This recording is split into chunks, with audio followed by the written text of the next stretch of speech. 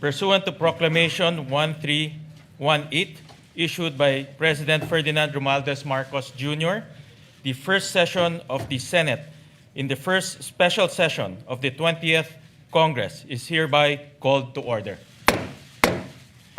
Let us pause for a minute of silent prayer.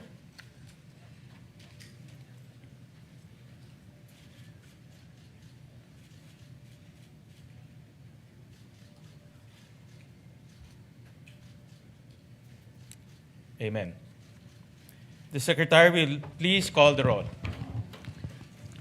The Honorable Senator Aquino, Senator Cayetano Alan, Senator Cayetano Pia, Senator De La Rosa, Senator Ejercito, Senator Escudero, Senator Estrada, Senator Go, Senator Ontiveros, Senator Lacson, Senator Lapid, Senator Ligarda, Senator Marcoleta, Senator Marcos, Senator Padilla, Senator Pangilinan, Senator Soto III, Senator Tulfo Erwin, Senator Tulfo Rafi, Senator Villanueva, Senator Villar Camille, Senator Villar Mark, Senator Zubiri, Senate President Pro Tempore Gatchalian.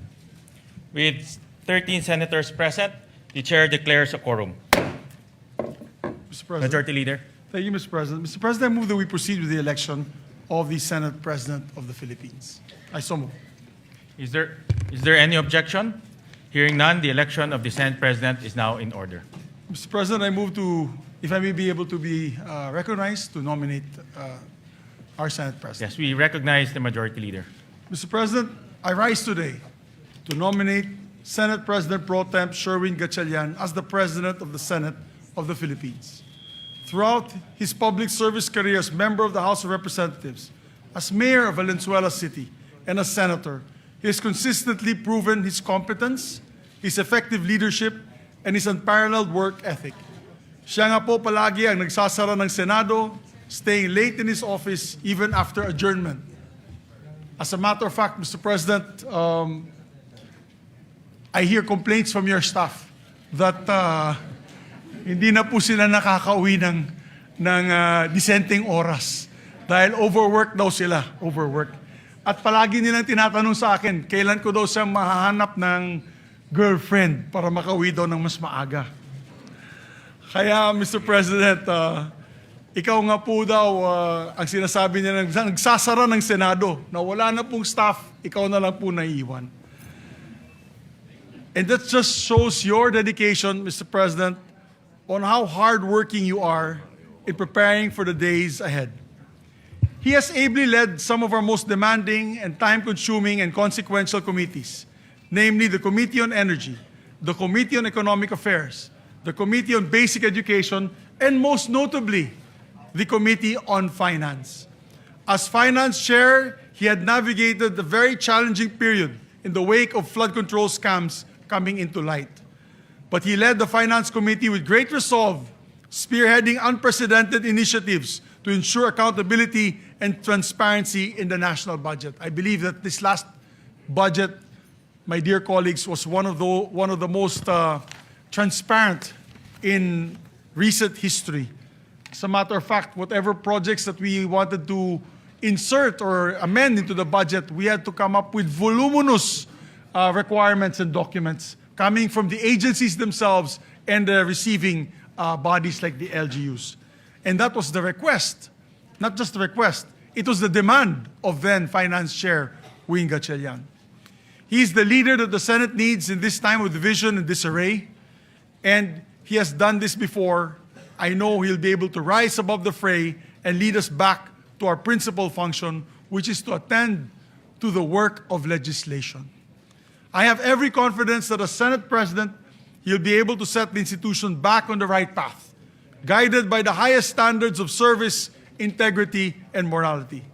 To my colleagues, I plead, let us elect Senate President Gatchalian and let us get back to our work in this hallowed institution. Maraming salamat po, Mr. President.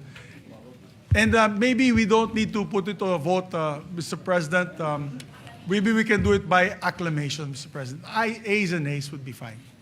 I so move, Mr. President. So, And I All move to those- close. There are no other nominees for Senate President. I move to close the period of nomination.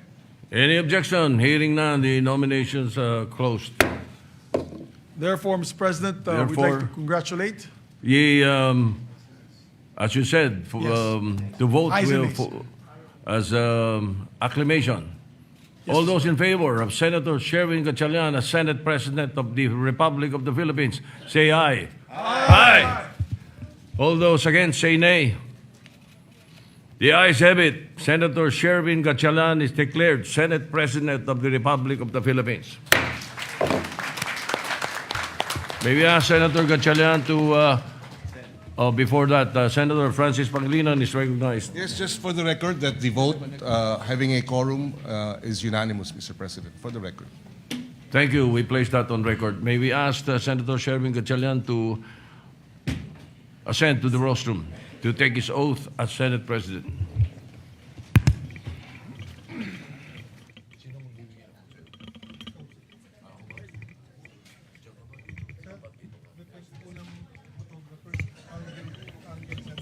For the record, Mr. President.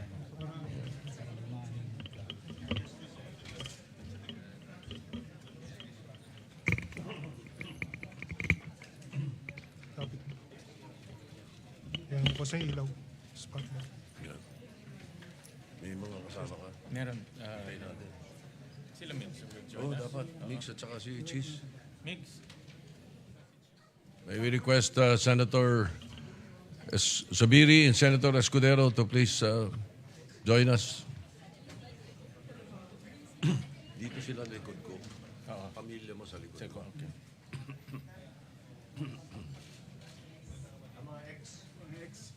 Mga ex-men.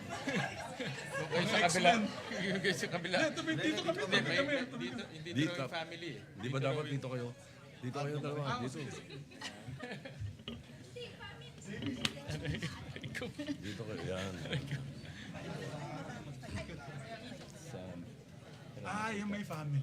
Alright. Sige. Pare, first,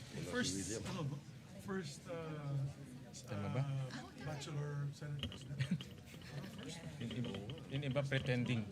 Oh, mami mo nandyan na. Diyan na. Leto na. Yeah, kompleto na. Okay. Please raise your right hand and repeat after me. I state your name. I, Sherwin Gatchalian, Having been elected to the position of Senate President, having been elected to the position of Senate President, do hereby solemnly swear do hereby solemnly swear that I will well and faithfully discharge that I will well and faithfully discharge to the best of my ability to the best of my ability the duties of my present the position duties of my present position and of all others I may hereafter hold and of all others I may hereafter hold under the Republic of the Philippines, under the Republic of the Philippines, that I will support and defend that I will support and defend the Constitution of the the Philippines, Constitution of the Philippines, that I will obey the laws, legal orders, and decrees that I will obey the laws, legal orders, and decrees promulgated by the duly constituted authorities, promulgated by the duly constituted authorities, and maintain true faith and allegiance and maintain true faith and allegiance to the Republic of the to Philippines, the Republic of the Philippines, and that I impose this obligation upon myself and that- voluntarily, and that I impose this obligation upon myself voluntarily, without mental reservation without mental reservation or purpose of evasion. or purpose of evasion. So help me God. So help me God. Congratulations, sir. Thank you. Thank you.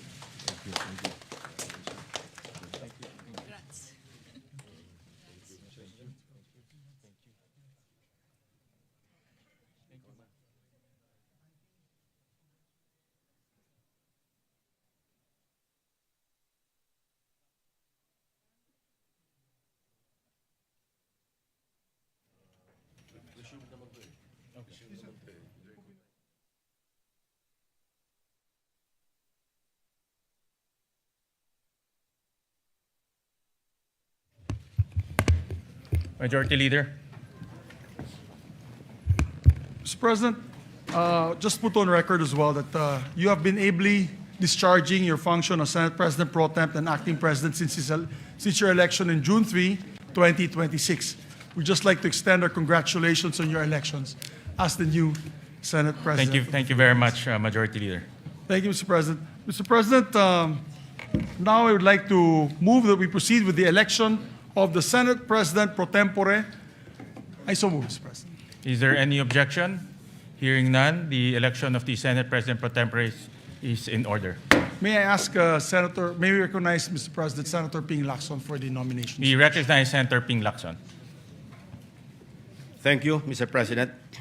With your Honor's ascension as the fourth Senate President of the 20th Congress of the Republic of the Philippines, your previous post as Senate President pro tempore is now officially vacant. May I therefore nominate Senator Vicente Soto III to the position of Senate President pro tempore. Before I make my motion, Mr. President, I think I will be remiss of my duty and responsibility as a senator, colleague, and friend if I didn't thank and commend our two distinguished colleagues, Senator Chis Escudero and Senator Joel Villanueva, for responding to their higher calling for this chamber, our beloved institution known as the Philippine Senate, higher than their friendships, their affiliations, and every individual member of this body, even higher than themselves. I would also wish to put on record that I intentionally and voluntarily relinquished the chairmanship of what is known or most or often referred to as the most powerful committee, the Blue Ribbon, for two primary reasons. Number one, I am tired of losing old friends and creating new enemies. And number two, there are other colleagues who are equally, if not more, qualified than this humble representation to take on the job. If there were no takers, I was willing, albeit with a heavy heart, to retain and continue sitting as chairman and resume a duty that I am morally and obligated to perform. With that, Mr. President, I move to nominate the position of Senate President pro tempore, Senator or the Honorable Vicente Soto III. I so move, Mr. Chairman. Mr. President. Thank you. Thank you. Majority Leader. Thank you, Mr. President. And just to give a short manifestation, Mr. President, I'd like to have the privilege to second the nomination of Senator Vicente C. Soto III as a Senate President pro temp. I was his majority leader in all three times he was elected as Senate President. It was an honor for me to be his majority leader. They used to call me Major, as the major in the plenary.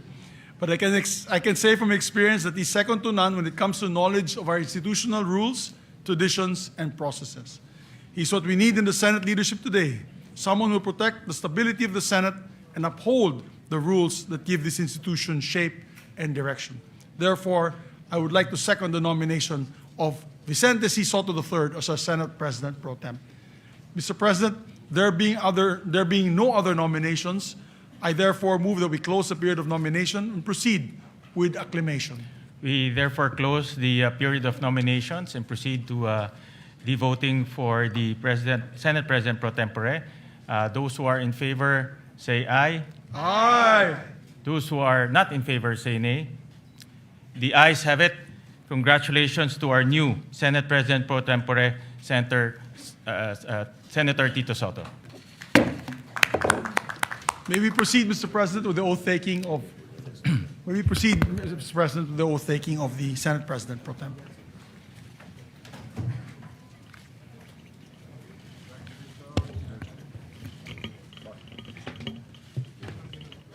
Sabi daw pang-retirement position ni Senate President.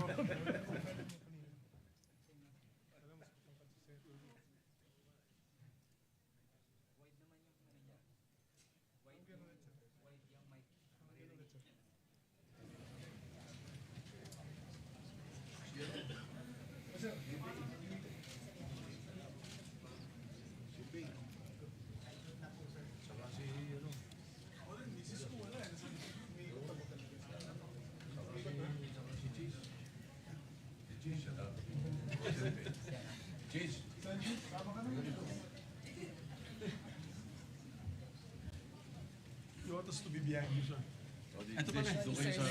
Ayan pala. Congratulations. Thank you. Sorry, dito na kami dumaan, sir.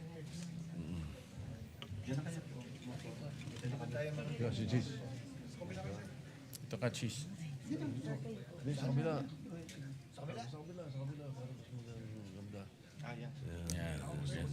Sa tabi ko. Mamaya. Ako na mag-isa eh. Okay. Oath of office, please repeat after me. I state your name.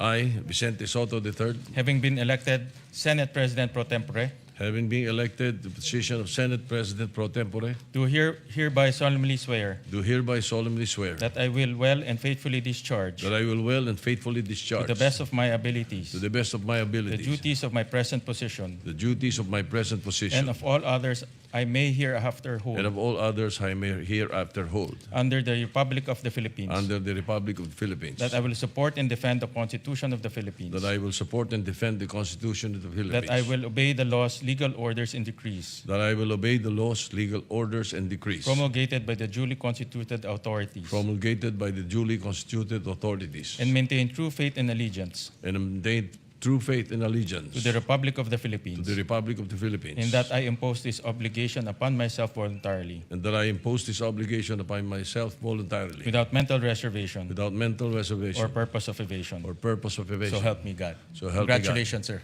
Thank you, sir. Congratulations.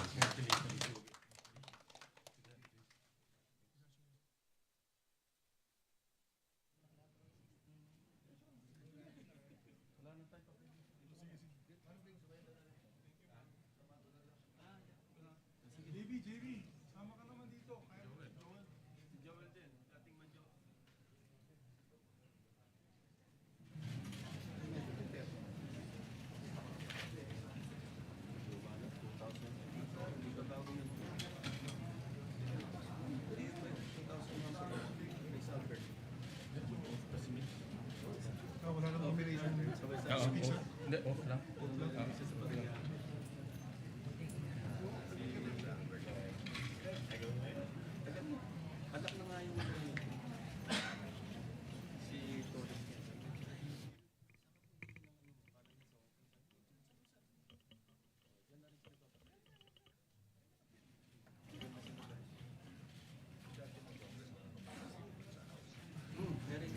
Mr. President, if I may be able to take my oath as well as Majority Leader, although I have been elected as the Chairman of the Rules Committee, but I was not able to take my oath the last June 3 meeting. Yes, we will administer the oath to Thank you the very much, Mr. Majority Leader.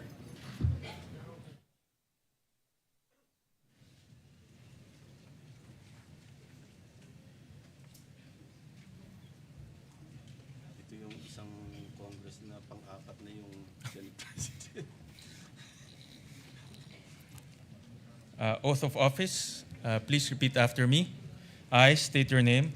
I, Juan Miguel Zubiri, Having been elected to the position of Chairperson of the Committee on Rules, having been elected to the position of Chairperson of the Committee on Rules, do hereby solemnly swear do hereby solemnly swear that I will well and faithfully discharge, that I will well and faithfully discharge, to the best of my ability, to the best of my the ability, duties of my present position, the duties of my present position, and of all others I may hereafter hold, and of all others that I may hereafter hold, under the Republic of the Philippines, under the Republic of the Philippines, that I will support and defend the Constitution of the Philippines, that I will support and defend the Constitution of the Philippines, that I will obey the laws, legal orders, and decrees that I will obey the laws, legal orders, and decrees promulgated by the duly constituted authorities, promulgated by the duly constituted authorities, and remain true faith and allegiance to the Republic of the Philippines, and remain true faith and allegiance to the Republic of the and Philippines, that I impose this obligation upon myself voluntarily, and that I impose this obligation upon myself voluntarily, without mental reservation without mental or reservation purpose of evasion. or purpose of evasion. So help me God. So help me God. Congratulations. Thank you very much, sir.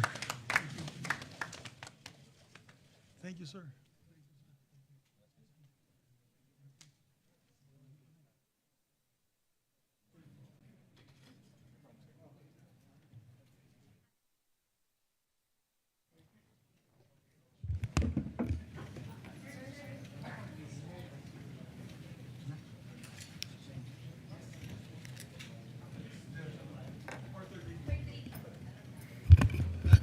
Election ng committee, chairperson?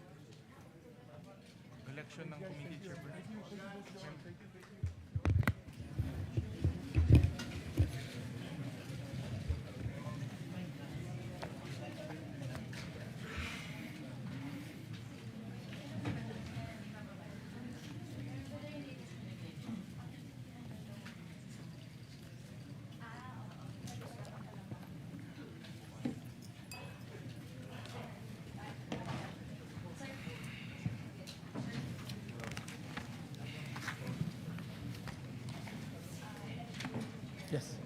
Oh, do you have the list?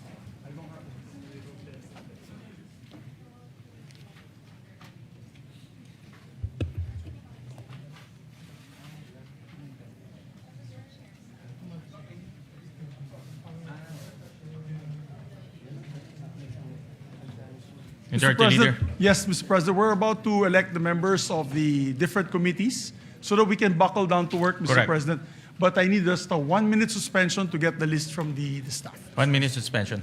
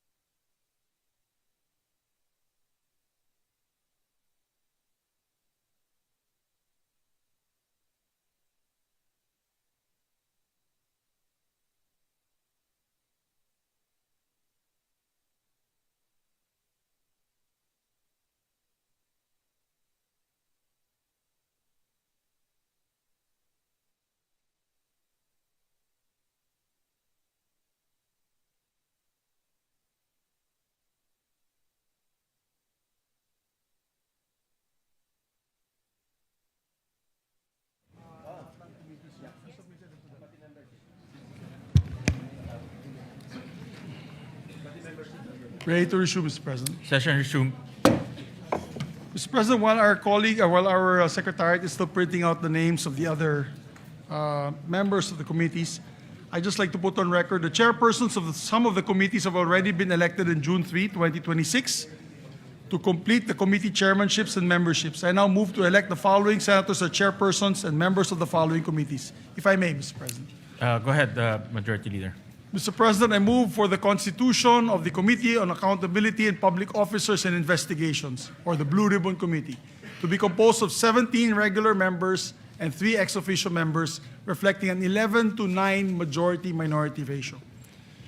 With the chairperson being elected, which is Senator Erwin Tulfo, and with 3 ex officio members taken into account, I move that all majority members, with the exception of one, which is Senator Chis Escudero, he requested to be the one not as a member of the committee, be elected as members of the said committee. I further move that all remaining senators who are currently in active discharge of their senatorial functions and who are not otherwise designated as ex officio members be elected as regular members, subject to the prescribed membership limit under the rules. So moved, Mr. President. Is there any objection? Hearing none, the motion is approved. Yes, just to explain to the public that's listening, all members, actually 17 members po ang membership ng Committee on Accountability and That's three. Public Officers and Investigations, the Blue Ribbon Committee. Ibig po sabihin yan, 17 members plus yung ex-officio members, which is the Senate President Pro Temp, the Majority Leader, the deputies, the two Deputy Majority Leaders, the Minority Leader, and also the Deputy Minority Leader. So halos lahat po, sa lahat na nakikinig po sa atin na yung araw na ito, halos lahat ng members ng Senado, except for one, ay magiging membro ng Blue Ribbon. So we just move today, Mr. President, to state that fact and put on the record. So noted. Thank you very much, Mr. President. And upon the instruction of the chairperson, Senator Erwin Tulfo, I manifest the designation of Senator Kiko Pangilinan as vice chairperson of the said committee. Is there any objection? Hearing none, manifestation is noted. Mr. President, I'd like to also move on the election of members of the Committee on Social Justice on the part of the majority. The chairperson is Senator Erwin Tulfo. The vice chairperson is Senator Risa Ontiveros. And the members are Senator Kiko Pangilinan, Senator Manuel Lito Lapid, and Senator Rafi Tulfo. Is there any objection? Hearing none, the motion is approved. Mr. President, I move to elect the members of the Committee on Energy. The chairperson being Senator Erwin Tulfo, vice chairperson Senator J.V. Ejercito, members Senator Risa Ontiveros, Senator Bam Aquino, Senator Lito Lapid, and Senator Rafi Tulfo. We still need two members of the majority. I'll wait for the chairperson to give me the names of the two additional members. And so move, Mr. President. Is there any objection? Hearing none, the motion is approved. Thank you, Mr. President. Mr. President, I move that we elect the committee members of the Committee on Trade, Commerce, and Entrepreneurship. As chairperson, Senator Bam Aquino, and as members, Senator J.V. Ejercito, Senator Cheese Escudero, Senator Manuel Lito Lapid, Senator Kiko Pangilinan, and Senator Rafi Tulfo. Is there any objection? Hearing none, the motion is approved. Mr. President, I move that we elect the members of the Committee on Constitutional Amendments and Revision of Codes. The chairperson being Senator Francis Kiko Pangilinan, and members Senators Risa Ontiveros, Senator Ping Lacson, Senator J.V. Ejercito, Senator Bam Aquino, Senator Lito Lapid, and Senator Cheese Escudero. I so move. Is there any objection? Hearing none, the motion is approved.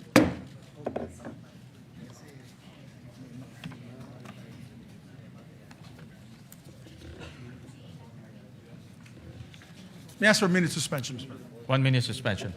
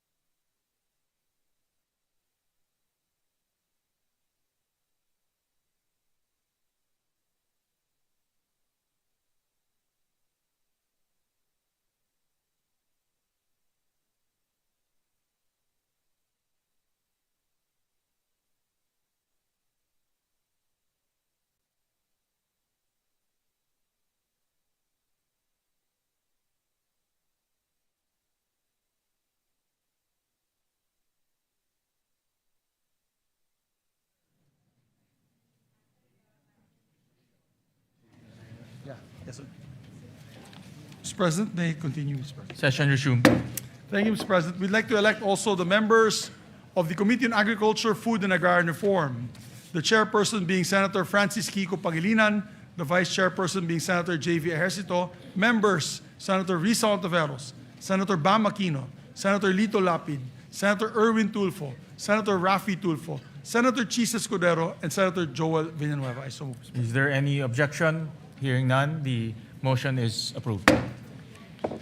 Mr. President, I move that we elect also the members of the Committee on Basic Education, the chairperson being Senator Bam Aquino, members Senator J.V. Ejercito, Senator Risa Ontiveros, Senator Lito Lapid, Senator Kiko Pangilinan, Senator Raffy Tulfo, Senator Erwin Tulfo, and Senator Joel Villanueva. I so move. Is there any objection? Hearing none, the motion is approved. And Mr. President, I also like to move to the Commission on Appointments.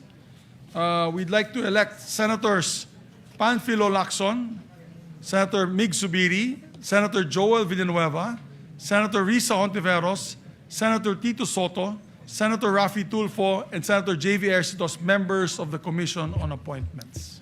Is there any objection? Hearing none, the aforementioned senators are hereby elected. Thank you, Mr. President.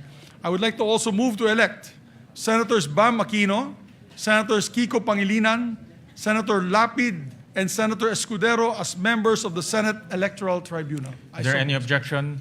Hearing none, the aforementioned senators are hereby elected. Thank you, Mr. President. May I just ask for another minute suspension? 1 minute suspension.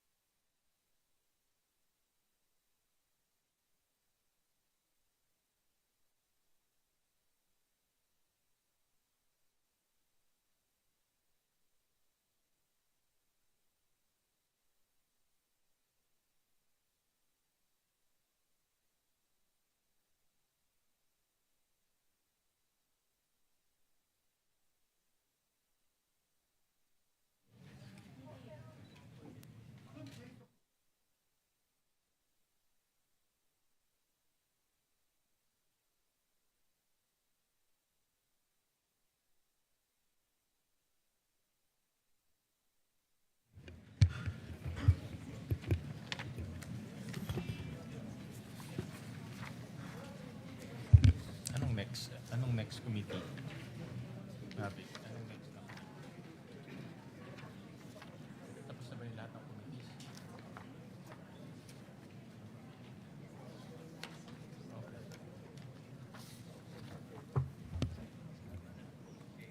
Resignation ng vice chair.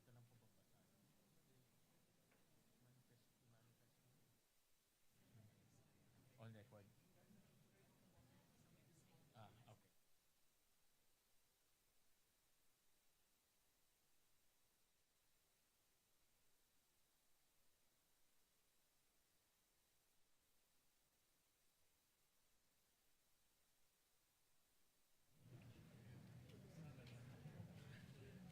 Ready to resume, Mr. President. Session resumed. Thank you, Mr. President. Mr. President, the same situation is on the Committee on Foreign Relations, where there are 17 members of the Senate who are members of this committee. I move, and me being the chairperson, Mr. President, that was elected last June 3, that I have attained the position as chairperson of the Committee on Foreign Relations, and that all members be made as members of the Foreign Relations, except for one on our part, Mr. President, with the permission of Senator Lito Lapid. Does the committee have 17 members as well? Yes. Okay. So the same situation So same as the Blue situation Ribbon. as Blue Ribbon? Yes, Mr. All right. President. So we elect all members except for Senator Lapid as member of the Committee on Foreign Relations. So moved, Mr. President. Is there any objection? Hearing none, the motion is approved. Thank you, Mr. President. Mr. President, also for the Committee on Science and Technology, I move that we elect the members, the chairperson being Senator Bam Aquino, the members being Senator J.V. Ejercito, Senator Kiko Pangilinan, and Senator Orisa Ontiveros. I so move, Mr. President. Is there any objection? Hearing none, the motion is approved. Mr. President, I'd like to also move to elect the members of the Committee on Justice, the chairperson being Senator Francis Kiko Pangilinan, Vice Chairperson Senator Ping Lacson, and members Senator Risa Ontiveros, Senator Bam Aquino, and Senator Joel Villanueva. Is there any objection? Hearing none, motion is approved. And also like to designate, for the record, Senator Ping Lacson as one of the vice chairpersons of the Blue Ribbon Committee. I forgot to mention earlier. So noted. May I ask for a minute suspension, Mr. President? 1 minute suspension.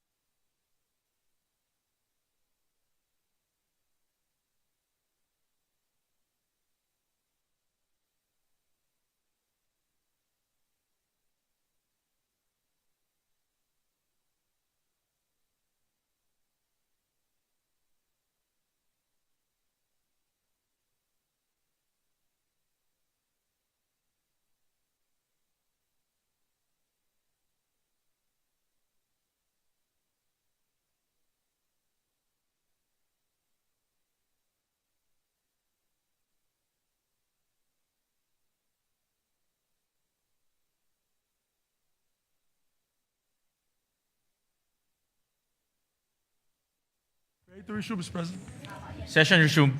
Thank you, Mr. President. I'd like to also manifest for the record that in the Committee on Justice, the chairperson is automatically the member of the JBC. Yes. Which is Senator Francis Kiko Pangilinan. Correct. For the Senator record, Mr. President. Pangilinan will represent the Senate in the JBC. Mr. President, I move that we elect also members of the Committee on Rules. Mr. President, I move that we elect Senator J.V. Ercito, Senator Ping Lacson, Senator Kiko Pangilinan, Senator Erwin Tulfo, and Senator Joel Villanueva as members of the Rules Committee. Mr. Is President. there any objection? Hearing none, the motion is approved. Thank you, Mr. President. Mr. President, we'd like to also elect the members of the Committee on Health and Demography, Mr. President. For the record, the chairperson is Senator Risa Ontiveros, Vice Chairperson Senator J.V. Ejercito, and the members, part of the majority, Senators Bam Aquino, Senators Kiko Pangilinan, Senators Rafi Tulfo, Senator Erwin Tulfo, and Senator Ping Lacson. Is there any objection? Hearing none, motion is approved. Mr. President, we'd like to also move to elect the members of the Committee on Energy. The part of the chairperson is Senator Erwin Tulfo, the vice chairperson is Senator J.V. Ejercito, and the members are Senator Risa Ontiveros, Senator Bam Aquino, Senator Ping Lacson, Senator Rafi Tulfo. I so move, Mr. President. Is there any objection? Hearing none, motion is approved. Mr. President, we'd like to also put on record the members of the Committee on Finance, Mr. President. Of course, the Committee on Finance is headed by the chairperson, Senator J.V. Ejercito. And with respect to the committee, each committee is composed of 20 members. So I move that all senators, with the exception of the Senate President and those serving in an ex officio capacity, be elected and designated as regular members of both committees. I so move, Mr. President. Is there any objection? Hearing none, the motion is approved. Mr. President, I'd like to also elect the members of the National Defense, Security and Peace and Unification and Reconciliation Committee, Mr. President. The chairperson is Senator Tito Soto, our Senate President pro tempore. And same with the Finance Committee. There are 20 members. So I move that all senators, with the exception of the Senate President and those serving in an ex officio capacity, be elected and designated as members of the National Defense Committee. I so move, Mr. President. Is there any objection? Hearing none, motion is approved. There's a request of course, there's a request by our chairperson that Senator Ejercito, J.V. Ejercito, and Senator Lacson be elected as the vice chairperson of the said committee. So noted. Mr. President, I move that we elect the members of the Women and Children Committee, Committee on Women and Children. The chairperson, of course, is Senator Risa Ontiveros. The vice chairperson is Senator J.V. Ejercito.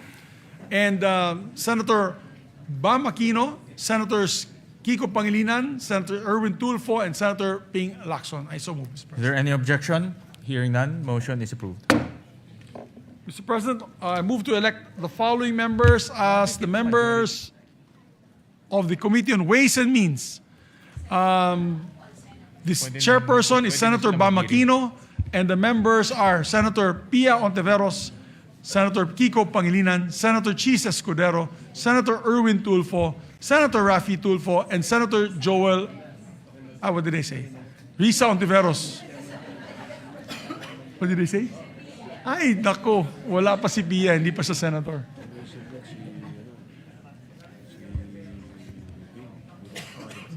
Senator Pia. Okay, my apologies, Mr. President. My apologies. The chairperson of the Ways and Means Committee is Senator Ping Lacson, Mr. President.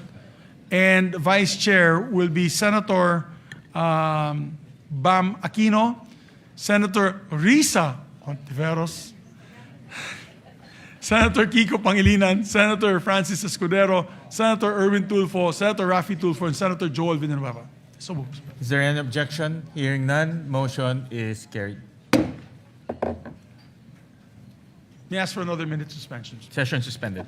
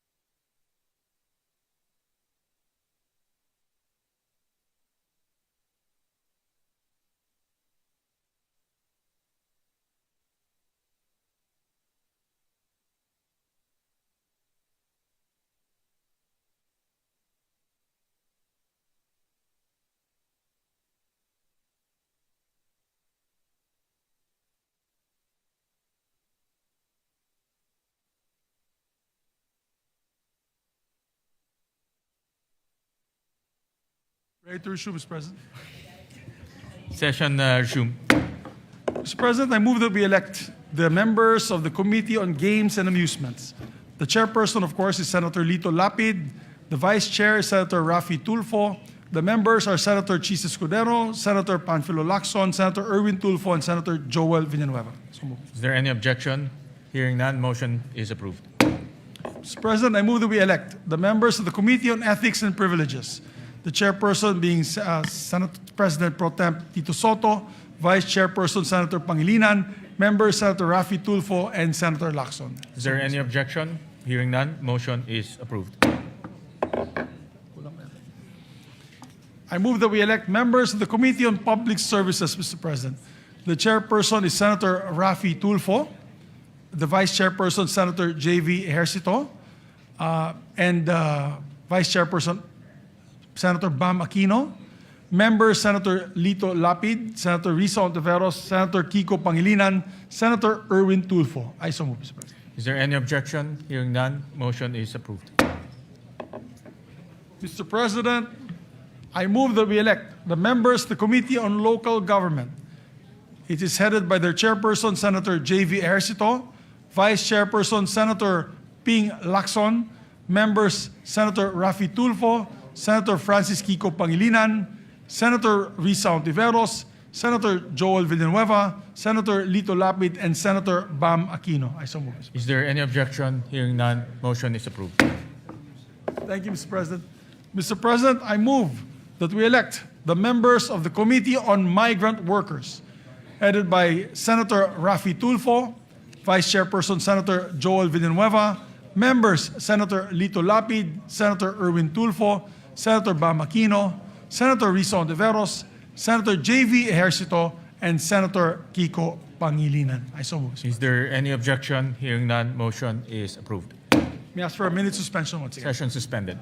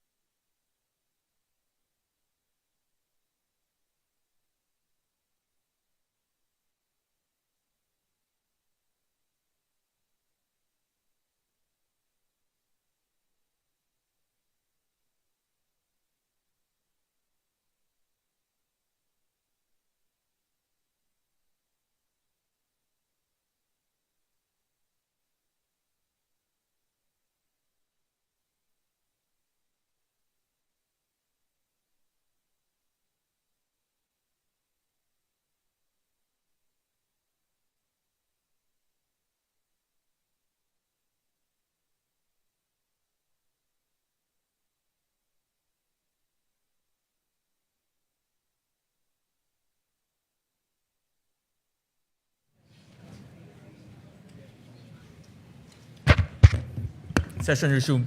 Thank you very much, Mr. President. Mr. President, I'd like to ask my colleagues for a bit of patience because the lists were only given today and they're just verifying all the names na hindi magdodoble po tsaka hindi po tayo sumobra sa allotted Number of ratio seats. natin, Mr. President. So, and I'd just like to reiterate the election of the JBC representatives pursuant to Article 8, Section 8 of the Constitution. I move to elect Senator Francis Pangilinan as the Senate representative to the Judicial and Bar Council. Vice Sen. Rodante Marcoleta. I so move, Mr. President. Is there any objection? Hearing none, Senator Francis Pangilinan is hereby elected to the JBC. Mr. President, I move that we elect, I move that we retain Senator Joel Villanueva as chairperson of the Committee on Higher Education. And his vice chairman will be Senator Ejercito, members Senator Bam Aquino, Senator Kiko Pangilinan, Senator Raffy Tulfo, and Senator Escudero. I so move, Mr. President. Is there any objection? Hearing none, motion is approved. And I'd like to make a correction. In the Committee on Games, it's not Senator Raffy Tulfo who's the vice chairperson. It is Senator Erwin Tulfo. So noted. My apologies to the chairperson. As regards to the CA membership, Mr. President, for the record, that this representation and that of Senator Soto are vice. We replace Senators Lito Lapid and Senator Mark Villar, respectively, for the record, Mr. President. So noted. Mr. President, we'd like to also elect the members of the Committee on Labor. Chairperson, Senator Joel Villanueva. Vice Chairperson, Senator J.V. Ejercito. And members, Senator Raffy Tulfo, Senator Erwin Tulfo, Senator Bam Aquino, Senator Risa Ontiveros, Senator Pangilinan, and Senator Escudero, Mr. President. Is there any objection? Hearing none, motion is approved. And Mr. President, I move to formally elect as well my deputy majority floor leaders. We'd like to elect and move to elect Senators J.V. Ejercito as my senior deputy majority leader, who one day in the near future will become the majority leader, I hope, after his job in the Finance Committee, and this representation will just retire. We'd like to also elect, Mr. President, our former majority leader, Senator Joel Villanueva, as deputy majority floor leader. Is there any objection? Hearing none, motion is approved. Thank you very much, Mr. President. May I ask for another minute suspension? Session suspended.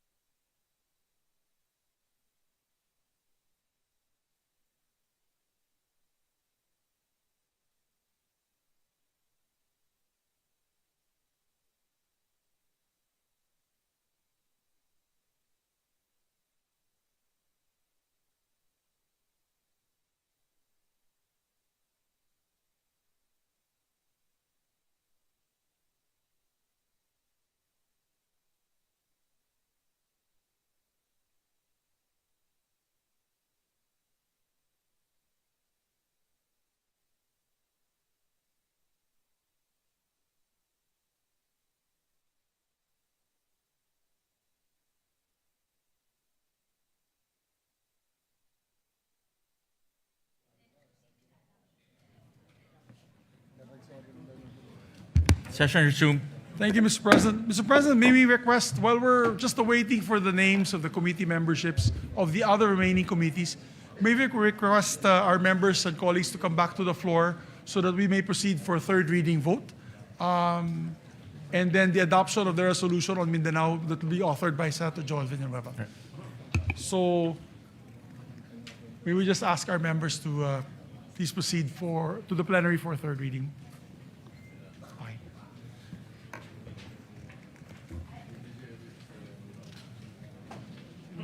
Erwin and Senator Newton. Okay. Senator Erwin.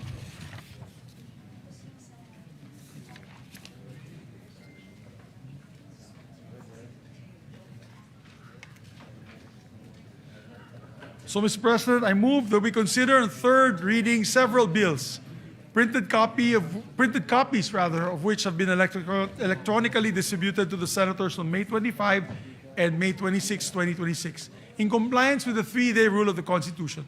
With that, Mr. President, I move to consider a third reading Senate Bill number 2092.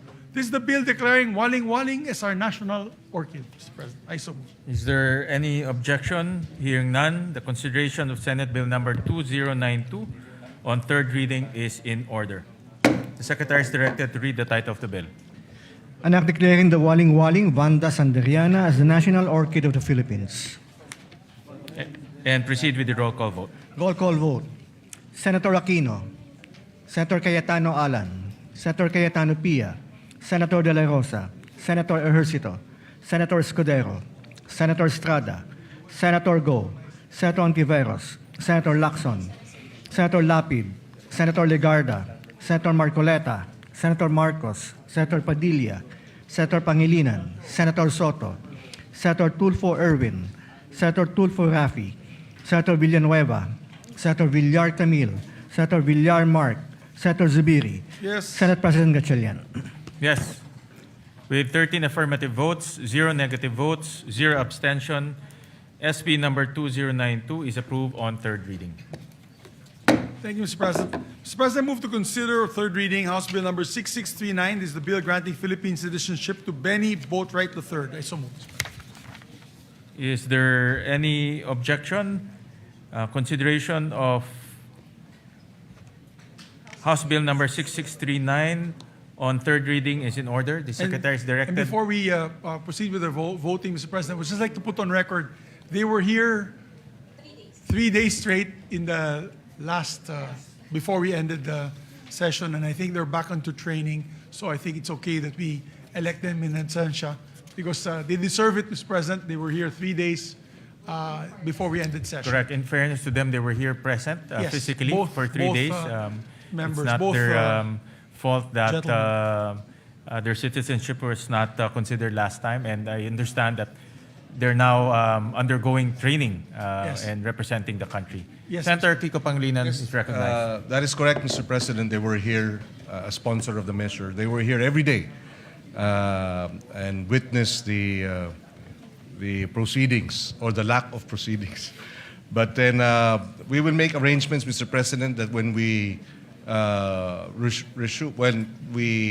convene for the SONA, or perhaps that week of the SONA, that they come and visit us here in plenary, Mr. President. Both Benny Boatwright and Matt Ramos, Mr. President. for We the take record. note of that. So we move to So, proceed with the roll yeah. call vote, Mr. President. The Secretary is directed to read the title of the bill and proceed with the roll call vote. An act granting Philippine citizenship to Benny Francois Boatwright III. Roll call vote. The Honorable Senator Aquino, Senator Cayetano Alan, Senator Cayetano Pia, Senator De La Rosa, Senator Ejercito, Senator Escudero, Senator Estrada, Senator Go, Senator Ontiveros, Senator Lacson, Senator Lapid, Senator Legarda, Senator Marcoleta, Senator Marcos, Senator Padilla, Senator Pangilinan, Senator Soto, Senator Tulfo Erwin, Senator Tulfo Rafi, Senator Villanueva, Senator Villar Camil, Senator Villar Mark, Senator Zubiri, Senate President Gatchalian. With 13 affirmative votes, 0 negative votes, 0 abstentions, House Bill number 6639 is approved on third reading. Thank you, Mr. President. Mr. President, move to consider as well for third reading vote House Bill number 6644, the bill granting Philippine citizenship to Matthew James Ramos. I so move, Mr. President. Is there any objection? Hearing none, consideration of House Bill number 6644 on third reading is in order. The Secretary is directed to read the title of the bill and proceed with the roll call vote. An act granting Philippine citizenship to Matthew James Ramos. Roll call vote. Senator Aquino, Senator Cayetano Alan, Senator Cayetano Pia, Senator De La Rosa, Senator Ejercito, Senator Escudero, Senator Estrada, Senator Go, Senator Ontiveros, Senator Lacson, Senator Lapid, Senator Legarda, Senator Marcoleta, Senator Marcos, Senator Padilla, Senator Pangilinan, Senator Soto, Senator Tulfo Erwin, Senator Tulfo Rafi, Senator Villanueva, Senator Villar Camil, Senator Villar Mark, Senator Zubiri, Senate President Gatchalian. Yes. With 13 affirmative votes, 0 negative votes, 0 abstentions, House Bill number 6644 is approved on third reading. Thank you very much, Mr. President. Congratulations to the authors and sponsors of the three measures. Mr. President, I move that we dispense with the reading of the journals of the 68th and 69th session, May 26 and June 3, 2026, and consider the same as approved. Is there any objection? Hearing none, the motion is approved. Mr. President, now we take up a very important measure that our dear colleague, distinguished former majority leader, had filed. I move that we consider proposed Senate Resolution number 447, and this is a resolution urging adequate funding for Mindanao earthquake relief and rehabilitation. I so move, Mr. President. Is there any objection? Hearing none, the motion is approved. Mr. President, I move that we recognize a distinguished former majority floor leader, our deputy majority floor leader, no other than our distinguished colleague from Bulacan, Senator Joel Villanueva. We recognize the distinguished gentleman from Bulacan. Thank you very Senator much, Villanueva. Mr. President, our distinguished majority leader. Mr. President, distinguished colleagues, it is an honor to rise before this august chamber to sponsor proposed Senate Resolution number 447, urging the national government to ensure adequate funding and resources for the relief, rehabilitation, reconstruction, and recovery of communities devastated by the recent earthquake in Mindanao. Ginoong Pangulo, ang usapin po natin ngayon ay hindi lamang tungkol sa pondo. Ito po ay tungkol sa mga buhay na winasak ng lindol at sa ating tungkulin na tulungan ang ating mga kababayan na muli pong makabangon. Noong pong 8 ng Hunyo, isang magnitude 7.8 na lindol ang tumama malapit sa Sarangani Province. Sa loob lamang po ng ilang minuto, nagbago ang buhay ng daang-daang libong Pilipino. As of June 16, at least 68 lives have been lost. More than 1,000 have been injured, and over 30 remain missing. Mahigit 1 milyong individual o higit 330,000 families ang naapektuhan, habang halos 19,000 pa rin ang nananatili sa evacuation centers.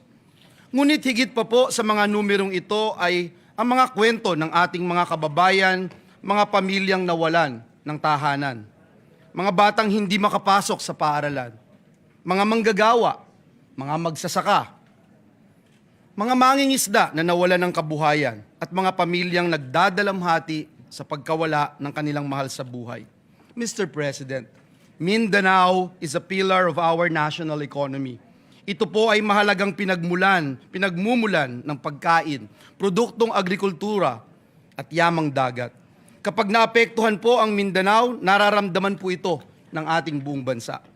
Initial assessments estimate at least 1.13 billion pesos in damage to public and private infrastructure.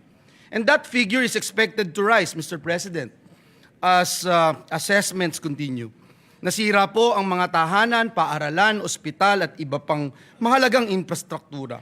Ngunit ang mas malaki pong hamon ay ang muling pagtatayo ng mga komunidad at pagbibigay ng bagong pag-asa sa ating mga kababayan. Kaya Ginoong Pangulo, sa pagkakataong ito, nais po nating makita, nais natin din pong kilalanin, lalo na ang ating mga rescue workers, health workers, uniformed personnel, volunteers, local officials at humanitarian organizations na wala pong sawang tumutulong sa mga nasalanta.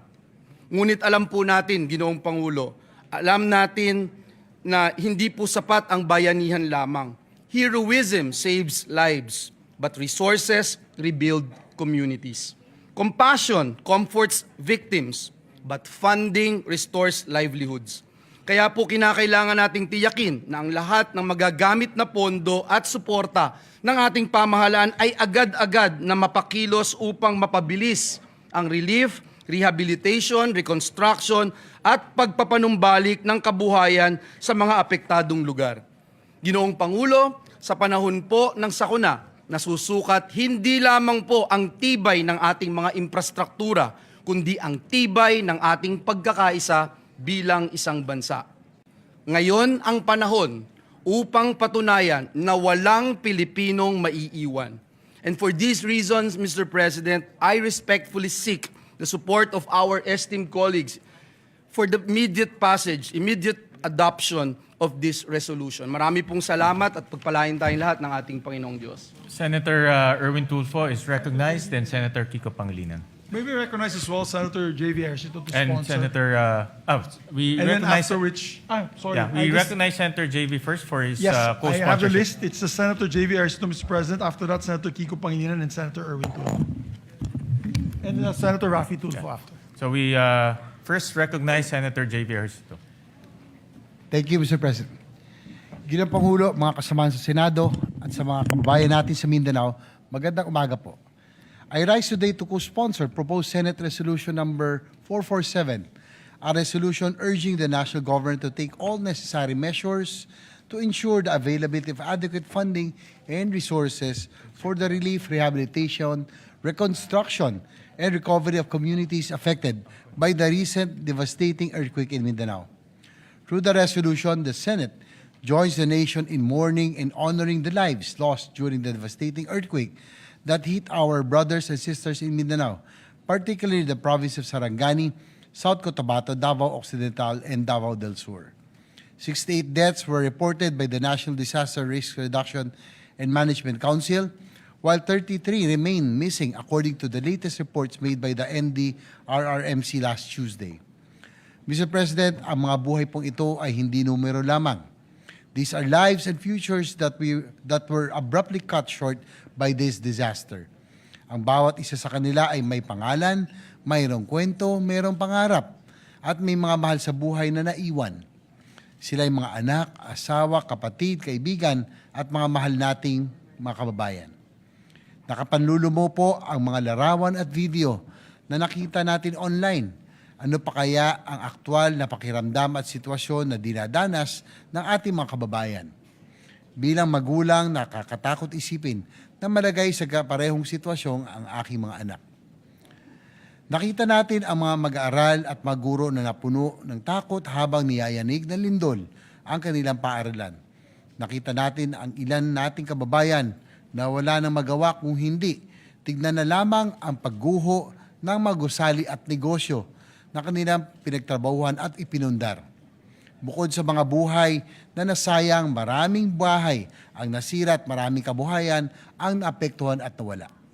Mr. President, this tragedy is a painful reminder that the country is so vulnerable to disasters and calamities, and that we have so much work to do in terms of disaster preparedness.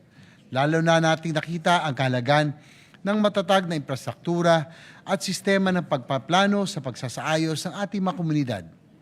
Resilience should not just be expected from our constituents, but should mean that our infrastructure systems and responses can withstand the wrath of nature. Sa ilalim ng liderato ni Senate President Win Gatchalian, mabilis na nakapag-abot ng paunang tulong ang Senado sa mapektadong komunidad. Subalit alam natin na hindi matatawaran ng kahit anong ayuda, donasyon o anumang halaga ang mga buhay na nawala at ang sakit ng trahedya na dinaranas ng mga naiwang pamilya. Kaya naman, nakikiisa ko sa panawagan na sa pamamagitan ng Senate Resolution na ito ay tiyakin ng ating pamahalaan ang agaran at pangmatagalang suporta para sa rehabilitasyon at pagbangon ng Mindanao. Bigyan natin ng malalim na kahulugan ang mga nawalang buhay sa pamamagitan ng pagtiyak na ang naiwan ay muling makapagsisimula. Ginoong Pangulo, gagawin natin ang ating tungkulin dito sa Senado. Bilang inyong bagong halal na chairman ng Committee on Finance, titiyakin natin na mayroong nakalaang suporta upang maibalik ang kaayusan, seguridad at dignidad ng pamumuhay ng mga kapatid natin sa Mindanao na lubhang naapektuhan ng sakuna. Maraming pagsubok na ang dinaanan ng ating bansa, maraming bagyo, lindol at iba pang kalamidad at pandemya ang sumubok sa tibay ng sambayanang Pilipino. Sa mga panahong mahirap para sa ating mga kababayan, ang pagbangon, ipakita natin na mayroon silang maasahan na gobyerno at mga namumuno. Lubos po tayo nakikiramay sa mga pamilyang nawalan at nakikisa tayo sa buong Mindanao sa panahong ito ng pagdadalamhati. Pagbangon Mindanao, maraming salamat po. Maraming salamat, Senator JV. We recognize Senator Erwin Kiko Pangilinan.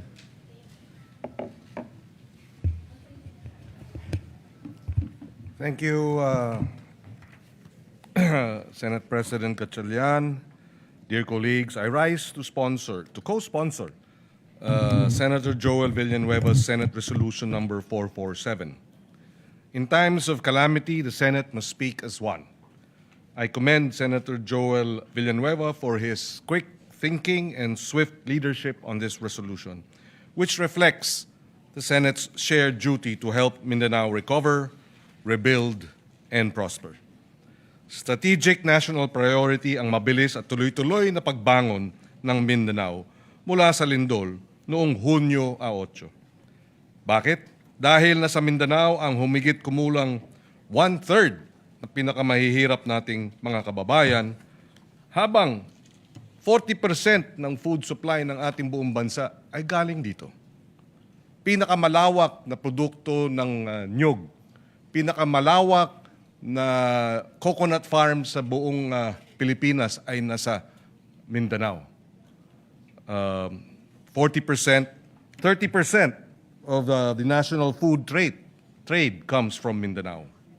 Food basket ng Pilipinas ang Mindanao. It is also one of our most dynamic growth frontiers. Maraming mga tahanan, paaralan, ospital, kalsada, tulay, mga sistema ng kuryente at tubig at iba pang mahalagang infrastruktura ang nasira sa Davao Region at Soc-Sargen.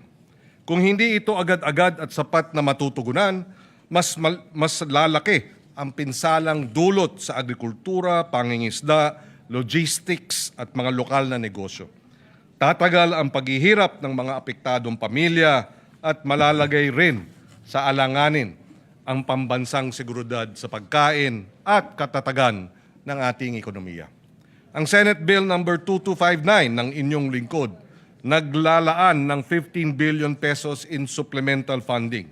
Nilalayon nito na maibalik ang mahahalagang serbisyong pampubliko, maisaayos at mapatatag ang mga kritikal na pasilidad at maibangon ang kabuhayan ng ating mga magsasaka, mangingisda, manggagawa, maliliit na negosyo, lahat lubhang apektado ng lindol. Sa pagsuporta ng PS Resolution number 447 ni Senator Joel at sa ating Senate Bill 2259, pinagtitibay ng Senado na nasa interes ng buong Pilipinas ang pagbangon ng Mindanao. Dahil pagprotekta ito sa ating sistema ng pagkain, pangangalaga sa mga trabaho at pagpapatatag at pagpapabagsak o baba ng presyo ng mga bilihin. Sa sama-sama nating pagkilos, bubuo tayo ng isang Mindanao na mas matatag, mas ligtas at mas handa, gayon din ng buong bansa. Kaysa natin ang ating mga kababayan sa Mindanao at hindi natin iiwan ang mga kababayan natin dito. Maraming salamat. And again, maraming salamat kay Senator Joel for sponsoring this measure.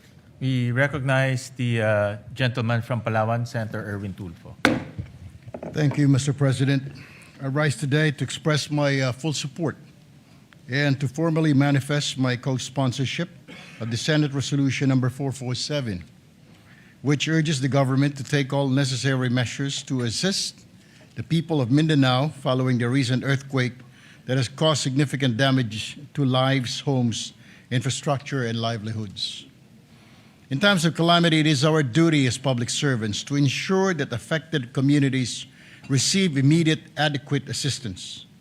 The earthquake has brought hardship and uncertainty to many families, underscoring the need for a swift, coordinated, and comprehensive response from all concerned agencies. Through this resolution, we reaffirm our commitment to mobilizing relief efforts, providing emergency assistance, restoring essential services, and supporting the long-term recovery and rehabilitation affected areas. We also recognize the resilience of the people of Mindanao and stand in solidarity with them as they rebuild their communities. It is imperative that the national government, together with local government units and relevant stakeholders, work closely to address the urgent needs of those affected and to strengthen disaster preparedness and response mechanism to mitigate the impact of future calamities. Ginoong Pangulo at mga kasamahan, Ito po yung sinasabi ko noon pa at paulit-ulit ko na sinasabi. Isang tabi po natin ang ating mga personal or group interest. Alang-alang po sa mas nakakarami sa atin. We commend Senator Joel Villanueva for coming in today to file this resolution for the victims of the Mindanao quake. Thank you, Senator Joel Villanueva, for this resolution. For this reason, I wholeheartedly support and co-sponsor Senate Resolution number 447, Mr. President, and urge its immediate adoption. Thank you and good morning. Any more, Majority Leader? Any more, Senator Rafi? Yeah. While waiting for Senator Rafi, let me commend the resolution filed by Senator Joel Villanueva, PS Resolution 447. Ito po ay napapanahon dahil po yung naranasan ng Mindanao, particularly Sarangani and Jensan, ay isa sa pinakamalakas na lindol na naranasan po ng ating bansa. At marami pong infrastruktura na nasira namin ni Senator Erwin, Senator JV at Senator Migs.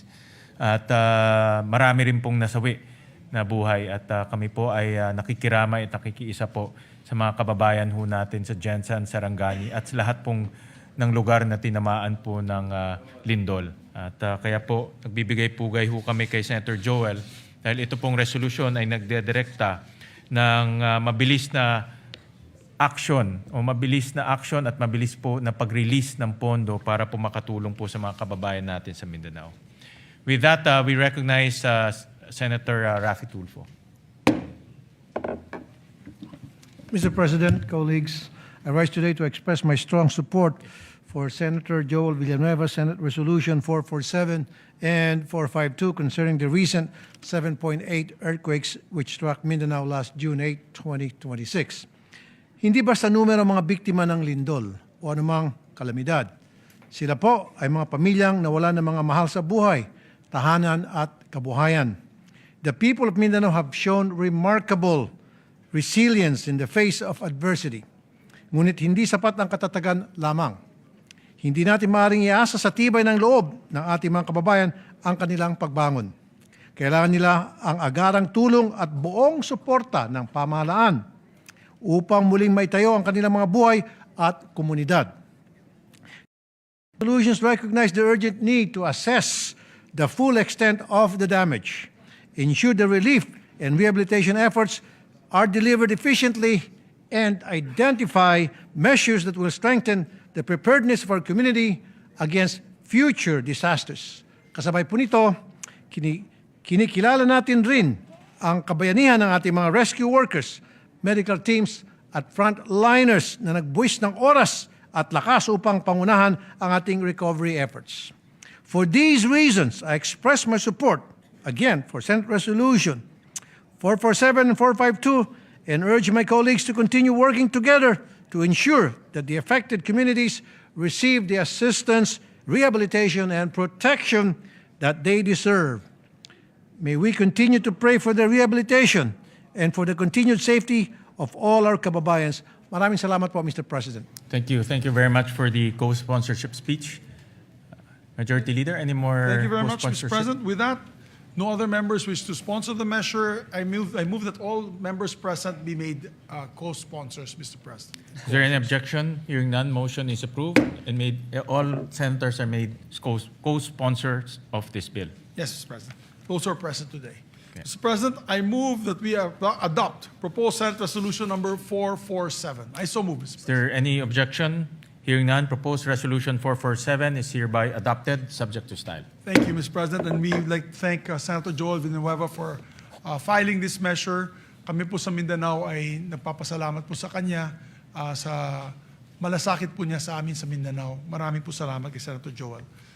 With that, Mr. President, I move to also take up proposed Senate Resolution number 452 and ask the Secretary to read the title of the measure. Resolution expressing the profound gratitude of the Senate of the Philippines to the rescue workers, social welfare and healthcare personnel, local government units, uniformed services, civil volunteer groups, and all humanitarian responders for providing swift life-saving assistance to affected communities in the aftermath of the magnitude 7.8 earthquake that struck Mindanao. Thank you, Mr. President. You are the sponsor Yes, of the Mr. measure, Pre- Mr. President. Do you wish to? Yes, Mr. sponsor President, or- I will just, Majority Leader, I will just insert my sponsorship speech for this resolution. Pero ito po ay simpleng pasasalamat sa ating mga frontliners, sa DSWD, in particular the Armed Forces of the Philippines who provided logistical support sa mga sinalanta po ng lindol. Kaya po ito ay isang pasasalamat sa lahat po ng frontliners natin. Kasama na rin po yung LGU LGUs. na talagang kaagad rumisponde sa pinsala ng lindol. Thank you, Mr. President. Pero meron na po tayong mga kasamahan. Mr. President, with your permission and permission of the body, would like to give short sponsorship speeches. Yes. May we recognize Senator J.V. Ejercito?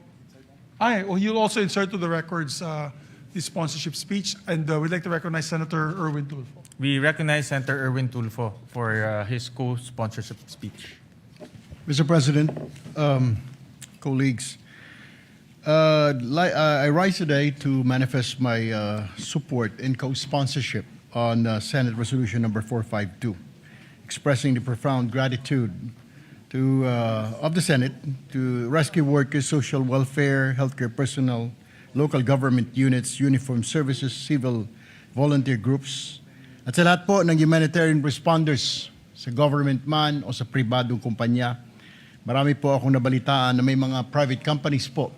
Yung iba po galing sa mga mining corporations na nagpadala po ng kanilang workers para tumulong po sa paghahanap sa mga natabunan ng mga gumuhong gusali. Therefore, Mr. President, this resolution would like to express my support to thank all those involved, including the local government units who were there at the very first instance, the first responders to go around to check their constituents. Maraming salamat po sa inyo. Thank you, Mr. President. Yeah, muli, nagpapasalamat ho kami sa ngalan po ng Senado. Nagpapasalamat ho kami sa ating mga rescue workers, social welfare and healthcare personnel, local government units, uniformed services, kasama na po ang Armed Forces of the Philippines, civil volunteer groups, and all humanitarian responders. Maraming salamat po. Yes, maraming salamat po, Mr. President. Some, of course, special mention po yung Red Cross, Philippine Yes, Red Cross, kung saan of po course. tayo ay membro bilang governors, Board of Governors of the Philippine Red Na Cross. pinangungunahan po ni And, Chairman Dick Gordon. Chairman Dick Gordon for his speedy action, always ready, always there, always first, always ready, always there, na Red Cross, headed by Senator Dick Gordon. We'd like to thank them. So with that, Mr. President, I move that we adopt proposed Senate Resolution number 452. I so move, Mr. President. Is there any objection?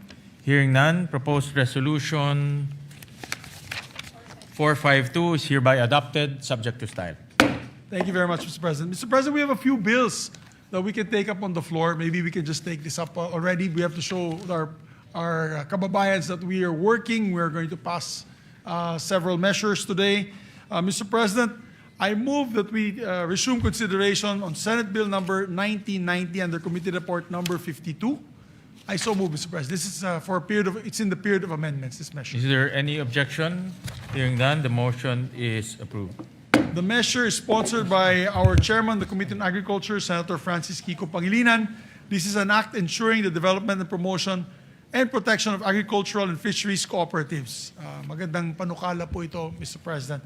I move that we recognize the sponsor and we'll also recognize Senator I will introduce his. He already gave the amendment? Yes. So the amendments of Senator Joel are already with Senator Pangilinan. May we recognize the good sponsor, Mr. President? We recognize the gentleman from Pampanga, Senator Kiko Pangilinan. Thank you, Mr. President. Thank you, Majority Leader. Mr. President, as earlier manifested, we are in the period of amendments. Only Senator Joel Villanueva has introduced amendments, and therefore we can proceed on Section 11, other benefits and privileges of agriculture co-ops. This is on page 9. Between lines 9 and 10, we insert the following proviso. Provided that the continued enjoyment of tax and fiscal incentives shall be subject to compliance with the assessment and rating system established under Section 21 of this Act, including standards on governance, financial transparency, member benefit distribution, and actual productive agriculture activity. So moved, Mr. President. Is there any objection? Hearing none, amendment is carried. Thank you, Mr. President. Another amendment of Senator Villanueva is Section 14, creation of the Bureau of Agriculture Cooperatives. On page 11, lines 22 and 23, delete the proviso and replace it with the following. Provided that the department shall, in coordination with the CDA and concerned local government units and subject to budgetary availability and applicable laws, establish a needs-based staffing framework for cooperative development officers based on agriculture population, geographic need, cooperative density, and other relevant development indicators, with priority given to the underserved and strategically significant agriculture areas. And therefore, the second paragraph of Section 14 will now read, it shall be a line bureau and headed by a bureau director.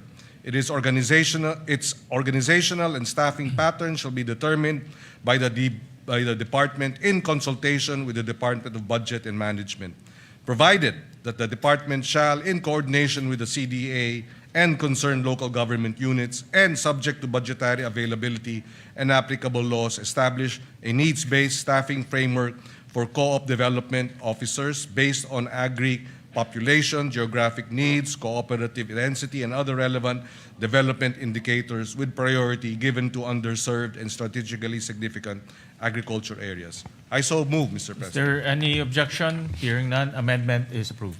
Thank you, Mr. President. We proceed to Section 15, Powers and Functions of the Bureau of Agriculture Co-ops.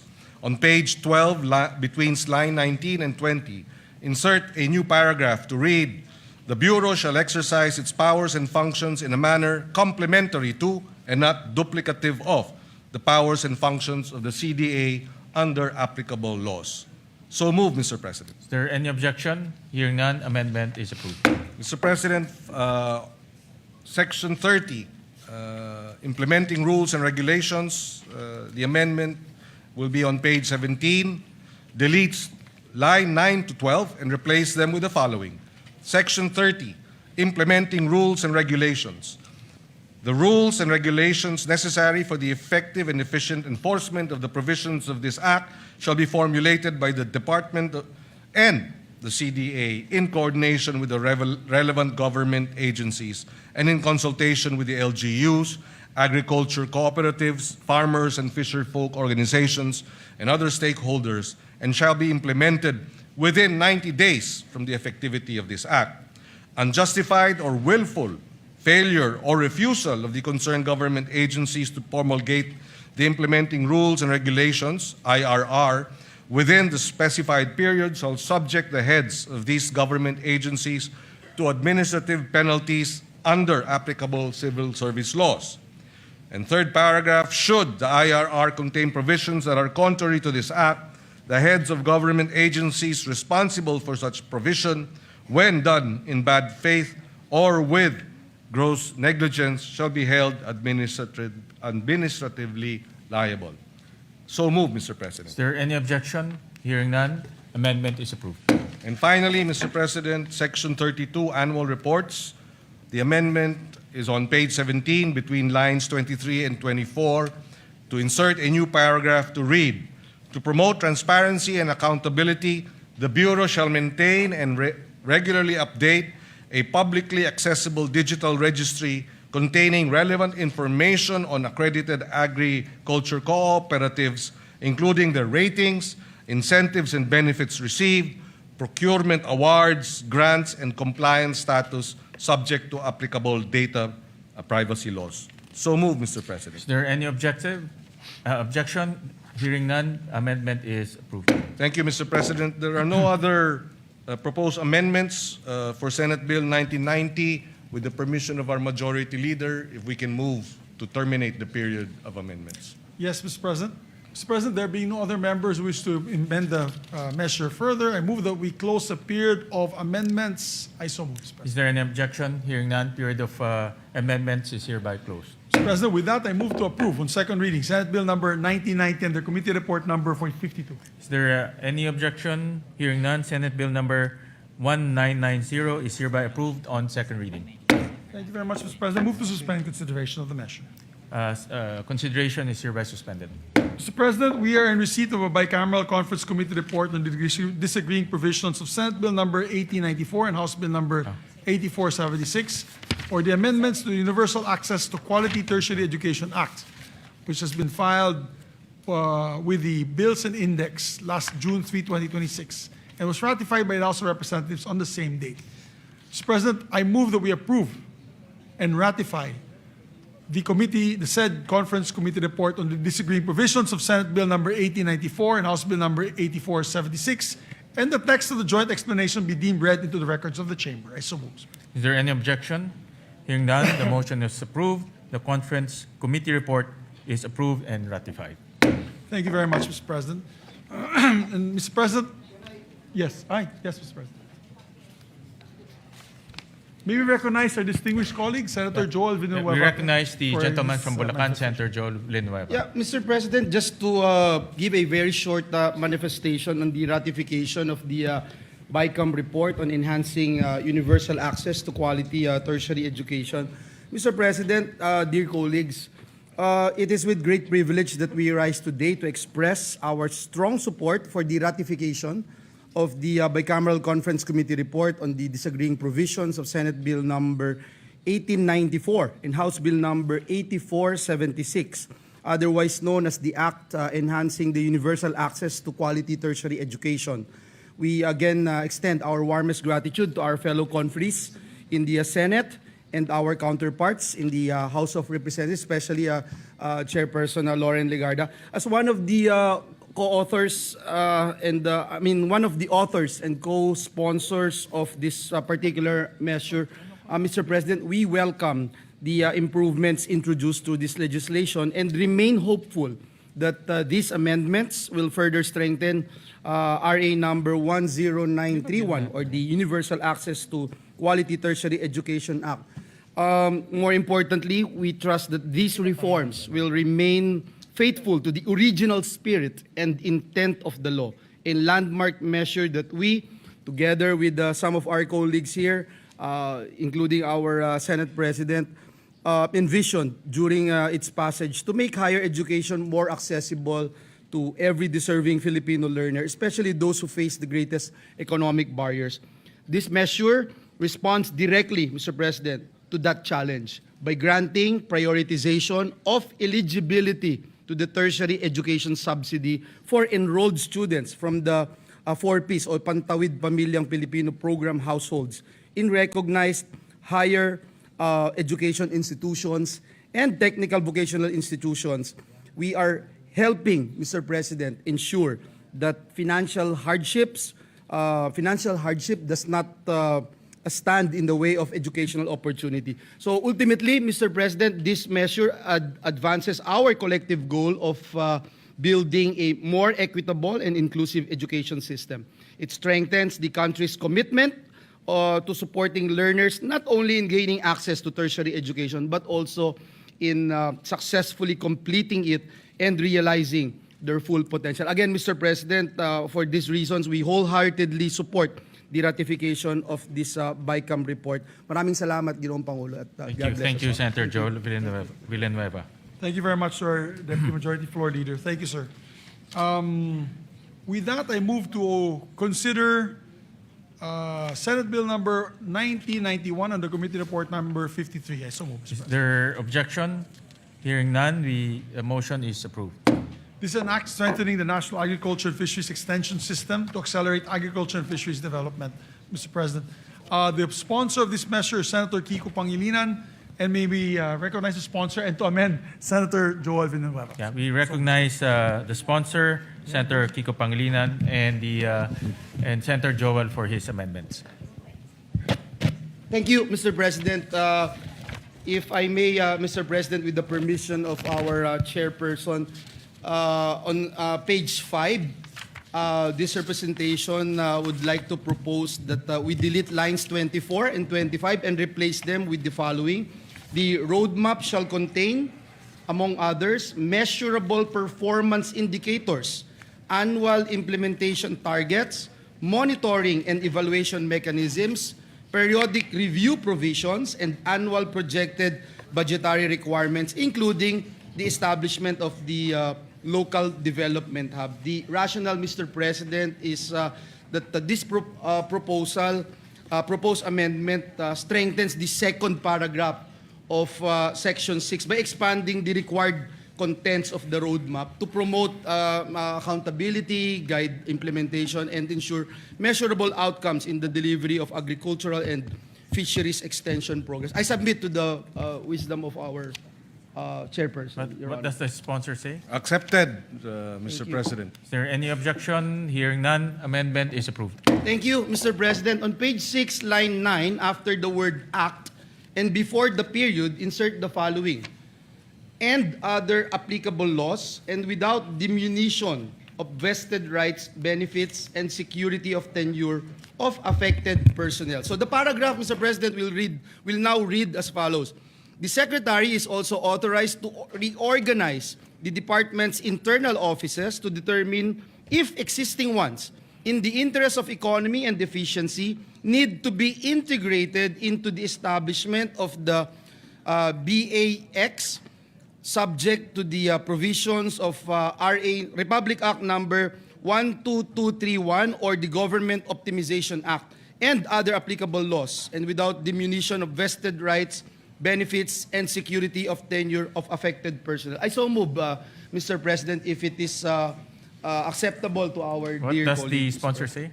Wholeheartedly accepted, Mr. President. Is there any objection? Hearing none, amendment is approved. Thank you, Mr. President. Mr. President, on page 7, between lines 10 and 11, insert a new paragraph. The Technical Education and Skills Development Authority, or TESDA, shall assist the BAEX in the development and implementation of technical, vocational, competency-based, and certification programs for AEWs, farmers, and fisher folk, consistent with its mandate and subject to existing laws, rules, and regulations. I so move, Mr. President. Is there any objection?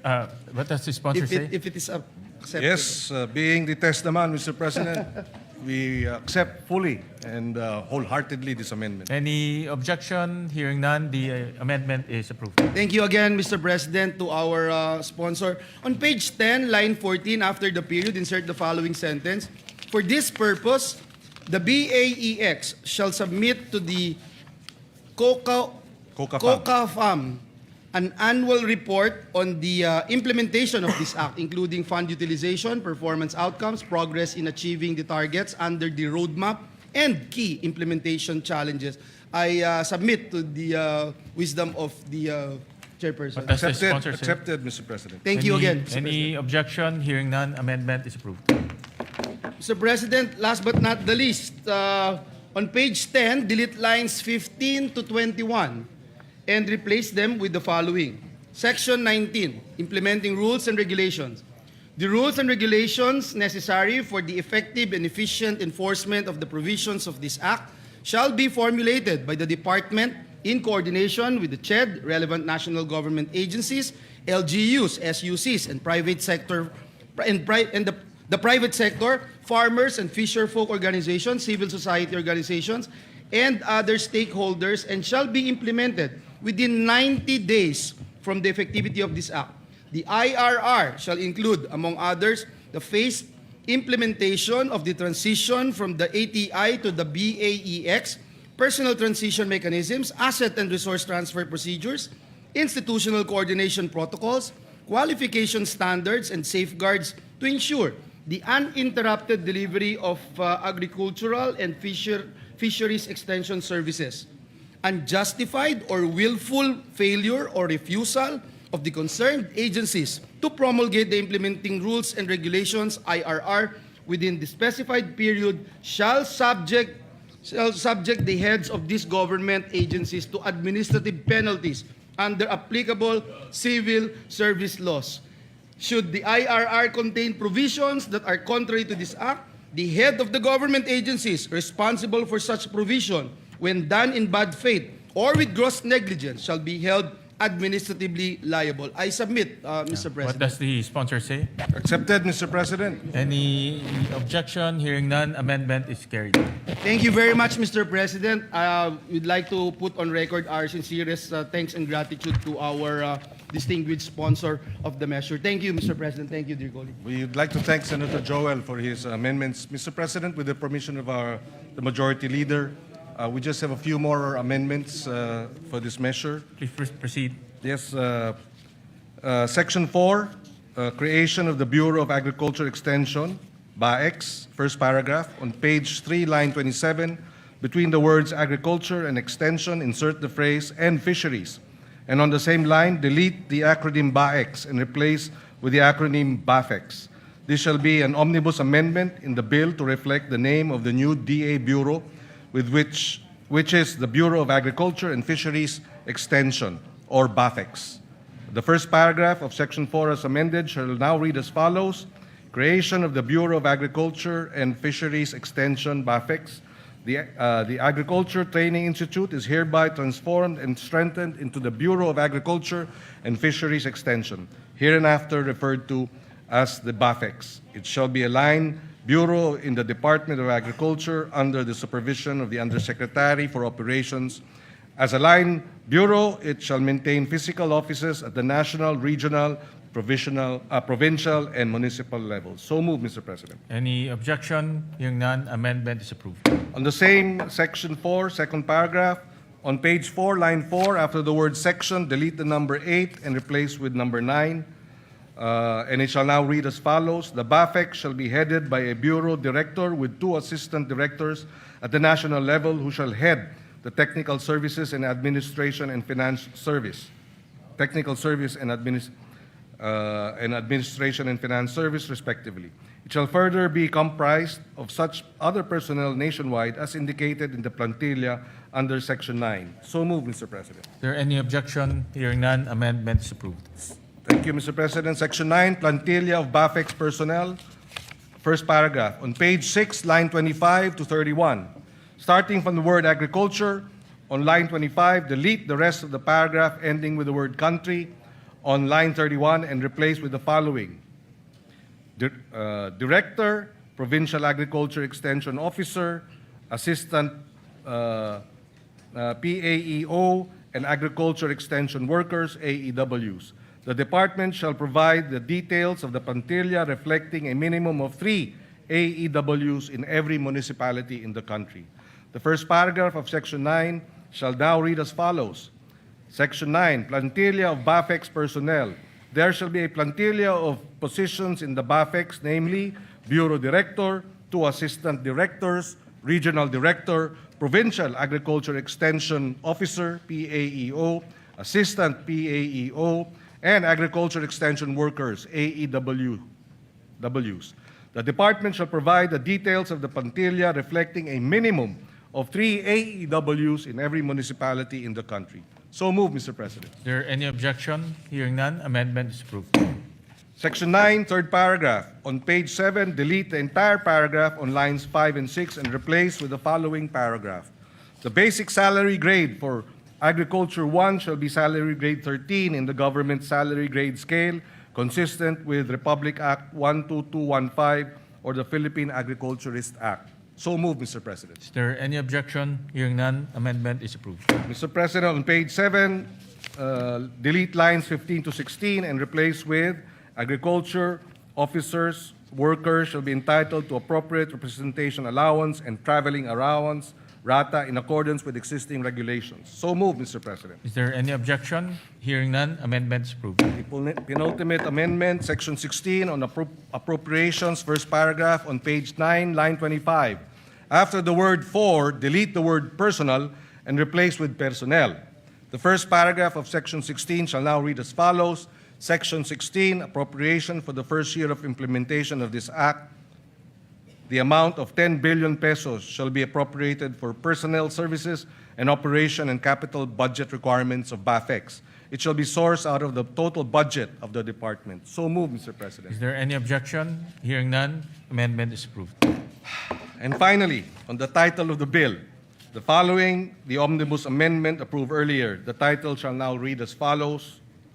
An act strengthening the national agriculture and fisheries extension system to accelerate agriculture and fisheries development, creating the Bureau of Agriculture and Fisheries Extension, BAFEX, and appropriating funds therefore.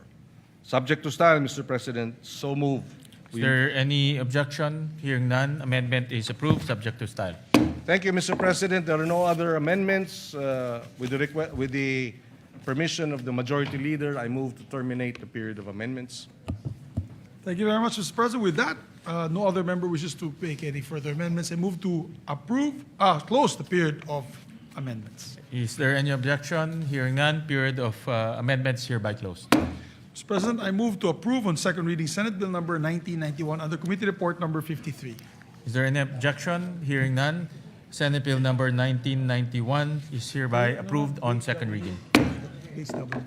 Thank you, Mr. President. Move to suspend Thank consideration. you, of the Mr. measure. President. Consideration of Senate Bill number 1991 is hereby suspended. And we'd like to congratulate the distinguished colleague for that. Mr. President, I move, finally, we'll take up one more bill and one sponsorship of another bill, and then we can suspend for the CA. And then we'll take up the other bills this afternoon when we come back, Mr. President. Mr. President, I move that we resume consideration of Senate Bill number 1905 under Committee Report number 35. I so move, Mr. President. Is there any objection? Hearing none, motion is approved.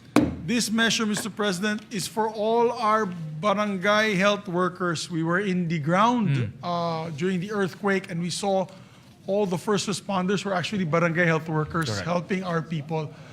We promised them, Mr. President, we will pass this, and therefore I would like to recognize, sponsor Senator Risa Ontiveros for their finalizing our amendments on this measure, Mr. President. By the way, for the record, Mr. President, we passed this already in the last Congress. So it's just a matter of passing this once again in this Congress. Thank you, Mr. President. Majority Leader. We recognize the gentle lady from Panay, Senator Risa Ontiveros. Salamat po, Mr. President. Mr. President, there are no more committee amendments and no colleague has submitted individual amendments for proposal today. So, with the indulgence of the body, Mr. President, if the body will kindly allow, and in the light also of what the Majority Leader has said, na actually round 2 na po ito ng mga barangay health workers sa buong Pilipinas since the previous or 19th Congress. If the body will allow, Mr. President, I respectfully move with the indulgence of the Majority Leader that the body closes the period of amendment on Senate Bill number 1905, Mr. President. Yes. This is actually the second time around this bill Yes, came to Mr. the floor. President. Yes, Mr. And President. last time we actually approved it. Unfortunately, hindi ho siya natuloy. No? So Yes. with that, Senator Erwin is raising his hands. We recognize Senator Erwin Tulfo. Just a short manifestation, Mr. President, Madam Chair, our sponsor. Kailangan na po siguro talaga nating ipasaho ito. Kailangan po dahil ito po ay ang ating po mga barangay health workers, ang mga first responders. Ito po nakita natin nung nagdaang earthquake sa Mindanao. Sila po ang nauna. Ang mga barangay health workers po natin, ginagamot po yung may mga sugat at nag-iikot po sa iba't ibang barangay. Doon po sa Sarangani, doon po sa General Santos City. At hindi lang po sa lugar na yan, kundi sa iba't ibang panig ng ating bansa na kapag tinamaan po ng mga unos, kalamidad, sila po ang unang-unang mga rumiresponde sa mga bahay-bahay. So, ika nga, I believe it is high time that we must pass this Senate bill alang-alang po sa kanila. And it is our way of saying thank you for your service. Maraming salamat, Mr. President. Thank you for that, Maraming salamat, Madam Sponsor. Thank you for that manifestation, Senator Erwin. I believe last night was Senator JV who sponsored this bill. No, kaya That's dumaan right, na Mr. to sa maraming debate at sa wakas, nandito tayo ulit para aprobahan. Thank you very much, Mr. President. With that, I move that we close the period of amendments. I so Is there any objection? Hearing none, the period of amendments hereby closed. Salamat, Move- Mr. President. Thank you, Mr. President. Mr. President, move to approve on second reading Senate Bill number 1905 under Committee Report number 35. So Is there any objection? Hearing none, Senate Bill number 1905 is hereby approved on second reading. Mr. President, I move congratulations. Congratulations to the sponsor. To the barangay health workers and the Majority. sponsor, Salamat, Mr. Mr. President. President. Congratulations. And to the Senate. Mr. President, move to suspend consideration of the same. The consideration of the aforementioned bill is hereby suspended. Mr. President, I move that we proceed to reference of business, short reference of business.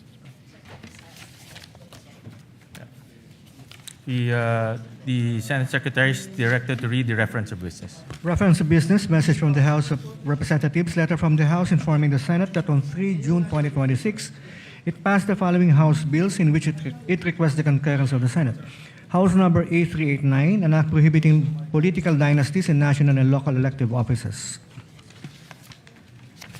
Referred to the Committee on Electoral Reforms and People's Participation and Constitutional Amendments and Revision of Codes. House number 9466, an act converting the National Feeding Program into a National Nutrition Program by expanding its scope and coverage and enhancing its support mechanisms, appropriating funds therefore, amending RA 11037 or the Masustansyang Pagkain para sa Batang Pilipino Act. Referred to the Committees on Basic Education, Agriculture, Food and Agrarian Reform, Ways and Means, and Finance. Committee Report 71, jointly by the Committees on Basic Education, Agriculture, Food and Agrarian Reform, and Finance, on Senate number 2272, with Senators Tulfo R., Pangilinan, Marcos, Estrada, Villanueva, Lapid, Villar M., Aquino, Ejercito, Tulfo E., and Villar C. as authors. An act strengthening and expanding the National Nutrition Program, amending for the purpose Republic Act number 11037, otherwise known as the Masustansyang Pagkain para sa Batang Pilipino Act, appropriating funds therefore, recommending approval in substitution of Senate numbers 87, 219, 431, 902, 1145, 1192, 1207, 1312, 1375, 1471, and 1767. Sponsor, Senator Aquino. To the calendar for ordinary business. Majority Leader. Oo nga. Pwede rin na.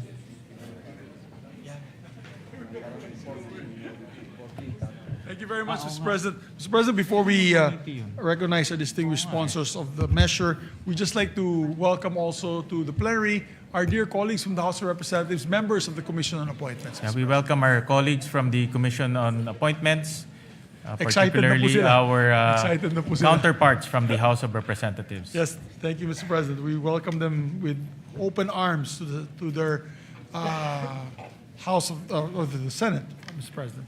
Mr. President, I move that we transfer to the calendar ordinary business special orders, Senate Bill number, it's not in my list, 2272. 2272, Mr. President. I so move.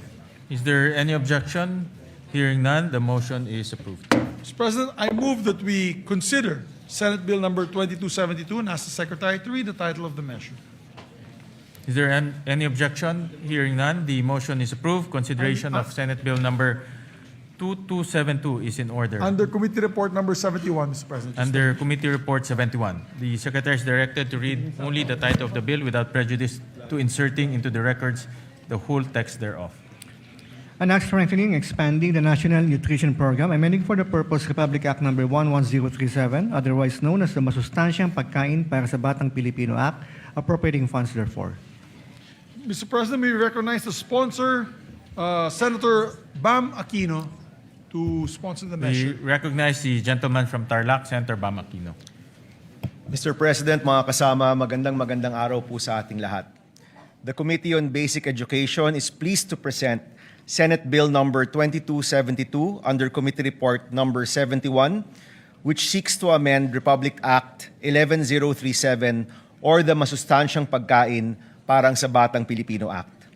Nais po natin pasalamatan ang ating mga kasamahan sa komite, ang EDCOM2 at ang iba't ibang ahensya na katuwang natin sa pagsulong ng panukalang ito. Sa lahat po ng mga pangyayari sa Senado sa nakaraang buwan, ang reformang ito na para sa kabataang nangangailangan at para sa kabataang nagugutom, ang isa po sa nakapanghihinayang po talaga na naantala ng ilang linggo. Mr. President, mahalagang tugunan po ang matagal ng issue ng stunting sa kabataang Pilipino. Ayon po sa ulat ng EDCOM2, sa loob ng 20 taon, mula year 2000 hanggang 2020, nananatili ang problema ng stunting sa ating kabataan. Currently, 26.7% of Filipino children under 5 years old are stunted. Ibig sabihin po, isa sa bawat 4 na kabataan ay hindi naaabot ang kanilang tunay na potensyal. They will carry the lifelong burden of undernutrition. Hindi po natin malulutas ang krisis sa edukasyon kung hindi po natin tututukan ang isa sa mga ugat nito, ang kakulangan sa nutrisyon na nagsisilbing hadlang upang epektibong matuto ang mga estudyanteng Pilipino. Ang ating pong panukala ngayon ay hindi lamang isang feeding program. Ito po ay reforma sa edukasyon, isa pong public health strategy at isa pong hakbang sa pagpapaunlad ng human capital ng ating bansa. Meron pong matatag na ugnayan sa pagitan ng nutrisyon at edukasyon. Ang isang gutom na bata ay hindi makakapag-focus. Ang isang malnourished na utak ay nahihirapan na maalala ang pinag-aralan sa eskwelahan.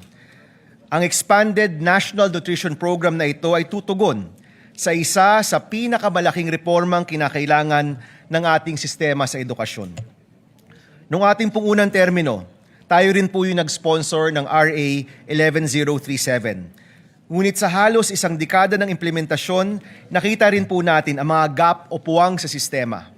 Our goal today is to bridge those gaps through 3 major reforms. Una po, sa ilalim ng ating bagong expanded National Nutrition Program, magkakaroon ng life stage approach mula sa tamang nutrisyon ng buntis na mga nanay hanggang sa mga sanggol, sa mga toddler, hanggang sa mga school-age children, hanggang sa mga kabataan sa high school.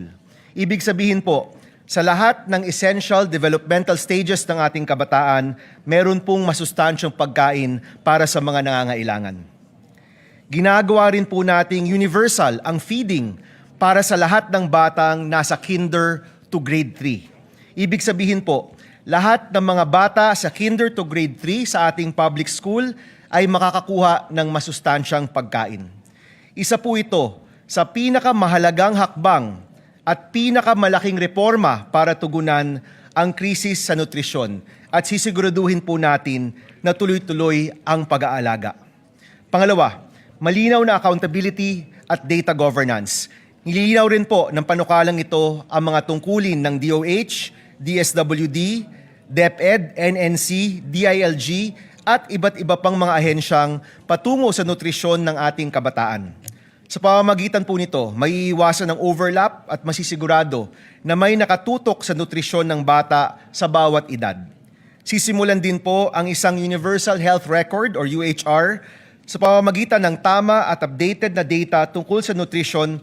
Mas madali rin pong matututukan at mababantayan ang paglaki ng bawat bata mula barangay hanggang sa paaralan. Pangatlo po, ang pag-uugnay sa lokal na produksyon. Isa pong pinaglaban din po ni Senator Kiko Pangilinan. Ang pagtugon sa malnutrition ay tugon din po sa kahirapan ng ating mga magsasaka at mangingisda, ang ating food producers. Bibigyan natin ng prioridad ang freshly prepared hot meals at local procurement. Sa pamamagitan po ng diretsong pagbili sa mga lokal na magsasaka at mangingisda, sisiguro rin po natin ang kanilang kabuhayan. Kaya po yung budget para sa nutrition ay pwede rin pong magsilbing budget para sa ating lokal na agrikultura. Tulad din po ng ating Classroom Building Acceleration Program or CAP-ACT, maaaring bigyan ng suporta ang mga LGU na merong effective na feeding or nutrition programs. Sila po'y maaaring magkaroon ng bahagi ng pambansang pondo upang maipatupad ang mga nutrition program nila sa kanilang sariling lugar. Mr. President, mga kasama, ang nutrition po ay isang long-term investment para sa ating human capital at ekonomiya. Ang mga batang malusog ay mas may pagkakataong magtagumpay sa paaralan, maging produktibong bahagi ng ating workforce at makapag-ambag sa pag-unlad ng ating bansa. Nagbibigay din ang batas na ito ng karagdagang suporta para sa mga vulnerable sectors tulad ng indigenous learners, mga nasa GAIDA or geographically isolated and disadvantaged areas, mga batang may kapansanan at mga buntis na mag-aaral. Gaya po ng iba nating mga reforma sa edukasyon, inaasahan ko po ang inyong suporta upang masiguro na wala ng batang Pilipino ang uuwi na gutom o mahihirapang mag-aral dahil sa kumukulong sikmura. Simulan po natin ang pag-unlad ng ating bansa sa pinakapundasyon, isang batang Pilipinong busog, malusog, at handang matuto. Maraming salamat, Mr. President, mga kasama. Magandang araw po sa inyong lahat. Maraming salamat, Senator Bam, at maraming salamat at meron tayong ganitong batas para pumalutas po natin ang malnutrisyon sa ating bansa. At maraming salamat at binibigyan mo ng importansya ang kalusugan ng ating mga mag-aaral. Thank you, Mr. President. One of our principal authors and sponsors would like to also sponsor. We recognize distinguished colleague Senator Joel Villanueva. Yeah, we recognize Senator Joel Villanueva. Thank you very much, Mr. President, distinguished Majority Leader. Ginoong Pangulo, distinguished colleagues, it is an honor to co-sponsor Senate Bill number 2272 or the Expanded National Nutrition Program Act, strengthening and expanding Republic Act number 11037 or the Masustansyang Pagkain para sa Batang Pilipino Act. As one of the authors of this particular measure, having filed Senate Bill number 1145, we'd like to put on record our sincerest thanks and gratitude to the sponsor of the measure, our chairperson, Senator Bam Aquino, for pushing for these timely amendments to the law. Ginoong Pangulo, kapag po ang isang batang Pilipino ay pumapasok sa paaralan na wala pong laman ang sikmura, hindi lang po yan ang walang laman. Unti-unti rin pong nauubos ang kanyang pag-asa. Because before a child can dream, before a child can learn, before a child can succeed, he needs to be fed and nourished. According to UNICEF, Mr. President, nearly 1 in every 3 Filipino children under 5 years old is chronically malnourished. Sa BARM nga po, umaabot pa raw po sa 45.2% ang stunting rate ng mga bata. Mas mataas pa po ito, Ginoong Pangulo, sa nakakaalarma ng 28.8% na stunting rate ng buong bansa. Habang tayo po ay narito ngayon sa bulwagang ito, may batang Pilipinong pumapasok sa paaralan na tubig lang ang laman ng kanyang tiyan. May batang hirap na mag-concentrate sa klase dahil siya po ay gutom. At may mga magulang na pinipiling huwag kumain para lang may maihain naman para sa kanilang mga anak. Mr. President, the 2022 PISA results also showed that more than 1/3 Filipino students reported not eating at least once a week because of financial hardship. Hindi po simpleng statistics ito, Ginoong Pangulo. Mukha po ito o mukha po iyan ng batang nahihilo sa classroom. Mukha po yan ng batang unti-unting na pag-iiwanan. Hence, Mr. President, we fully support this measure which recognizes that hunger is not merely a food problem. It is an education problem. It is a health problem. It is a poverty problem.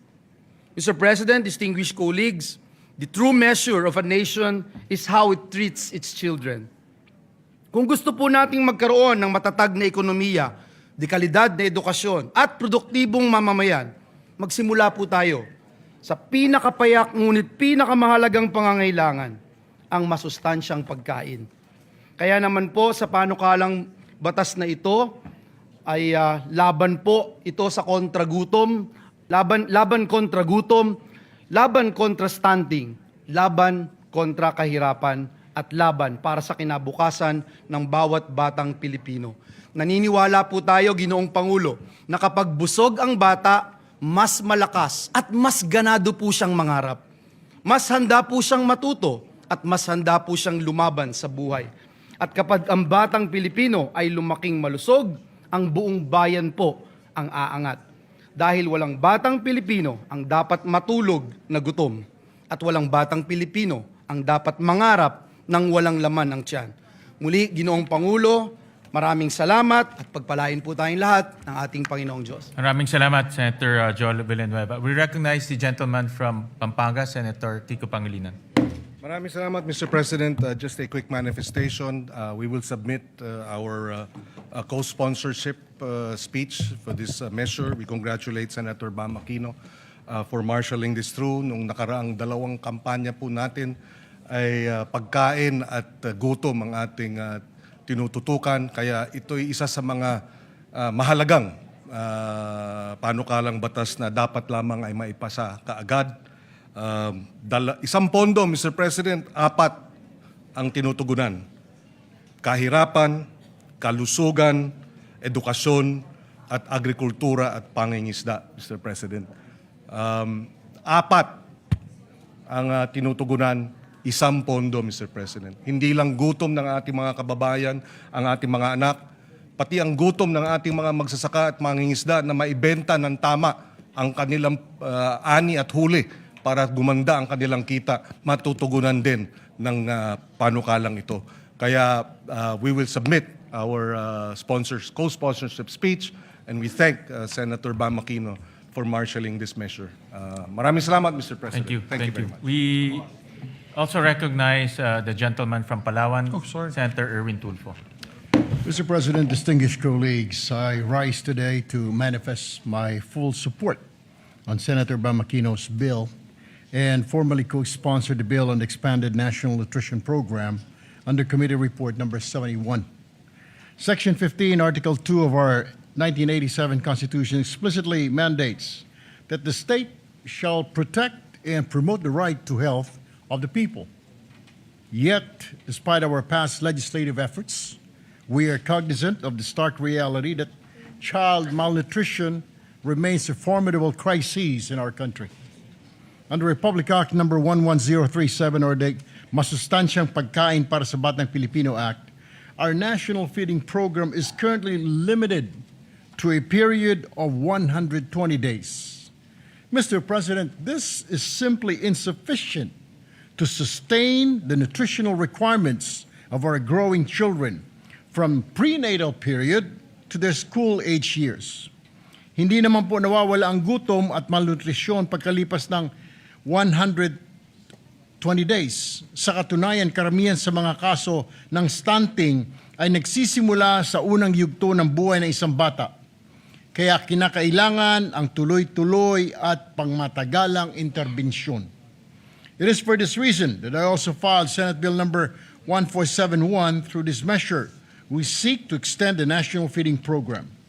Furthermore, this bill represents an opportunity to simultaneously uplift another marginalized sector. By harmonizing this measure with Section 11 of Republic Act number 11321 or the Sagip-Saka Act, we mandate the direct purchase of agricultural and fishery products from accredited farmers and fisherfolks cooperatives.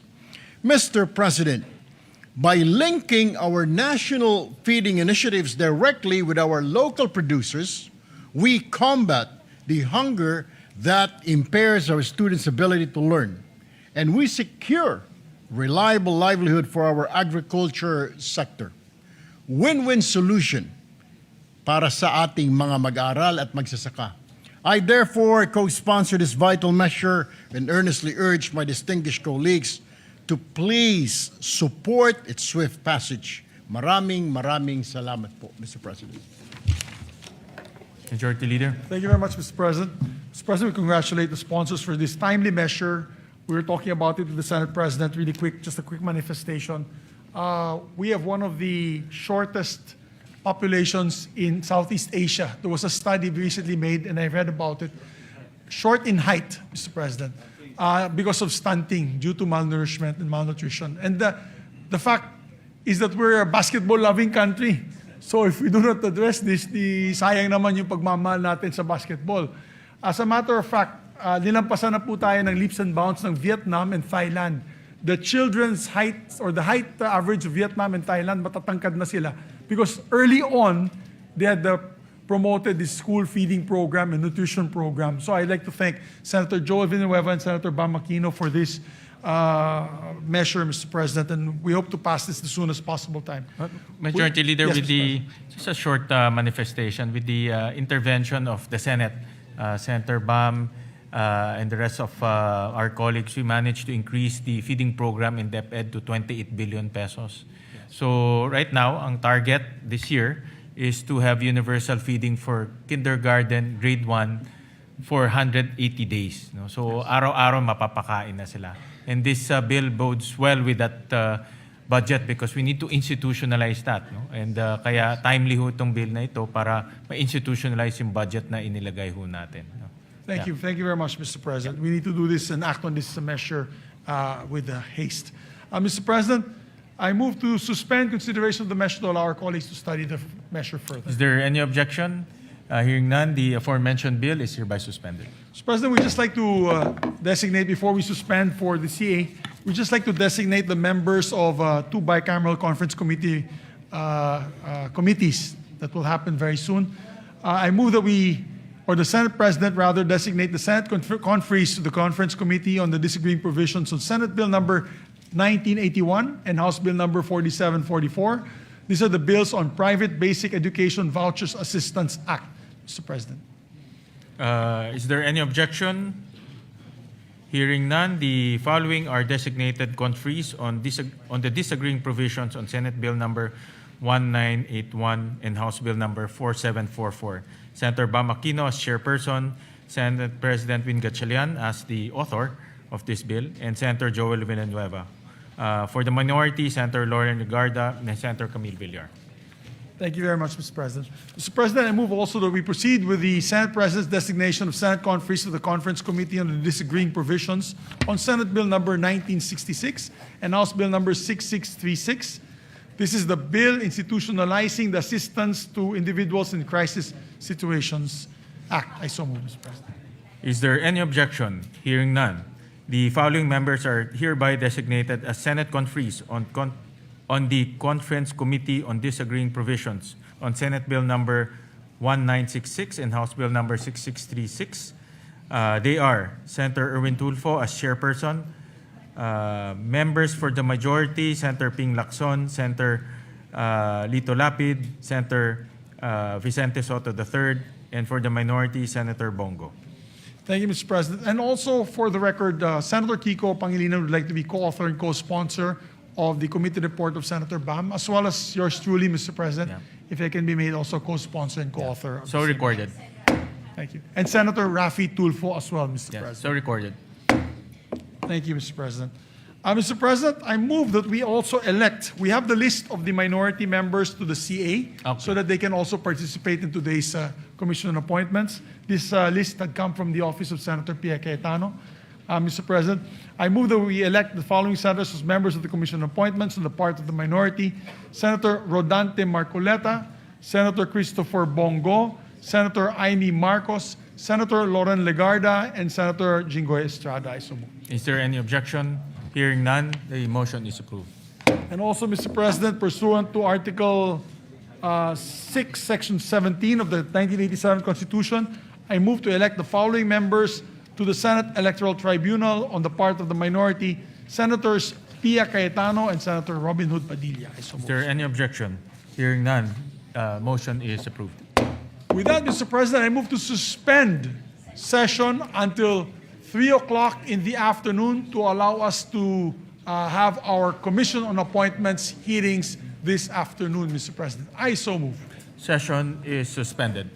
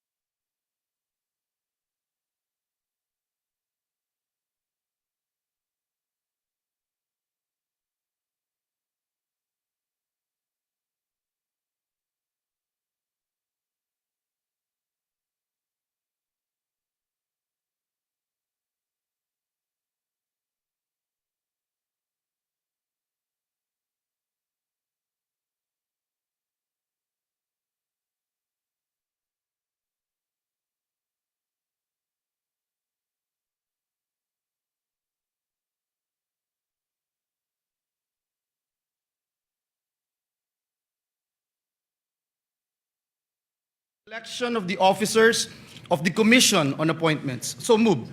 The consideration of the election of the officers of the Commission is in order. Mr. Chairman, I'd like to manifest that pursuant to Section 5, Chapter 2 of the new rules of the Commission, all members are deemed members of all standing committees of the Commission except in the Committees on Accounts, Ethics, and Rules and Resolutions. The manifestation of the Majority Leader is hereby noted. Mr. Chairman, I move to dispense with the reading of the journal of the plenary session held on the 17th of March 2026 and consider the same as approved. Is there any objection? Hearing none, the reading of the journal of the plenary session held on 17th March 2026 is hereby dispensed with, and the same is hereby approved. Thank you, Mr. Chairman. May I now request that the chairperson of the Committee on National Defense, Representative Jose Joboy S. Aquino, be recognized. So moved. The Congressman Joboy Aquino is hereby recognized. Thank you, Mr. Chair. Your Honors, I rise before this august body today for the officers of the Armed Forces of the Philippines whose appointments are awaiting action of the Commission. Their appointments have been placed in such a situation through no fault of their own and because of circumstances beyond their control. These officers have faithfully discharged their duties, rendered distinguished service to the nation, and met all the requirements for promotion. It is therefore only fitting that the Commission be afforded the opportunity to act upon their appointments without further delay. Indeed, no promotion can truly compensate for the sacrifices, hardships, and risks they have endured in the service of our country. Nevertheless, the timely consideration of their appointments is a recognition of their competence, dedication, and unwavering commitment to the Filipino people. Accordingly, Mr. Chair, and with the indulgence of the honorable members of this body, considering the limited time available to issue notice for a committee meeting to consider the appointments awaiting action of Committee on National Defense, and in view of the urgency of the matter, I move that the Committee on National Defense be allowed to immediately convene today and proceed with the consideration of the appointments before it. Thank you, Mr. Chair. Is there any objection? Hearing none, the motion is approved. Moreover, Mr. Chair, Your Honors, in view of the urgency that prompted the convening of this special session and the need for the immediate consideration of the appointments awaiting action of the Committee on National Defense, I move that this body waive the 5-day notice requirement for committee meetings under Articles 4, Section 1 of the Rules of the Standing Committees. Is there any objection? Hearing none, motion is approved.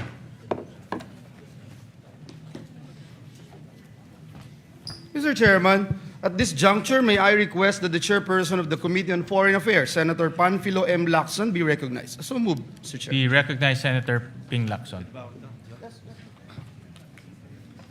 Mr. Chairman, Your Honors, following the precedent set by the Committee on National Defense, this representation respectfully manifests that there are likewise appointments awaiting action by the Commission, and like those of our military officers, find themselves in this situation through no fault of their own.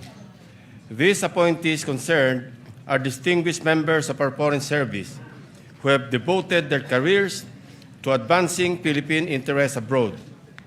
They have served with dedication professionalism, and loyalty, often far from their families and loved ones, and frequently under demanding and challenging conditions in the service of our nation.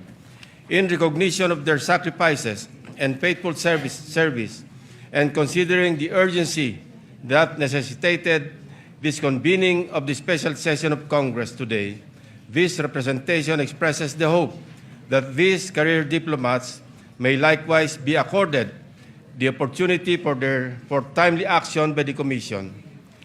For the information of this august body, the request for the conduct of a meeting of the Committee on Foreign Affairs was transmitted to the Commission's Secretariat yesterday evening, and the corresponding notice was issued. Accordingly, the Committee on Foreign Affairs stands ready to proceed with the consideration of the appointments before it at 1 p.m. today. Thank you, Mr. Chairman. Thank you, Senator Lacson. The manifestation of the chairperson of the Committee on Foreign Affairs is duly noted. Majority Leader. Mr. Chairman, in view of the authority granted by the body for the Committee on National Defense and the Committee on Foreign Affairs to convene and proceed with the consideration of the appointments referred to them, may I respectfully move that the session be suspended. So move, Mr. Chairman. Is there any objection? Hearing none, session is suspended.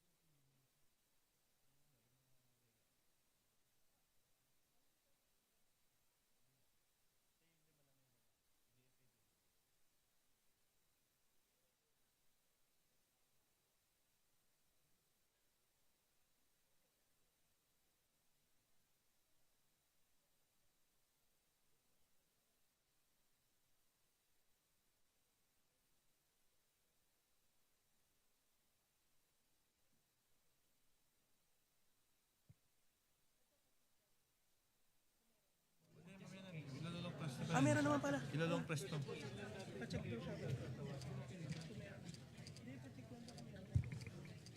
Saan ba yung pinipindot to? Dito. Ayun.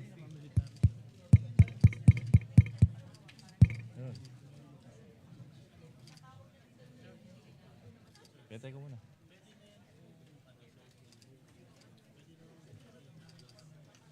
Abot ko nga ba?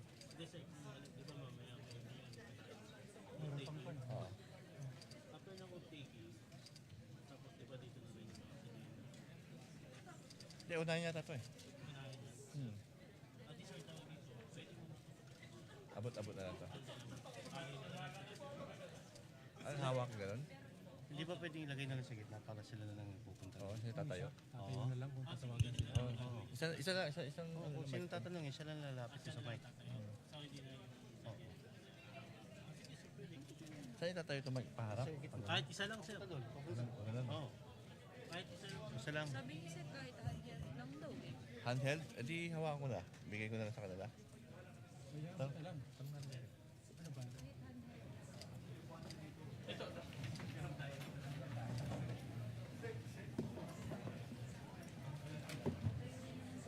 Huwag na mag-start. Hawakan na lang yung mic. Hawakan ko na lang ito. Oo, yan. Bibigay ko sa kanya na. Hindi, nakapatay ba? Nakapatay. Thank you, sir. Tapos kapag mamaya mo pa, balik ka. Oo. Naka ano to, sakto na to, no? Sige, sir, salamat.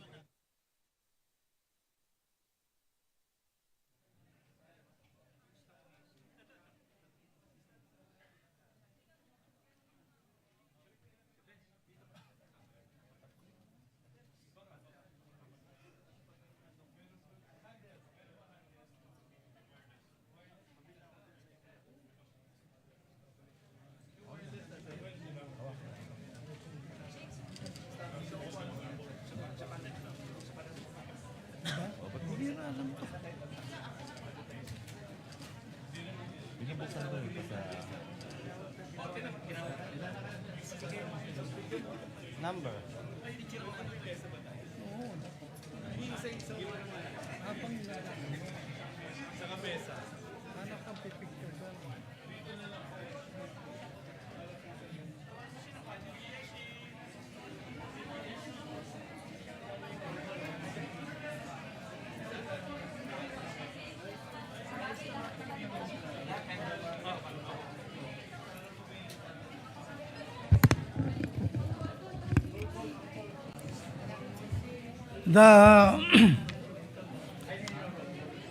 The meeting on the Committee on National Defense of the Commission on Appointments in the special session of Congress is hereby called to order.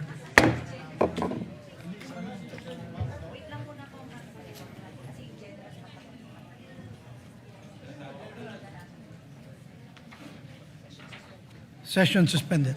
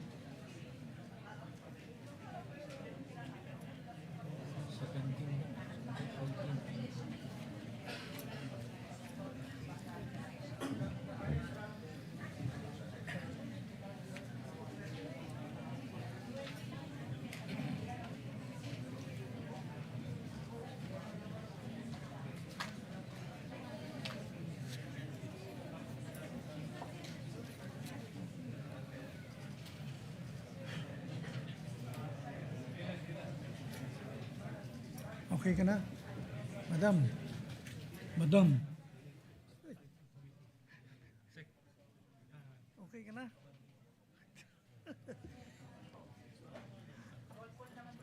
Yeah, okay. Hindi, kaya nga. Ikaw lang.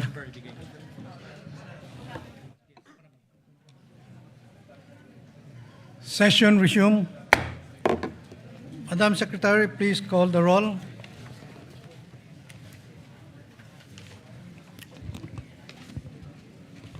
The honorable members of the Committee on National Defense, Benjamin C. Agaraw Jr., Antonio Tony Petit Albano, Mercedes K. Alvarez, Jose Joboy S. Aquino, Chairperson, Joseph Victor J.B. Ejercito, Wilfrido Mark M.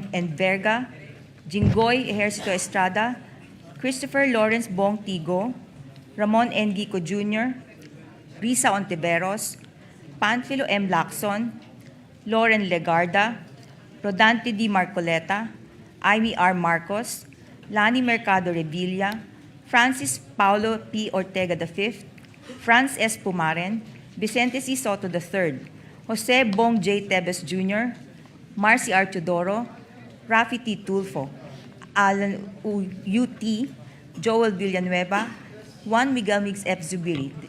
Chairperson is present. With 20 members present, including the chair, we have a quorum. Good morning, distinguished members of this committee, guests, ladies and gentlemen. As earlier manifested by this representation during the plenary session and pursuant to the authority granted by the body for the committee to immediately convene under special circumstances, the Committee on National Defense is meeting today to consider the ad interim appointments of the generals and flag officers of the Armed Forces of the Philippines. Before this committee today, please stand up as your name is called. Number 1, Edmond G. Peralta, Lieutenant General. Isagani O. Criste, Major General. Alan M. Avier, Vice Admiral. Naisforo M. Diaz Jr., Brigadier General. Rose Wati Remo, Brigadier General. The officers whose appointments are before the committee today find themselves in this situation through no fault of their own, but rather as consequence of circumstances beyond their control. Throughout their careers, they have faithfully discharged their duties, upheld the highest standards of military professionalism, and rendered distinguished service to the Republic. Having satisfied all the requirements prescribed under the rules, they are deserving of the Commission's timely consideration of their appointments. These officers have dedicated more than 3 decades of their lives to the service of our country, rising through the ranks through competence, discipline, integrity, and unwavering commitment to duty.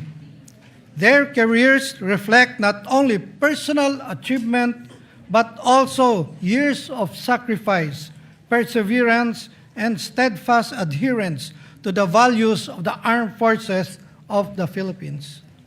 Indeed, no promotion can fully compensate for the hardships they have endured, the risks they have taken, and the sacrifices they and their families have made in the service of the nation. Time and again, they have answered the call of duty, often serving in distant and dangerous assignments away from their loved ones and exposed to harm's way, so that our people may live in peace and security. The consideration of their appointments today is therefore more than a recognition of rank. It is an acknowledgement of their distinguished record of service, their proven leadership, and their invaluable contributions to our national defense and security. It is likewise a tribute to the dedication and selflessness of the men and women of the armed forces who stand ready at all times to defend our sovereignty and protect the Filipino people. For these reasons, the committee deems it both proper and just that these appointments be acted upon without further delay. Madam Secretary, kindly appraise the body of its jurisdictional requirements and other pertinent information with regard to these officers of the AFP in compliance with the new rules of the Commission and the rules of the standing committees. Secretary. Thank you, Mr. Chairperson, Your Honors. Mr. Chairperson, President Ferdinand R. Marcos Jr. submitted to the Commission on Appointments the appointments of earlier mentioned officers under consideration today by the committee, and the same were immediately referred to the Committee on National Defense pursuant to Section 16, Chapter 5 of the new rules of the Commission. These appointments were published on various dates in two newspapers of general circulation, Manila Standard and Daily Tribune, and broadcast over PTB4 pursuant to Section 2, Article 2 of the Rules of the Standing Committees. All the appointees have complied with the submission of the mandatory documentary requirements as provided in Section 24, Chapter 6 of the new Rules of the Commission. There is no opposition filed against any of these appointments. That is all, Mr. Chairperson, Your Honors. Madam Secretary, please administer the oath to all the appointees present. Officers, kindly rise and raise your right hands. Do you swear to tell the truth, the whole truth, and nothing but the truth in this proceeding? So help you God. Mr. Chairman, all the appointees present are now under oath. May I invite the officers to take their designated seat in front?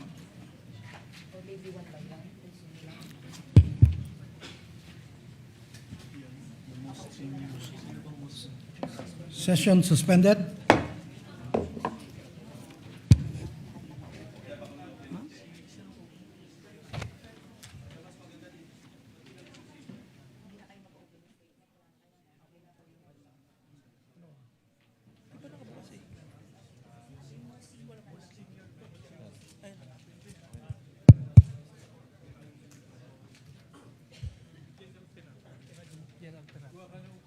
Wala dito eh. Wala dito.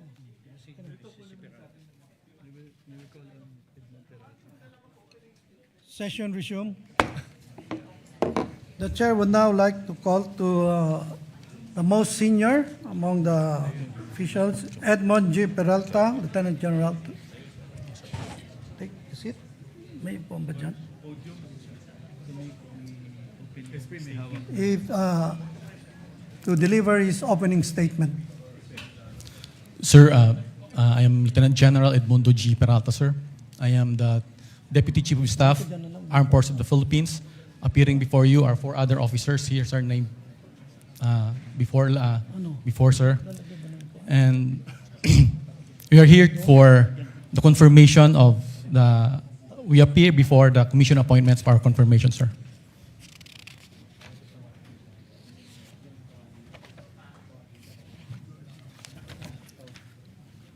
Thank you, General Peralta. You please, you may now take the seat in front.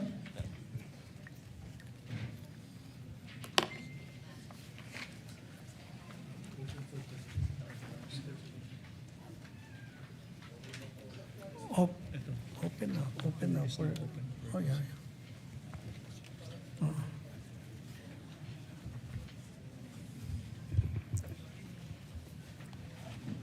Thank you, sir.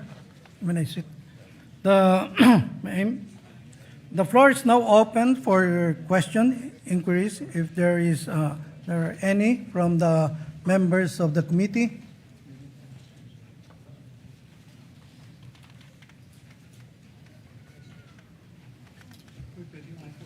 If Honorable Marcoleta is recognized.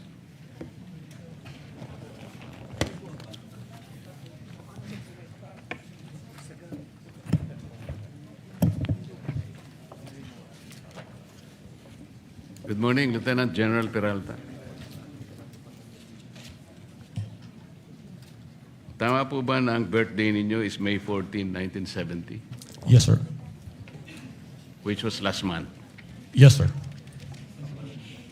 Meaning to say you already reached the age of 56 and you were bypassed upon seeing the adjournment of Congress on June 3. Is that correct? Yes. Yes, sir. As a matter of fact, this circumstance also applies to the rest of your colleagues, namely Vice Admiral Alan M. Javier, whose birthday is May 16, 1970, Major General Isagani Criste, birth date is April 21, 1970, Brigadier General Naisforo Diaz, birth date May 5, 1970, and Brigadier General Rose Mawate Remo, April 24, 1970. Meaning to say, the five of you, General, already reached the age of 56, and everyone was bypassed upon the Senate adjournment of Congress last June 3, 2026. That is a fact, sir. And are you aware of Republic Act 11939? Yes, sir. Republic Act 11939 amended Republic Act 11709. You're familiar of that.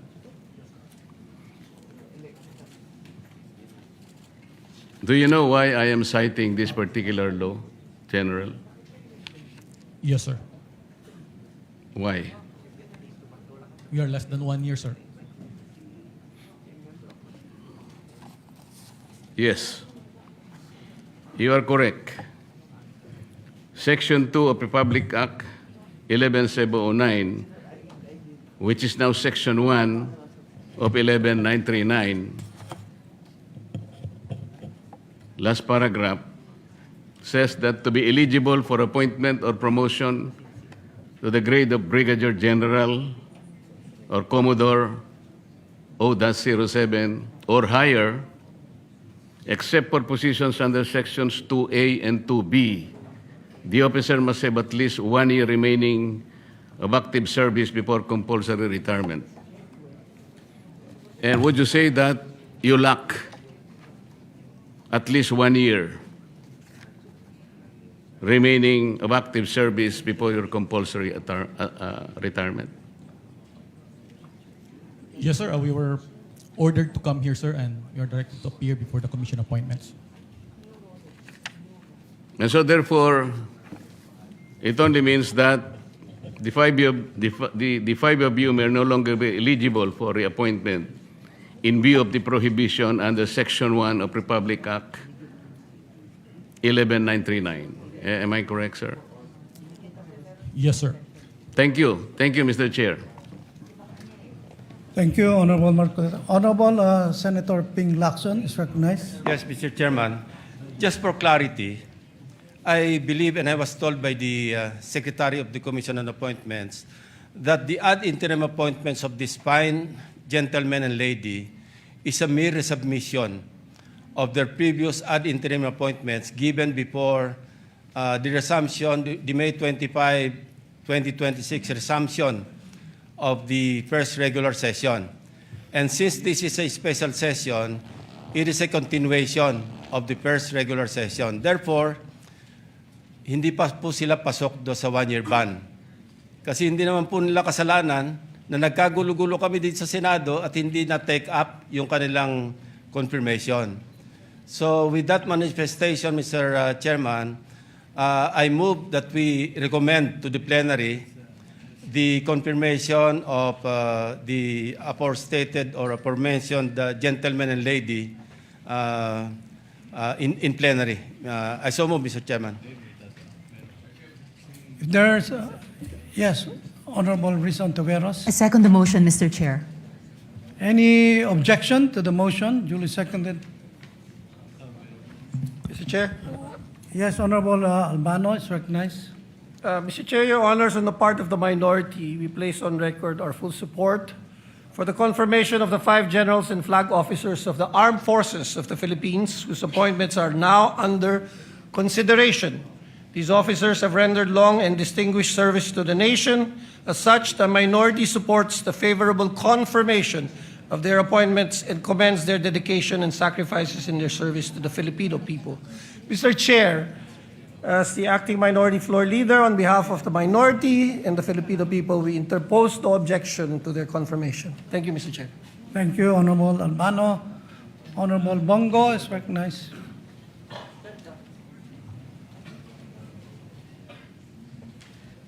Mr. Chair, esteemed colleagues, allow me to express my full support for this commission.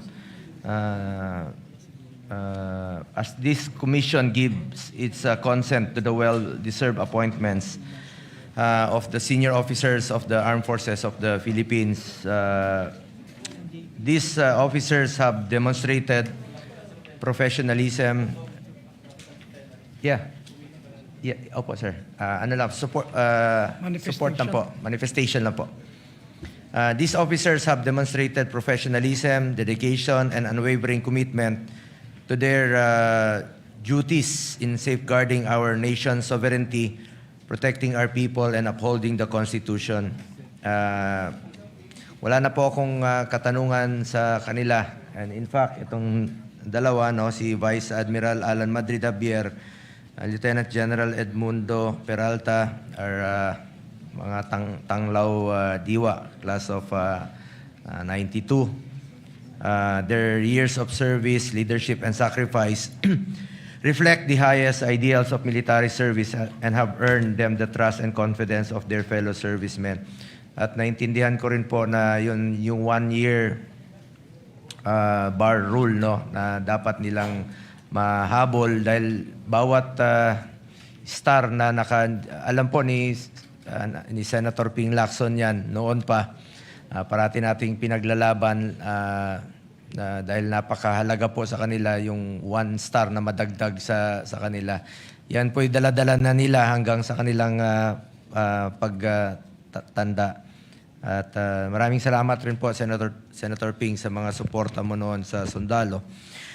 Mr. Chair, dahil sa kanilang kabayanihan at pagbibigay serbisyo sa ating bansa, gusto ko lang pong bigyang pagkilala at pagpupugay sina Vice Admiral Alan Madrid Javier, Lieutenant General Edmundo Peralta, Philippine Army, Major General Isagani Ocampo Criste, na naging PSG rin po nung panahon ni dating Pangulong Rodrigo Duterte, Brigadier General Nice Foro,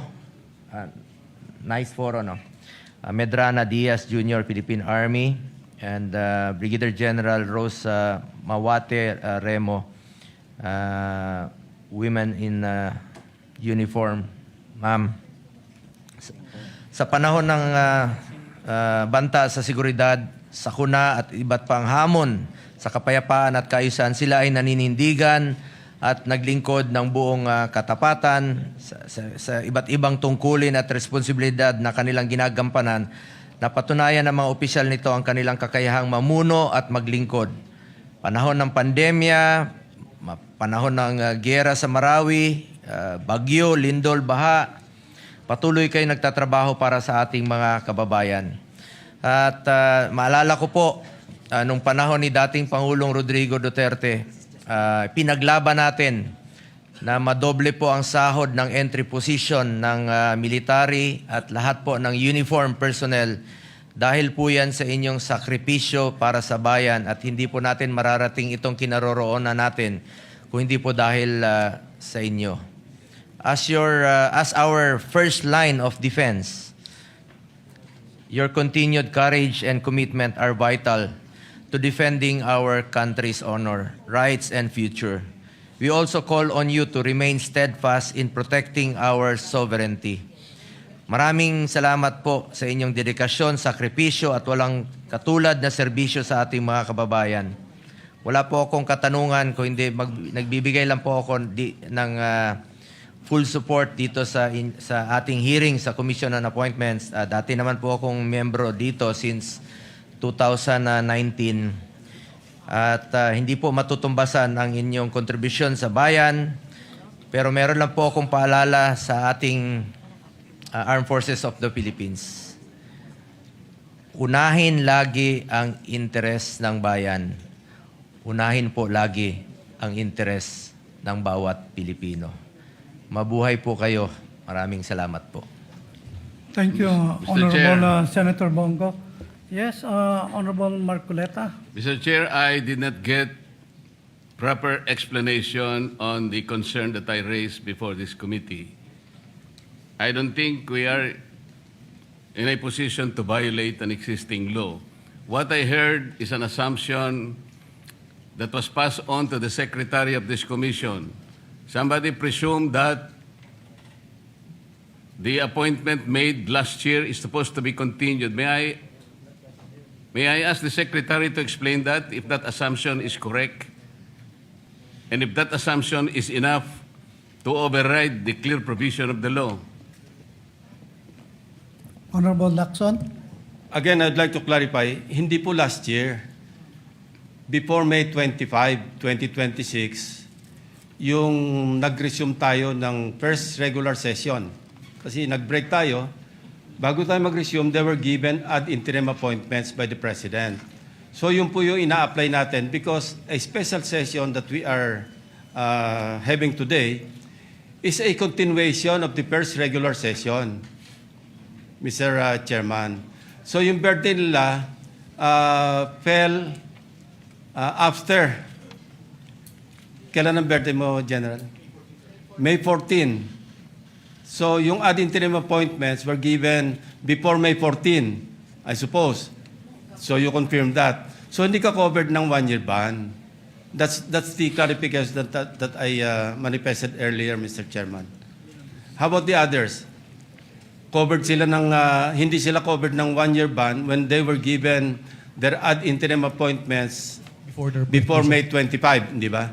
Kasi kung after May 25, resumption, nomination, at saka hindi na kayo mag-apply. But since you were given your ad interim appointments, since Congress was in recess at that time, having resumed on May 25, hindi po kayo mako-cover ng 1-year ban. That's my point. So I hope I satisfy the query posited by the Honorable Marcoleta. Thank you, Mr. Chairman. Well, Mr. Chair, that is an assumption. Somebody should explain from this committee if that assumption is correct. Because the law is the law. They have just reached their age of 56. And they were bypassed. That is a fact. We cannot change that fact, Mr. Chair. That is the only point that I'm trying to raise here. Kasi maliwanag po yung sinasabi naming batas. Wala po tayong personalan dito. I hope that these 5 officers, gusto ko rin naman sila na mailagay natin sa tamang ayos ng kanilang confirmation. But there is a hurdle here. Ilang ang problema rito, Mr. Chair. Kasi maliwanag po yung sinasabi ng batas. Lumilitaw, after their compulsory retirement, less than 1 year na eh. As a matter of fact, they were unable to submit the documents for confirmation only, siguro, hindi ko po alam, but only the Secretary can testify when exactly were they able to complete the documents for confirmation. Ang may kasalanan po talaga, yung June 3 kasi, nag-adjourn. Pagkatapos, sana man lang, before adjournment, sinabi natin, nag-schedule tayo, na i-confirm natin sila. Wala nga silang kasalanan, but somebody is at fault here. And then we have now a problem with the law. We cannot just simply say na we assume that they are not covered by 1-year ban. No. The law is very clear, Mr. Chair. Salamat po. Chair, session suspended. General, you may take your seat, General.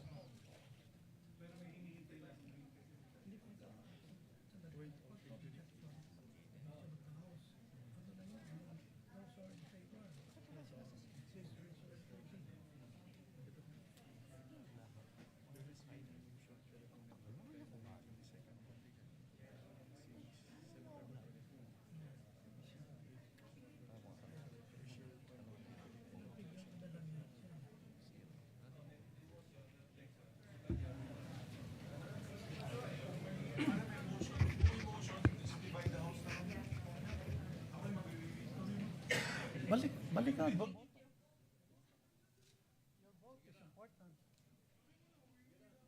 Antayin kita.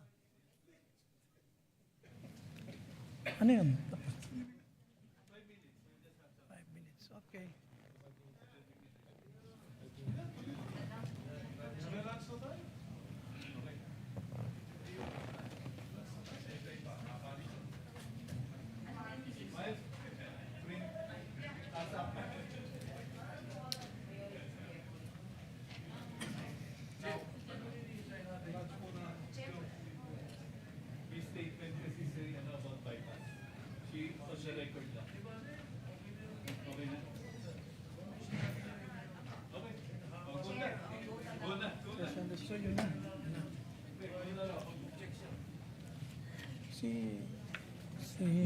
Sino nga yun? Teodoro. Marcy Teodoro.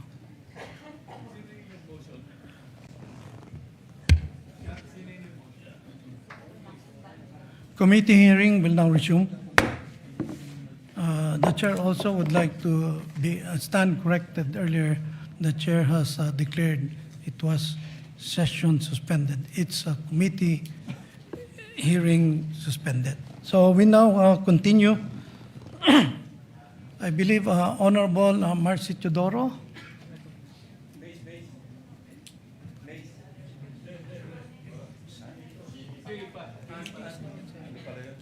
Okay na? Honorable Teodoro would like to make a manifestation. Honorable Marcy Teodoro. Mr. Chairman, a point of information. Bago po ako rito pero meron po tayong kaso Matibag versus Benipayo, GR number 149036 of 2002.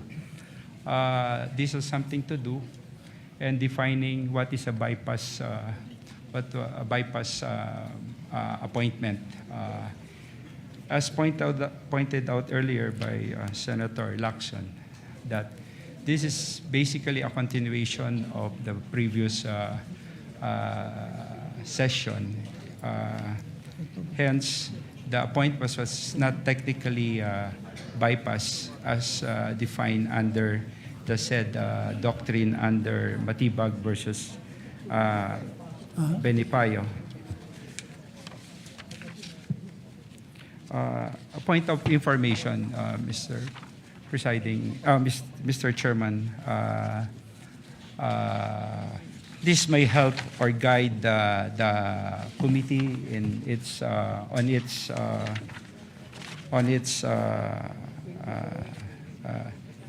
decision.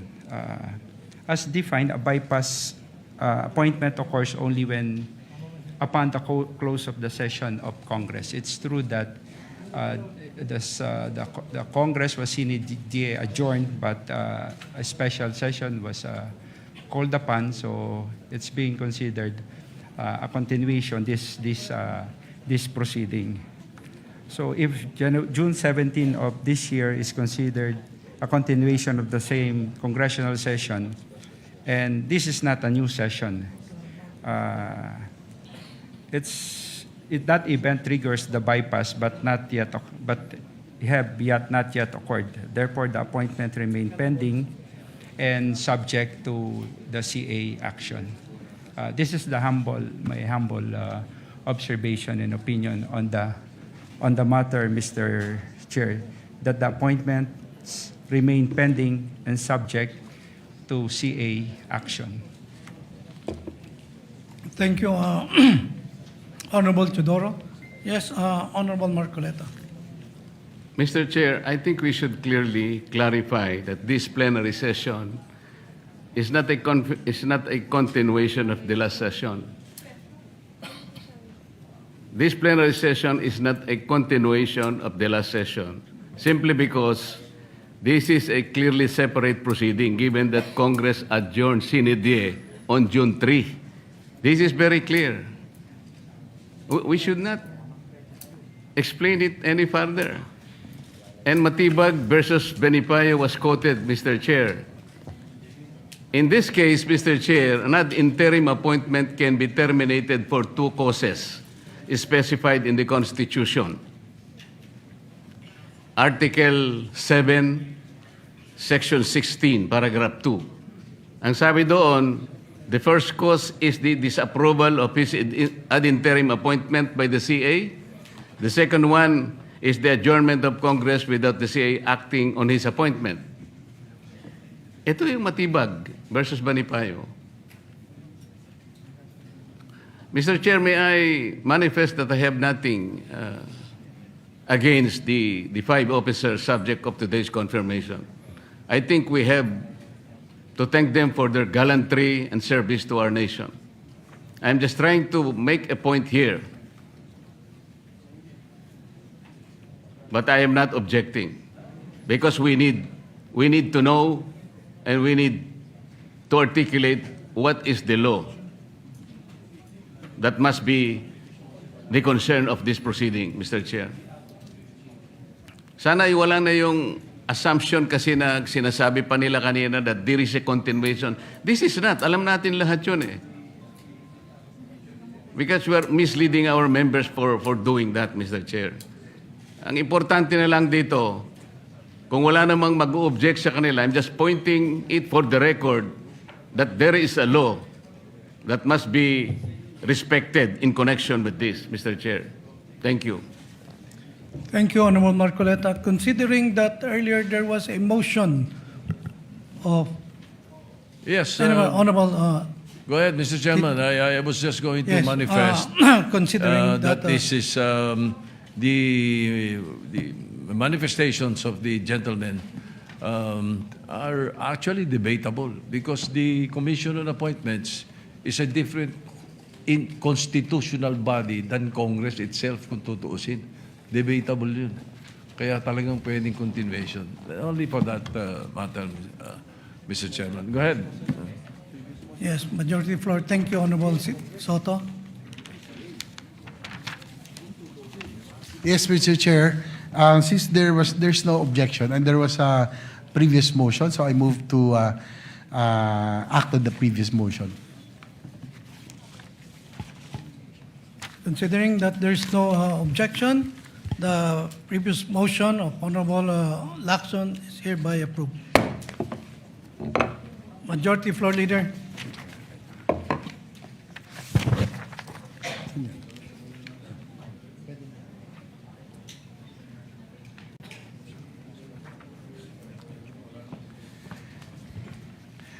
Mr. Chair, since there are no more objections, I move to recommend to the plenary for the Commission to confirm the ad interim appointments of the 5 generals and flag officers of the AFP. So move, Mr. Chair.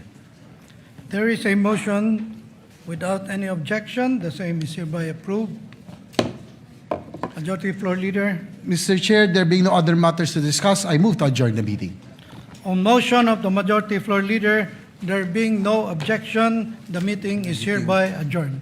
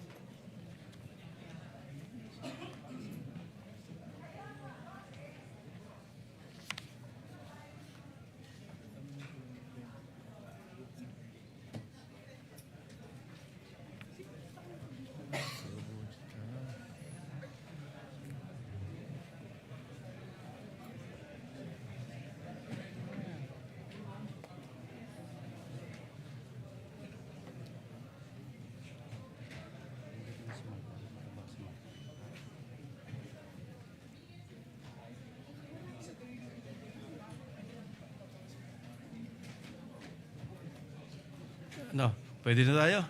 Mag-alas 2 na. Okay.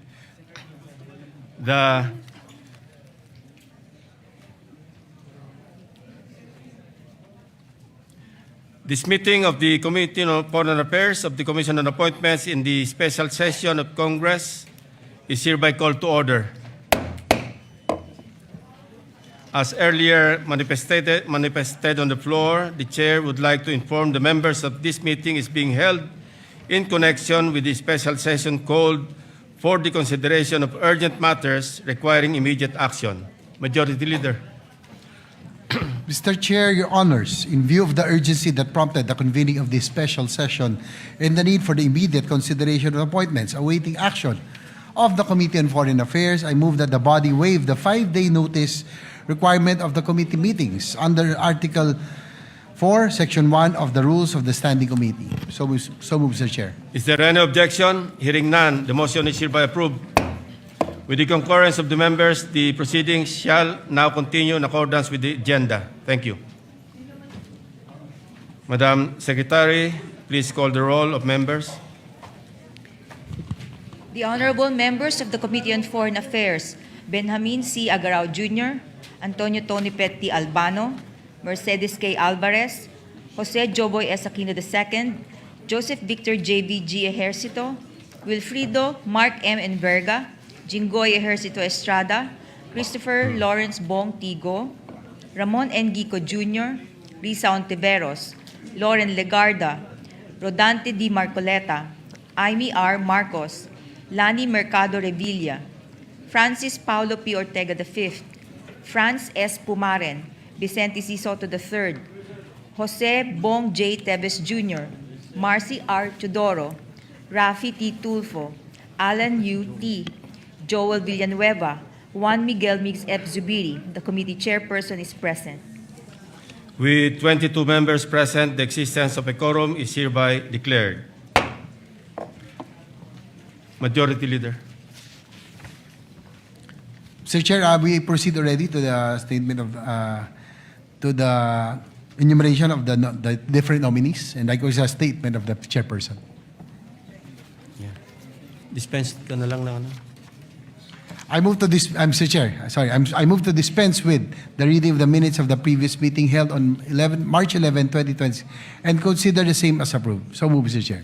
Is there any objection? The Chair hears none. The motion is hereby approved. Good afternoon, esteemed members of the Commission on Appointments, distinguished guests, ladies and gentlemen. Today, your committee is tasked to consider the nominations and ad interim appointments of 85 officials in the Department of Foreign Affairs, namely, nominations. 1. Josel Francisco Ignacio, Chief of Mission Class 2, as non-resident ambassador to the Kingdom of Bhutan, in addition to being ambassador extraordinary and plenipotentiary to the Republic of India, concurrent jurisdiction over the Federal Democratic Republic of Nepal. 2. Senen Chemsen Mangalile, Chief of Mission Class 2, Ambassador Extraordinary and Plenipotentiary to the Kingdom of Cambodia. 3. Noel Mangawang Novicio, Chief of Mission Class 2 as non-resident ambassador to the Republic of Kiribati, the Republic of Nauru, Independent State of Samoa, Kingdom of Tonga, Tuvalu, and the Republic of Vanuatu, in addition to being Ambassador Extraordinary and Plenipotentiary to the Republic of Fiji. Ad interim appointments. Edgar Barairo Badajos, Robespierre Libelo Bolivar, Emilio Torres Fernandez, Ann Halandoon Luis, Zaldi Bayanin Patron.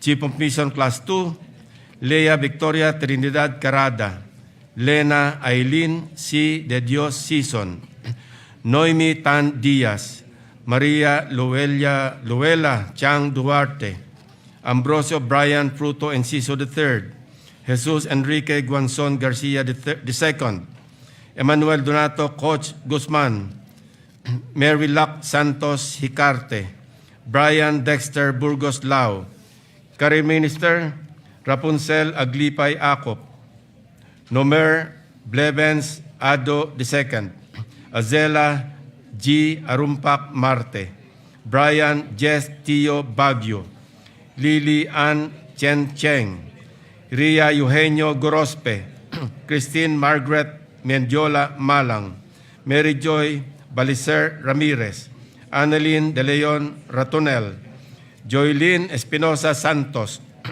Rodney Jonas Lucido Sumagi, Rogelio Estrada Villanueva Jr., Maylin Marquez, for Foreign Service Officer Class 1, Maylin Marqueses Acosta, Catherine Flores Alpay, Jacqueline Joan Santiago Arquiza, Mark Chodor Palacios Benigno, Marian Intal Bringas, Christian Sen Decolen Cabahug, Benjamin Alegado Celedio Jr., Jonathan Andrew De Cinco Chua, Estefani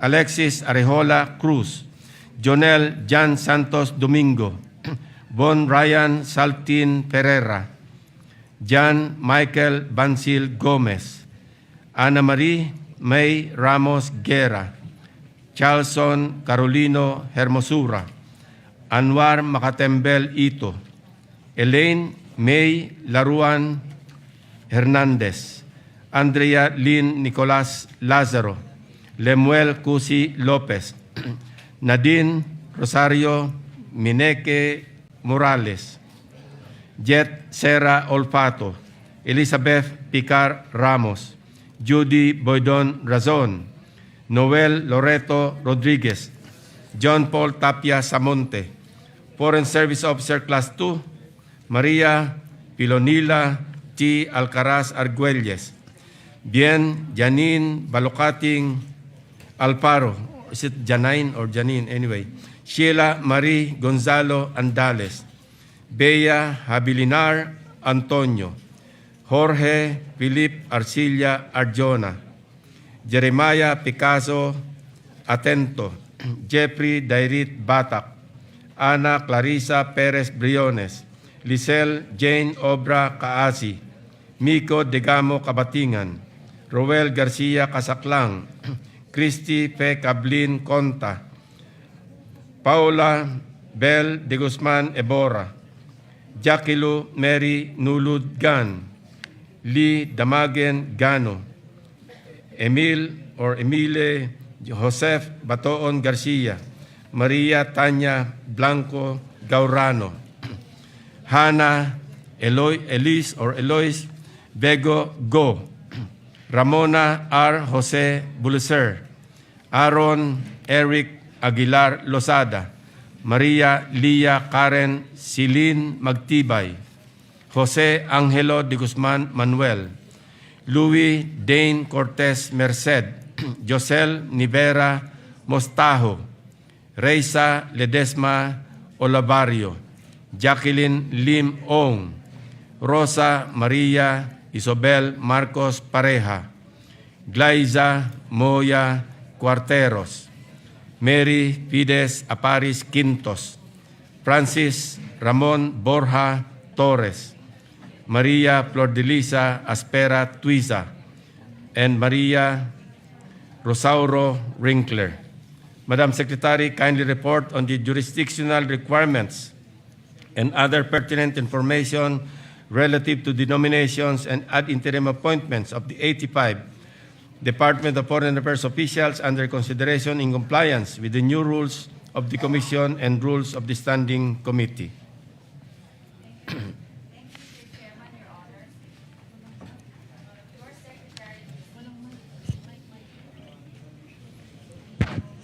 Thank you, Mr. Chairman, Your Honors.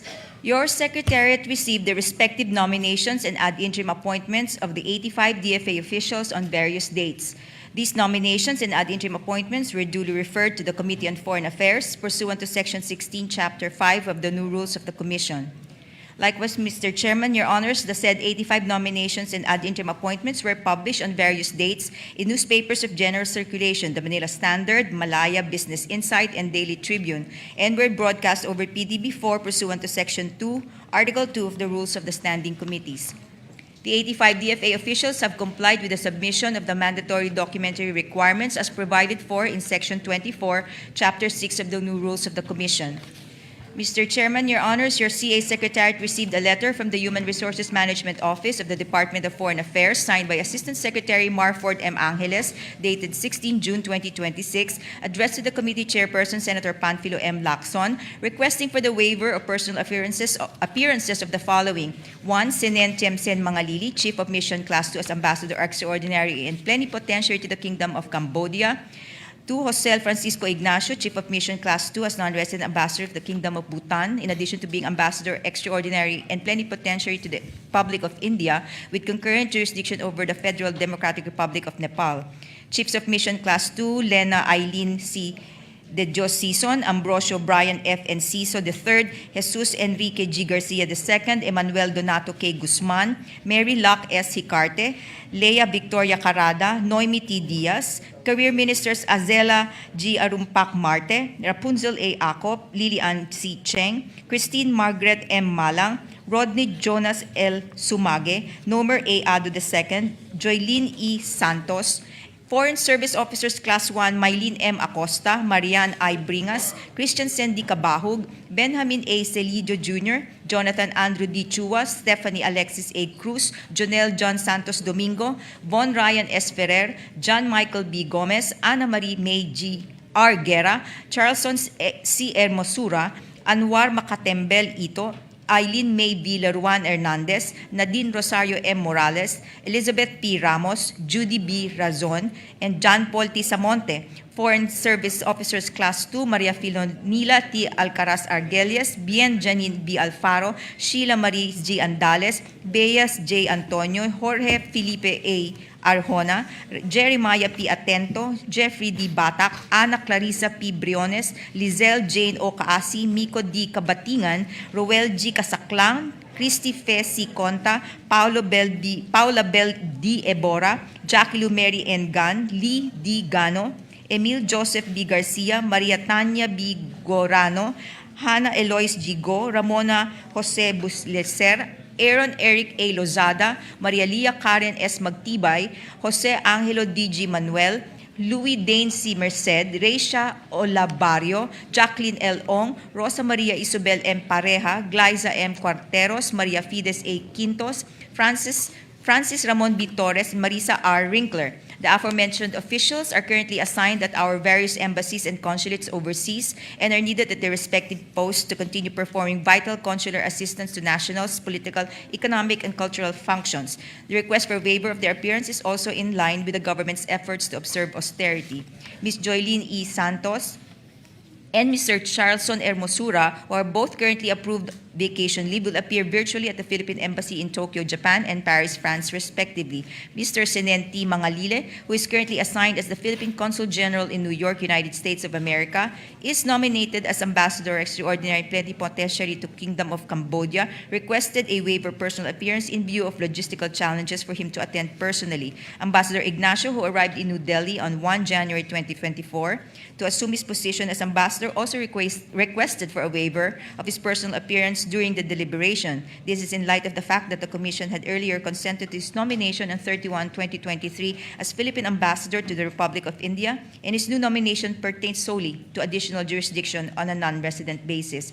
Mr. Emmanuel Donato K. Guzman, who is currently assigned as the Acting Assistant Secretary at the Maritime and Ocean Affairs Office, requested for a waiver of his personal appearance as he is currently on official travel at United Nations headquarters in New York, attending the 36th meeting of state parties to the UN Convention on the Law of the Sea from 15 to 19 June 2026. Ms. Lily Ann C. Cheng, who is currently assigned as Special Assistant to the Office of the Secretary, requested for a waiver of her personal appearance as her doctor advised her to stay at home and avoid public places for a few months in view of her autoimmune condition and compromised state. Mr. Jonel John Domingo is currently on study leave, requested for a waiver of Personal Appearances is currently in the University of Oxford, United Kingdom, on scholarship duties. Mr. Anwar M. Ito, who is currently assigned as Acting Director of the Office of ASEAN, requested for a waiver of his personal appearance as he is on official travel to Siem Reap, Cambodia to attend the Forum on Myanmar 16 to 17 of June 2026. Mr. Chairman, Your Honors, there are no oppositions filed against any of the nominees and appointees. That is all, Mr. Chair, Your Honors. Majority Leader.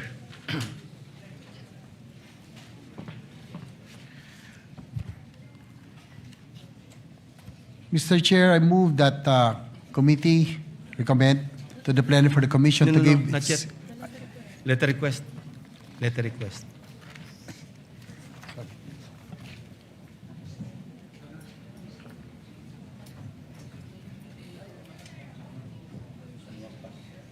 Nalampasan niya.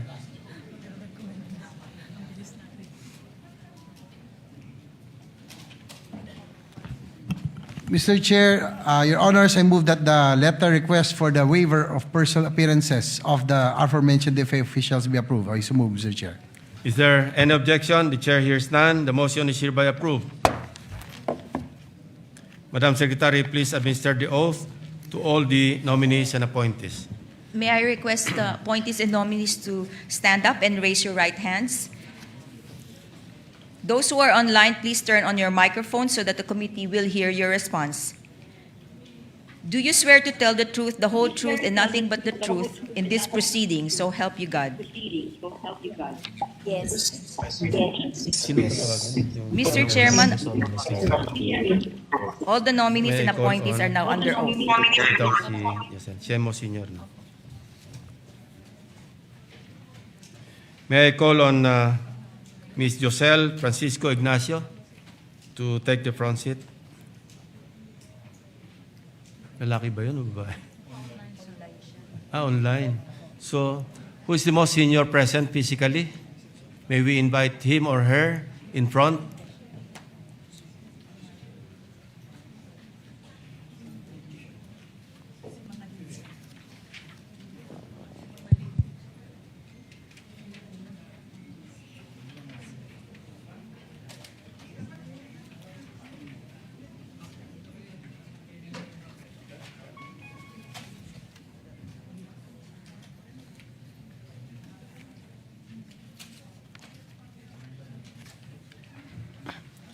Kindly identify yourself. Thank you, Mr. Chair. Your Honors, my name is Noel M. Novicio, currently the Philippine Ambassador to the Republic of Fiji. Your Honors, Mr. Chair, may I first express my sincerest gratitude to the President, His Excellency Ferdinand R. Marcos Jr., for appointing me last year as the first resident ambassador of the Philippines to the Republic of Fiji, which the Commission on Appointments approved last year in September. I would like also to express my sincerest thanks to the Secretary of Foreign Affairs, Maria Teresa Lazaro, for nominating me to the President as ambassador and for her trust and confidence in me. My appointment as ambassador remains one of the highest honors that I had received as a Foreign Service officer. Your Honors, with concurrence of this august body, as the first resident ambassador of the Philippines to the Republic of Fiji, I have the honor to inform you that we had established the Philippine Embassy in Fiji last January. Your Honors, with concurrence of this august body, my jurisdiction as ambassador will be expanded to include the following 6 countries in the Pacific: Republic of Nauru, the Kingdom of Tonga, the Independent State of Samoa, Vanuatu, Tuvalu, and Kiribati. As mandated by the President and the Secretary of Foreign Affairs, my priorities as ambassador will include the following: promote and protect the rights and welfare of our growing Filipino community in the Pacific under my jurisdiction. Your Honors, I'm very pleased to inform you that we have at least 2,300 Filipinos working and living in the 7 countries under my jurisdiction. Promote and strengthen our bilateral partnerships with the 7 countries and enhance our engagement with the Pacific Islands Forum, the main intergovernmental organization in the Pacific. And third, explore other areas of cooperation, including on labor mobility, technical cooperation, capacity building, agriculture, connectivity, and people-to-people exchanges. Thank you, Mr. Chair. Thank you, Your Honors. Are there any members of this committee who wish to propound questions to any of the nominees or appointees? Kindly. Congressman Marcy Teodoro, you're recognized. Wala pa motion eh. Maraming salamat po, Mr. Chairman. Simply, I would like to manifest my support to all our Foreign Service officers who are present here today and awaiting confirmation. Pero gusto ko po sanang banggitin na meron pong nominee ngayon nang galing po sa aming lungsod at kinagagalak namin at pinagmamalaki. The person of Foreign Service Officer Sheila Marie Gonzalo Andales and Foreign Service Officer Elizabeth Picar Ramos. Gusto ko lang pong ipahayag ang aking pagsuporta po for the nomination and confirmation of these two nominees, Mr. Chairman. Are you actually making an omnibus motion to recommend them to the plenary? Congressman Marcy? All of the nominees, Mr. Chairman. Yes, Mr. Chairman, absolutely. I would like to make an omnibus motion to recommend the nomination and eventual confirmation of all the career service officers present today and appearing before this commission, Mr. Chairman. I so move, Mr. Chairman. Congresswoman Lani Mercado is recognized. Salamat, Mr. Chair. I would like to manifest also my support to our nominees and appointees from the DFA, especially those from the province of Cavite. It is always a source of pride to see fellow Caviteños entrusted with important responsibilities in the Department of Foreign Affairs. They are Brian Jess T. Baguio, Career Minister, resident of General Trias, Cavite. If they are present, kindly rise. Benjamin A. Celidio Jr., Foreign Service Officer Class 1, resident of General Trias, Cavite. Brian Dexter B. Lao, Chief of Mission Class 2, resident of Bacoor City. Noel M. Novicio, of course, who is in front, Chief of Mission Class 2 from Silang, Cavite. Mary Joy B. Ramirez, Career Minister, born in Cavite City, resident of Imus, Cavite. And Francis Ramon B. Torres, Foreign Service Officer, Class 2, a true-blooded Bacoreño born and still resides in Bacoor City. I am confident that they will continue to serve with integrity and professionalism and excellence wherever their assignments may be. And I therefore also endorse all our appointees to be confirmed this afternoon. Maraming salamat po, Mr. Chair. Another member? Mr. Chair. Yes. Are you also manifesting? Yes, Mr. Chair. On behalf of the From minority. Isabela? No. On behalf of the minority, Mr. Chair, we support the motion and interpose no objection for their confirmation later. Yeah, Thank you. from the chair, just a matter of disclosure. One of those recommended for promotion, Rapunzel Acop, is the daughter of a Philippine Military Academy classmate, the retired Police Major General Reynaldo Acop, and the nephew of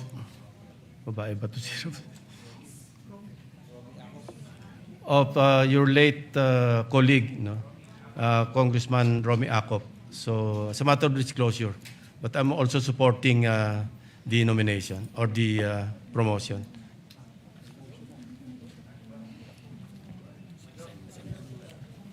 Mr. Chair, I'm Senator Bongos. Senator Bongo is recognized. Thank you, Mr. Chair. My distinguished colleagues and everyone here with us today, a pleasant afternoon to all of you. I extend my support for the nominations and ad interim appointments of distinguished foreign service officials in the Department of Foreign Affairs. Yung iba po ay nasa online, headed by Ambassador Noel Novicio. Sir, meron lang po akong isang tanong lang po sa inyo. At sa lahat, Please proceed. ng nakikinig. Alam niyo naman po na tuwing may digmaan sa ibang bansa, may kaguluhan, wala pong ibang natatakbuhan ng ating mga kababayan doon, mga OFWs, mga minamahal nating OFWs, mga tinuturing nating modern day heroes. Kayo po yung takbuhan nila. Kaya po tayo nag-create rin po ng Department of Migrant Workers Department. Batas na po ito para hindi na sila manawagan sa Facebook at sa iba't ibang paraan para humingi po ng saklolo. At hindi po nababayaran ang lungkot. Alam kong mas nais nilang manirahan dito sa ating bayan kasama po ang kanilang pamilya. Ngunit kailangan nila magtrabaho doon. Ang isang tanong ko lang po sa inyo, kung willing ba kayo bukas ang inyong opisina 24/7, pag may problema, katukin ang inyong opisina, gisingin po kayo para tugunan ang kanilang mga pangangailangan. Thank you very much, Your Honor. I'm very pleased to inform you that it is indeed our honor to promote and protect the rights and welfare of our nationals, overseas Filipinos, wherever we are assigned. And I'm very proud to say that most of my colleagues in the DFA have the same mandate.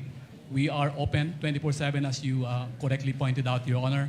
We have hotlines. We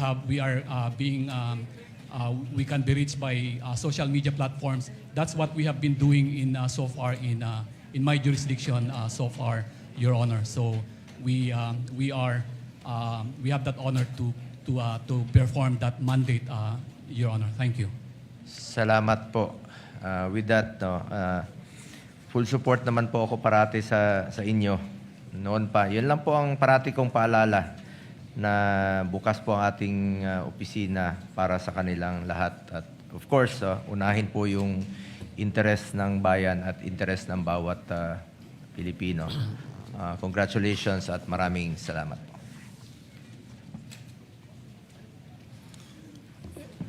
If there are no more inquiries or clarifications from the members, the majority leader is recognized. Senator Risa Ontiveros is recognized. Sorry.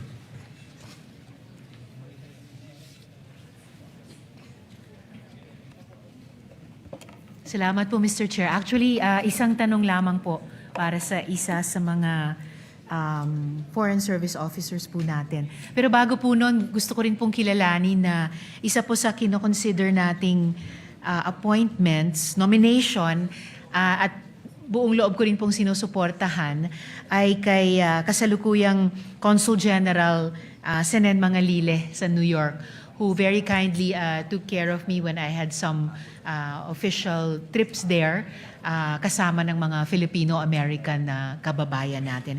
At siya po ay nominated ngayon po para sa ambassador sa Kingdom of Cambodia.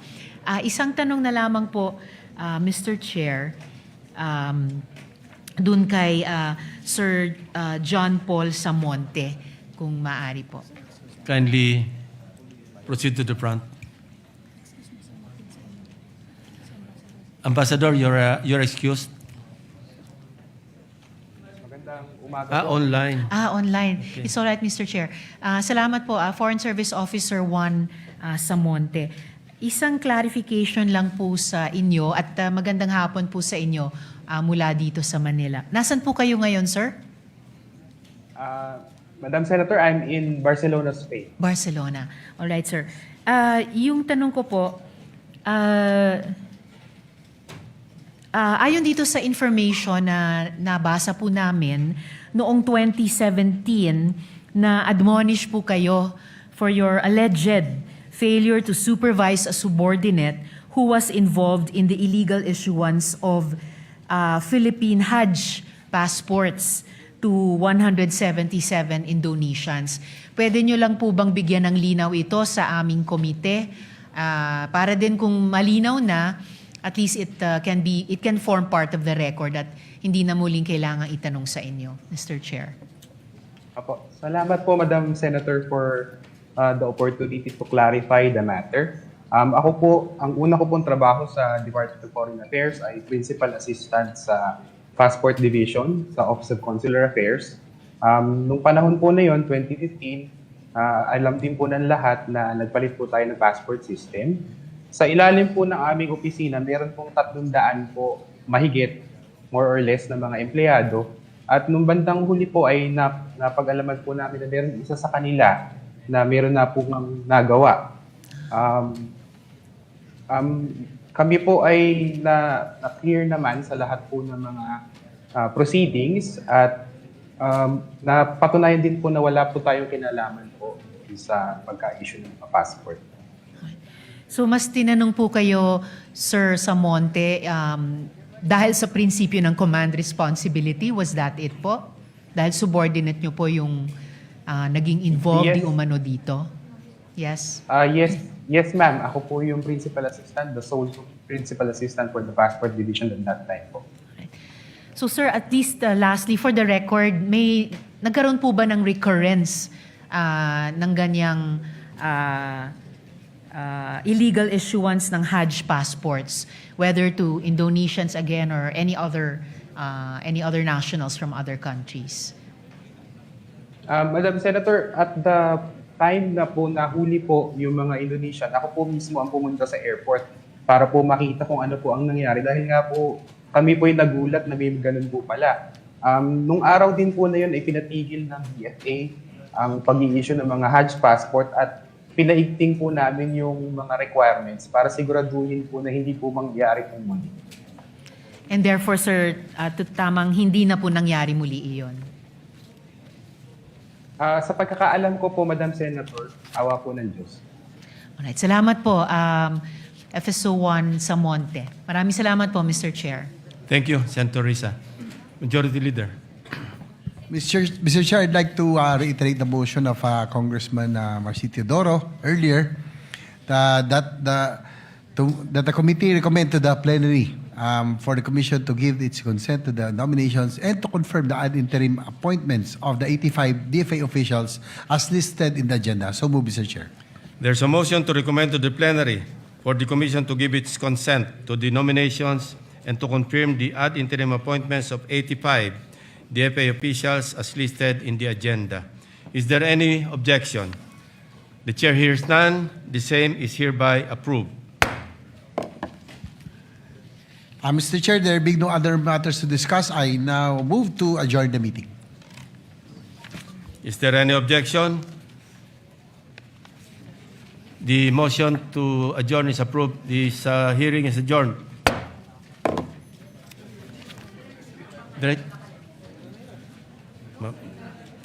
Tanong natin sila.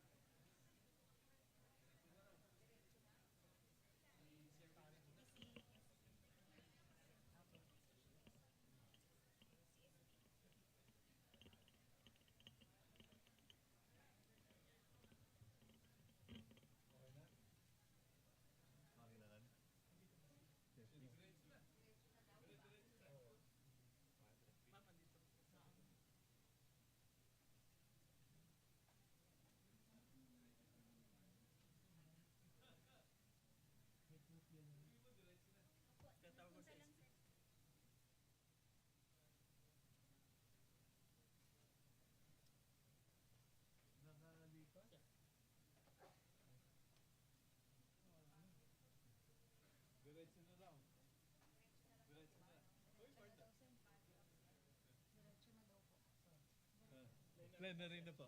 Plenary na tayo.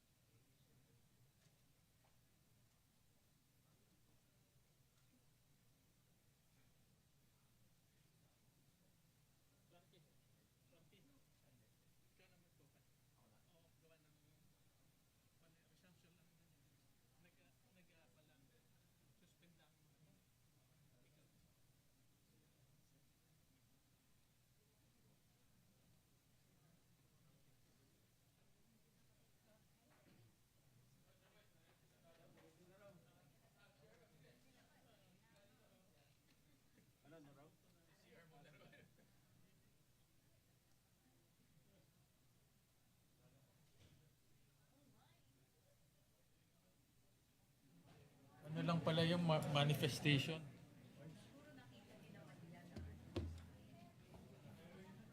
Sabi niya,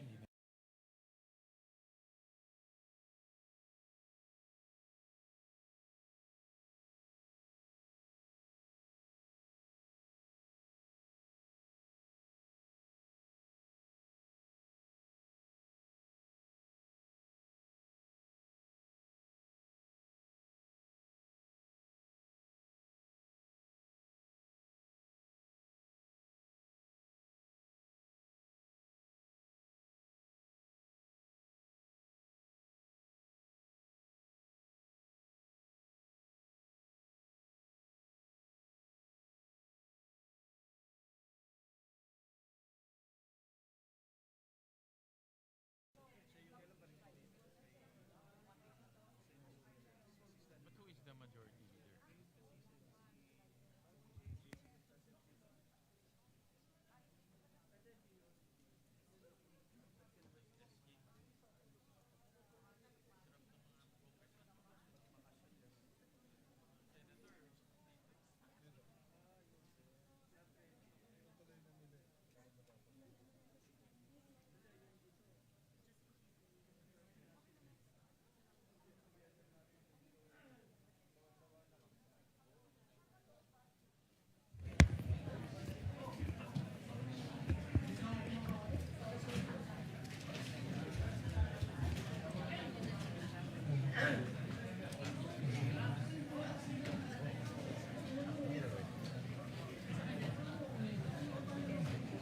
Okay na tayo.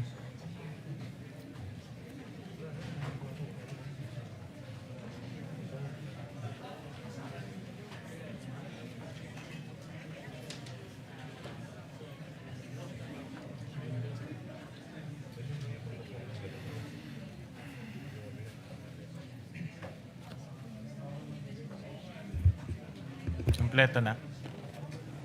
Kompleto na.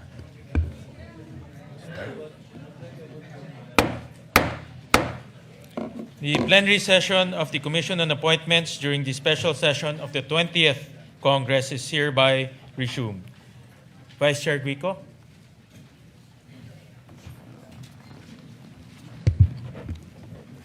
Mr. Chair, I ask that we now proceed to consider the election of the Assistant Majority Floor Leader of the Commission on Appointments. The consideration of the election of the Assistant Majority Floor Leader of the Commission on Appointments is in order. Sir Chair, I move to elect Senator Joel Villanueva as the Assistant Majority Floor Leader of the Commission on Appointments. Is there any objection? Hearing none, the Chair, Senator Joel Villanueva is hereby elected as the Assistant Majority Floor Leader of the Commission on Appointments. Mr. Chair, may we request Senator Joel Villanueva to approach the rostrum to take his oath as the Assistant Majority Floor Leader of the Commission on Appointments.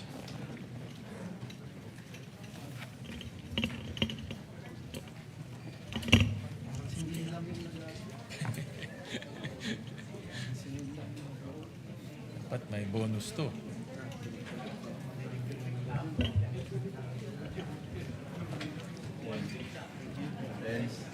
Okay tayo. Alright. Oath of office, please raise your right hand. I state your name. I, Joel Villanueva, Of state your address. of Bukawe, Bulacan, Having nominated and elected to the position, state your position. having been nominated and elected to the position of Assistant Majority Floor Leader Of the Commission on of Appointments. the Commission on Appointments, Do hereby solemnly swear. do hereby solemnly swear That I will well and faithfully discharge. that I will well and faithfully discharge, To the best of my to ability. the best of my ability, The duties of my present position. the duties of my present position, And of all others I may hereafter hold. and of all others I may hereafter hold, Under the Republic of the Philippines. under the Republic of the Philippines, That I will support and defend the Constitution of the Philippines. that I will support and defend the Constitution of the Philippines, That I will obey the laws, legal orders, and decrees promulgated that I will obey the laws, legal orders, and decrees promulgated by the duly constituted authorities. by the duly constituted authorities, And that I impose this obligation upon myself voluntarily. and that I impose this obligation upon myself voluntarily, Without mental reservation without mental reservation or purpose of evasion. or purpose of evasion. So help me God. So help me God. Congratulations. Thank you. Thank you.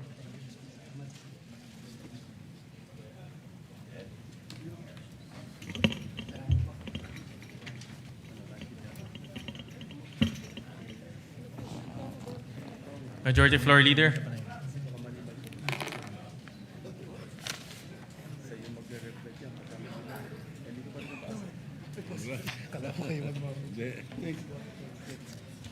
Thank you, Mr. Chairman. Mr. Chairman, at this juncture, may we now proceed to consider the recommendation of the Committee on National Defense on the ad interim appointments of 5 generals and flag officer of the Armed Forces of the Philippines. I so move. Is there any objection?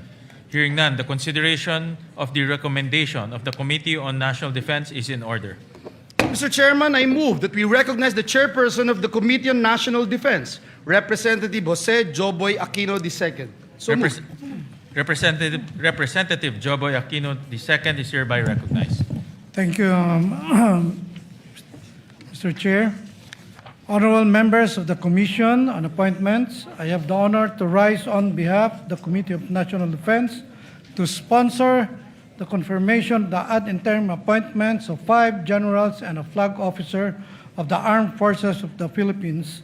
Following thorough deliberation, the committee found these appointees eminently qualified. These officers have devoted over 3 decades of safeguarding our sovereignty, leading our troops through conflict zones, disaster areas, and demanding assignments. Their promotions are the hard-earned culmination of lifetime sacrifice, integrity, and exemplary performance. Furthermore, we are convened today due to the President's proclamation of a special session to urgently address the vital matters of national security and stability.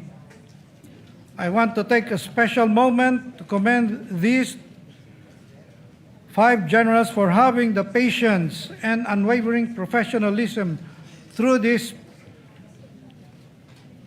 process.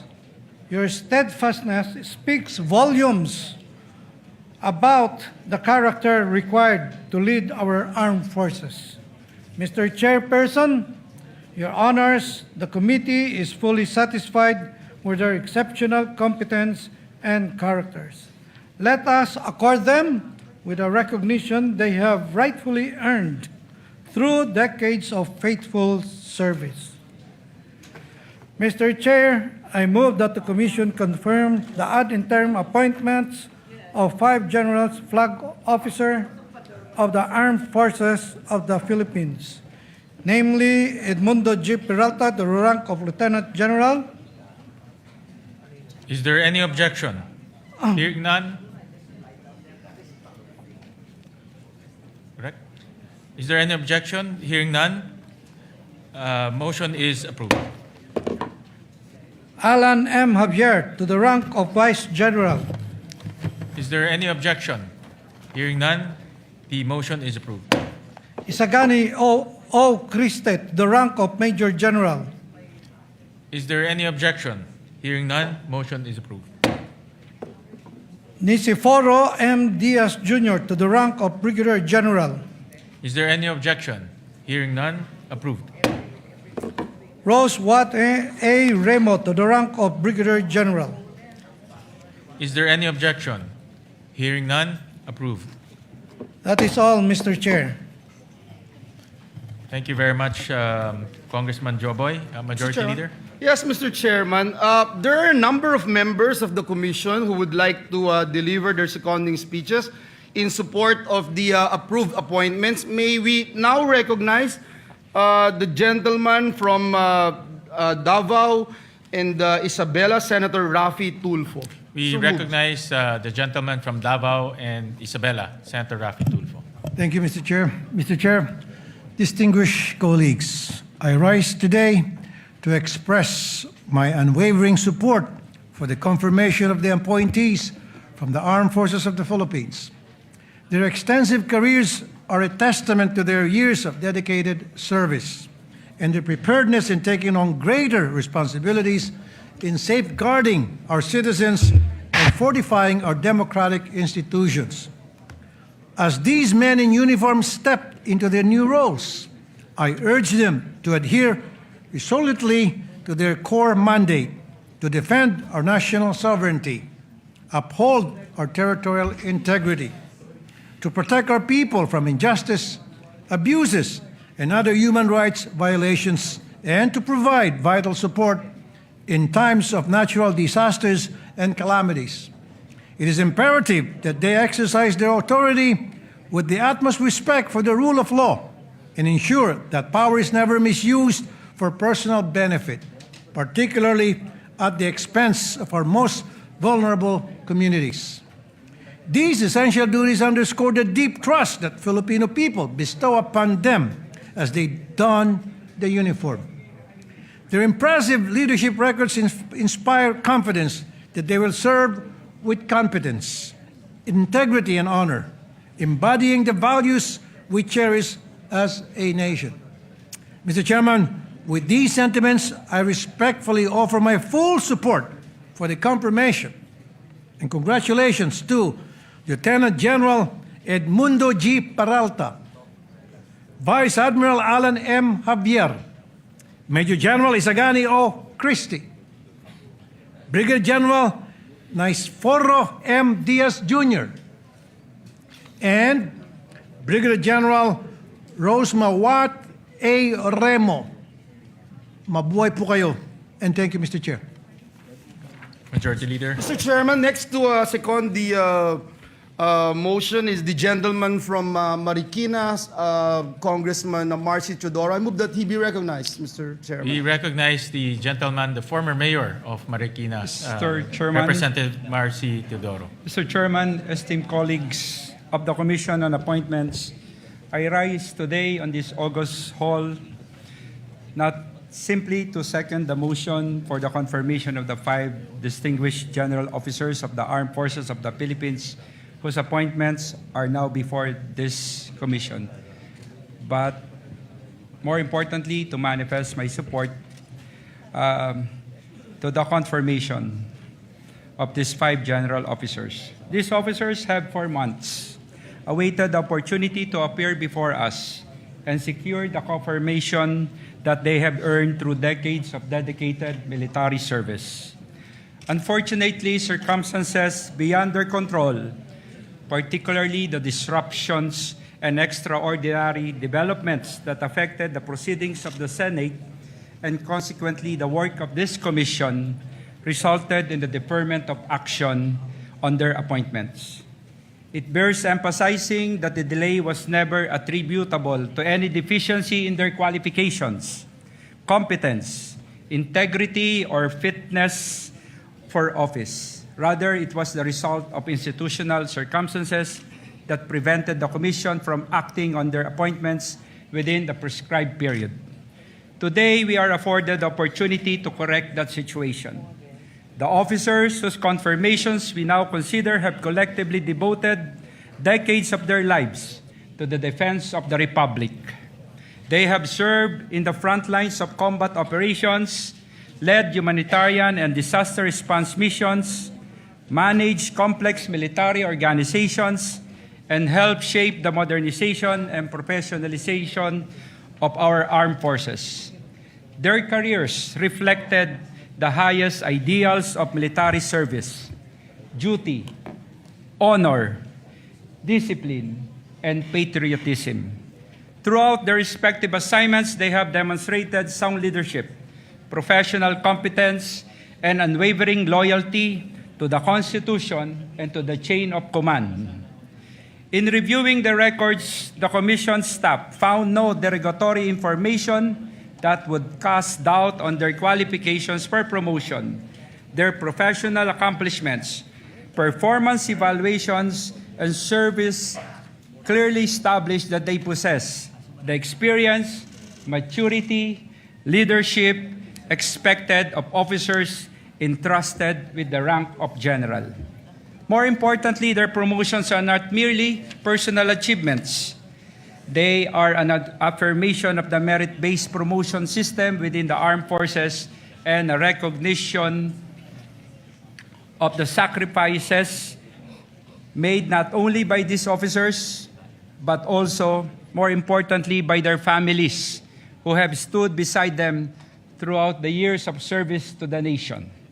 Mr. Chairman, the Armed Forces of the Philippines continues to face evolving challenges, from territorial defense and maritime security concerns to disaster response and emerging security threats, at a time when our military institutions require experienced and capable leaders. It is imperative that deserving officers receive the confirmation necessary to fully discharge the responsibilities of their offices.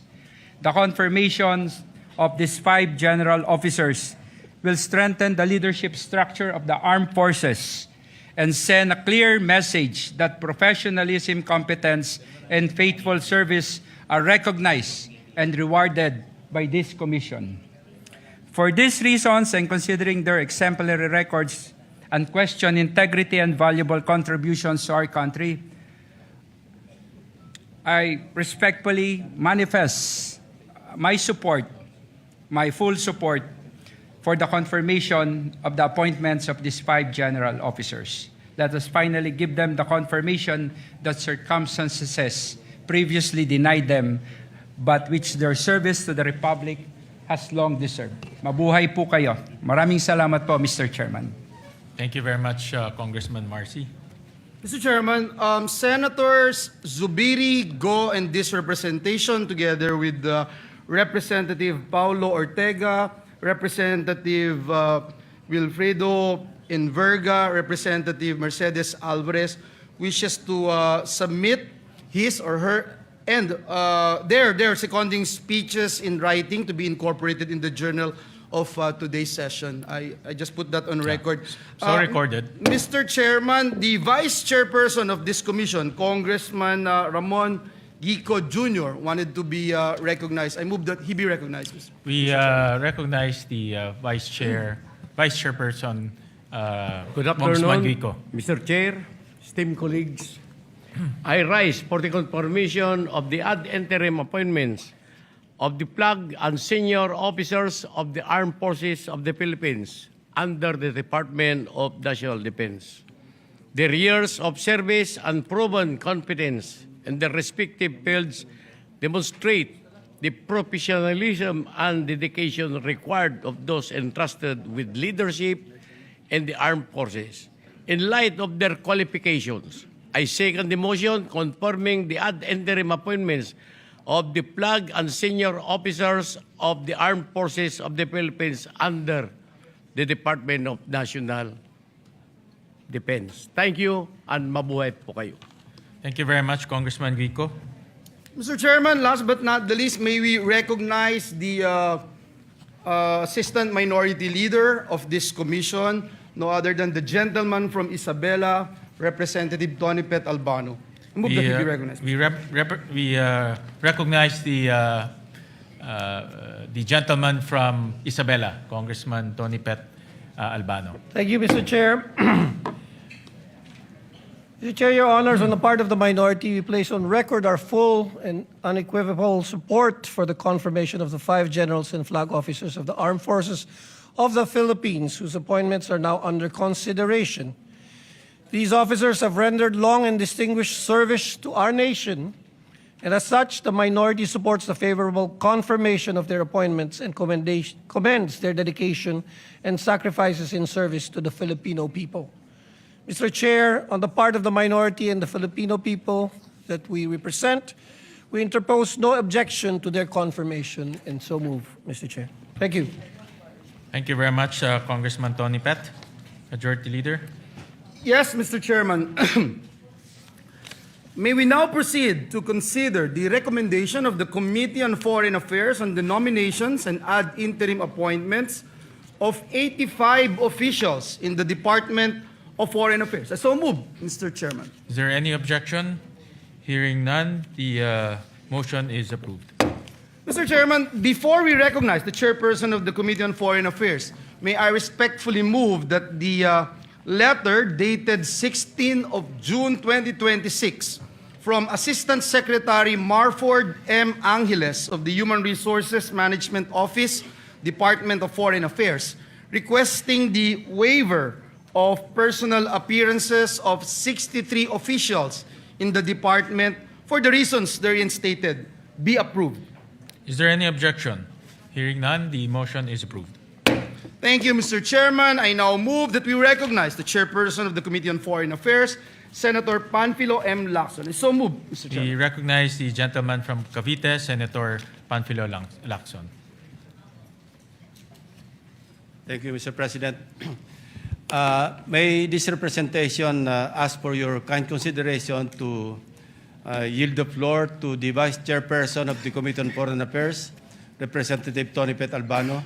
I'm currently under the weather due to continuing stress since May 11 up to last night. So please forgive me, Mr. Chairman, and I already asked the permission of Tony Pet Albano to deliver the sponsorship. Thank you.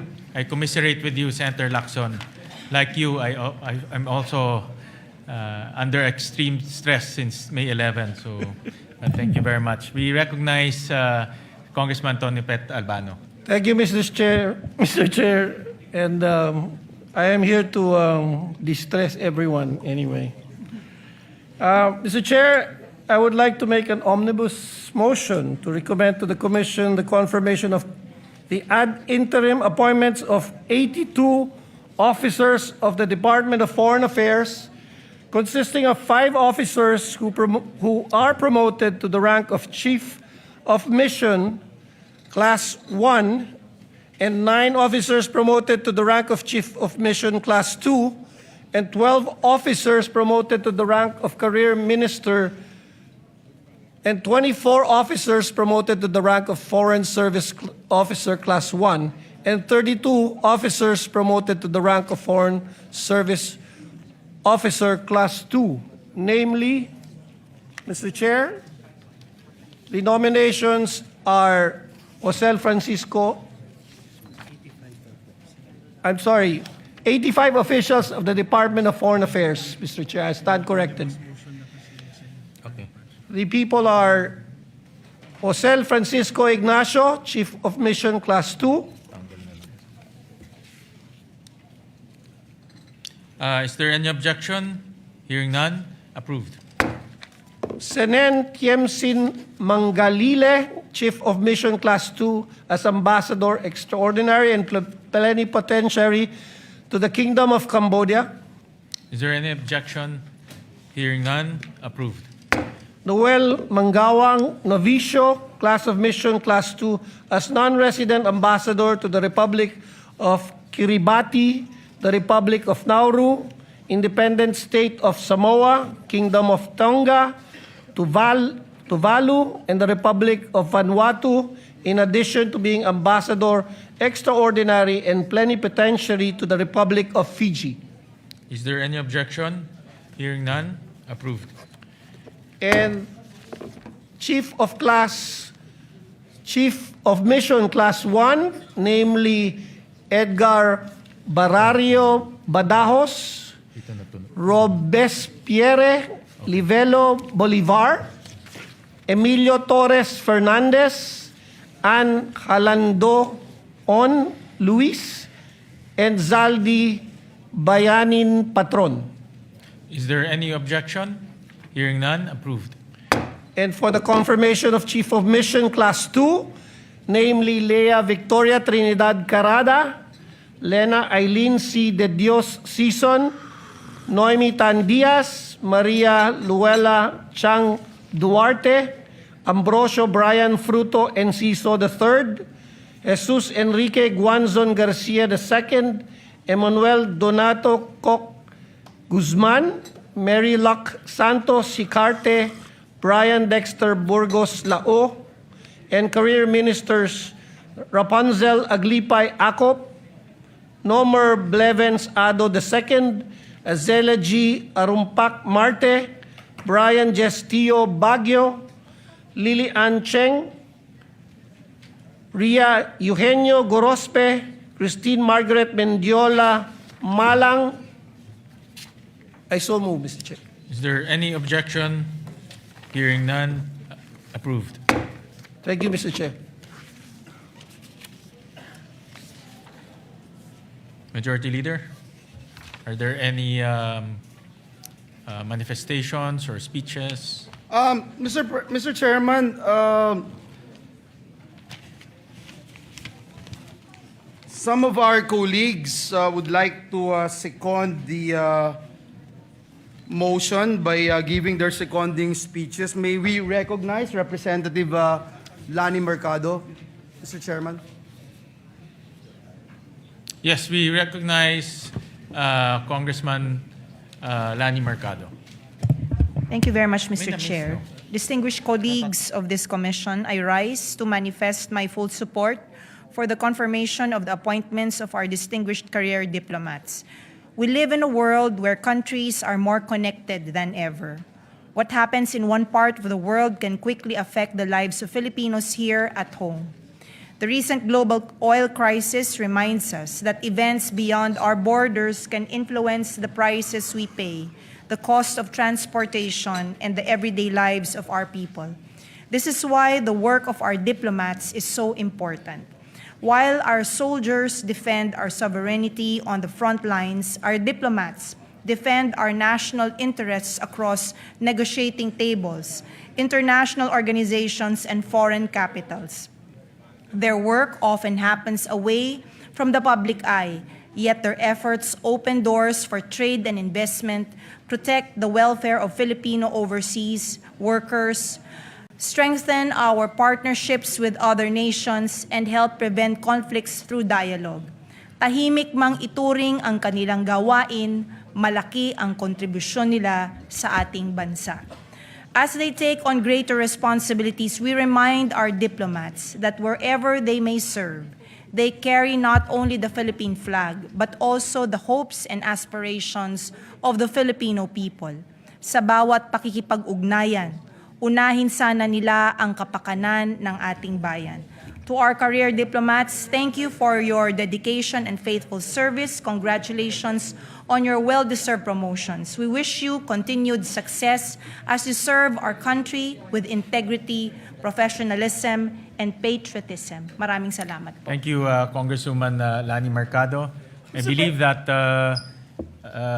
Congressman Tony Pet has have some more confirmations to manifest. Yes, Mr. Chair. I beg your indulgence. It was just given to me that the list is not complete, and so I would like to reiterate that the other confirmations are Mary Joy Balecer Ramirez, Annalyn De Leon Ratonel, Joylyn Espinosa Santos, Rodney Sumage, Rogelio Villanueva Jr., in the Foreign Service Officer Class 1, Milen Acosta, Catherine Alpay, Jacqueline Arquisa, Mark Penigno, Marian Bringas, Christiansen Cabahug, Benjamin Celedio, Jonathan Chua, Stephanie Cruz, Jonel Domingo, Von Ryan Ferreira, John Gomez, Ana Marie Guerra, Charlson Hermosura, Anwar Ito, Elaine Laruan Hernandez, Andrea Lazaro, Lemuel Lopez, Nadine Morales, Jet Olfato, Elizabeth Ramos, Judy Razon, Noel Rodriguez, John Paul Tapia Somonte,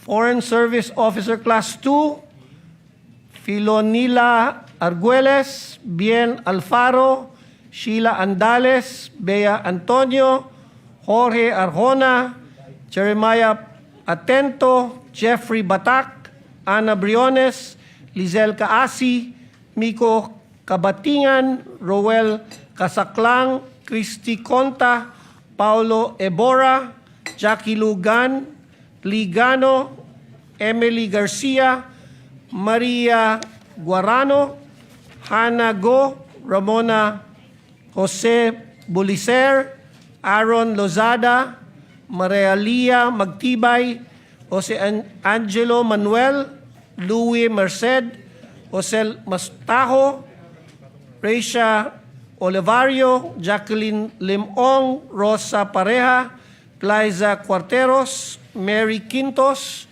Francis Torres, Maria Flor de Liza Tuiza, Marisa Rosauro Rinkler.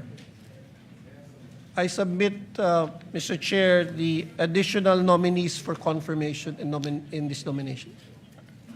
Is there any objection? Hearing none, approved. Any more manifestations? Yes, Mr. President, may Majority we Leader?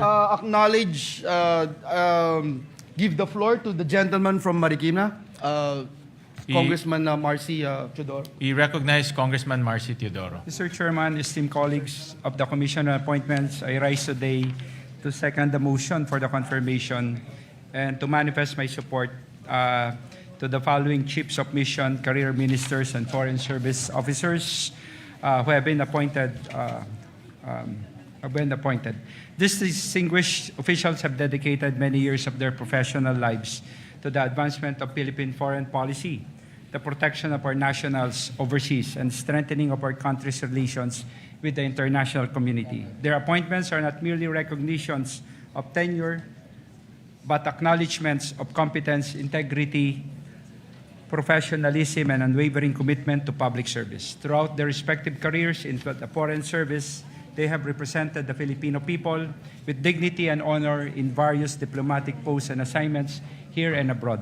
At a time when the Philippines continues to navigate complex global challenges, including geopolitical tensions, economic recovery, migration concerns, trade relations, and the welfare of the millions of overseas Filipinos, we require seasoned diplomats who possess institutional knowledge, sound judgment, and deep understanding of international relations. The nominees before us embody, or the appointees before us, embody these qualities. Their collective experience reflects the strength and professionalism of our career Foreign Service Corps. They have worked tirelessly to uphold Philippine interests, promote constructive engagement with our nations, with other nations, attract opportunities for economic cooperation, and ensure that the voice of the Philippines remains respected in the global arena. Equally important, these officials have demonstrated loyalty to the Constitution, fidelity to duty, and adherence to the highest ethical standards expected of members of the diplomatic service. Mabuhay po kayo sa Department of Foreign Affairs at maraming salamat po. Thank you very much, Congressman Marcy.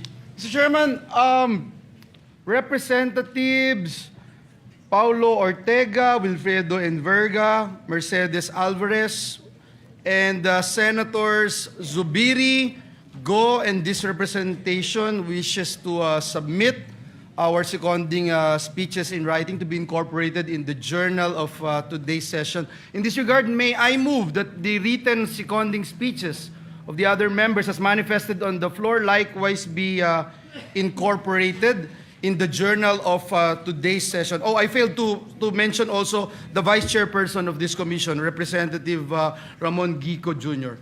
I so move. Yes. Is there any objection? Hearing none, the motion is approved. Mr. Chairman, at this juncture and on the part of the minority, may we recognize the distinguished gentleman, Representative Alan T. We recognize the gentleman from Isabela, Congressman Alan T. Thank you, Majority Leader. Mr. Chairman, Your Honors, on the part of the minority, we support and interpose no objection to the confirmation of the appointments of 85 officials of the Department of Foreign Affairs. Thank you, Mr. Chairman. Majority Leader. Mr. Chairman. The manifestation of the Minority Leader is duly noted. Mr. Chairman, at this juncture and there being no other matters to discuss, I move to adjourn. Is there any objection? The chair hears none. The session is hereby adjourned. May we request the confirmed guests to ascend the rostrum for their picture taking.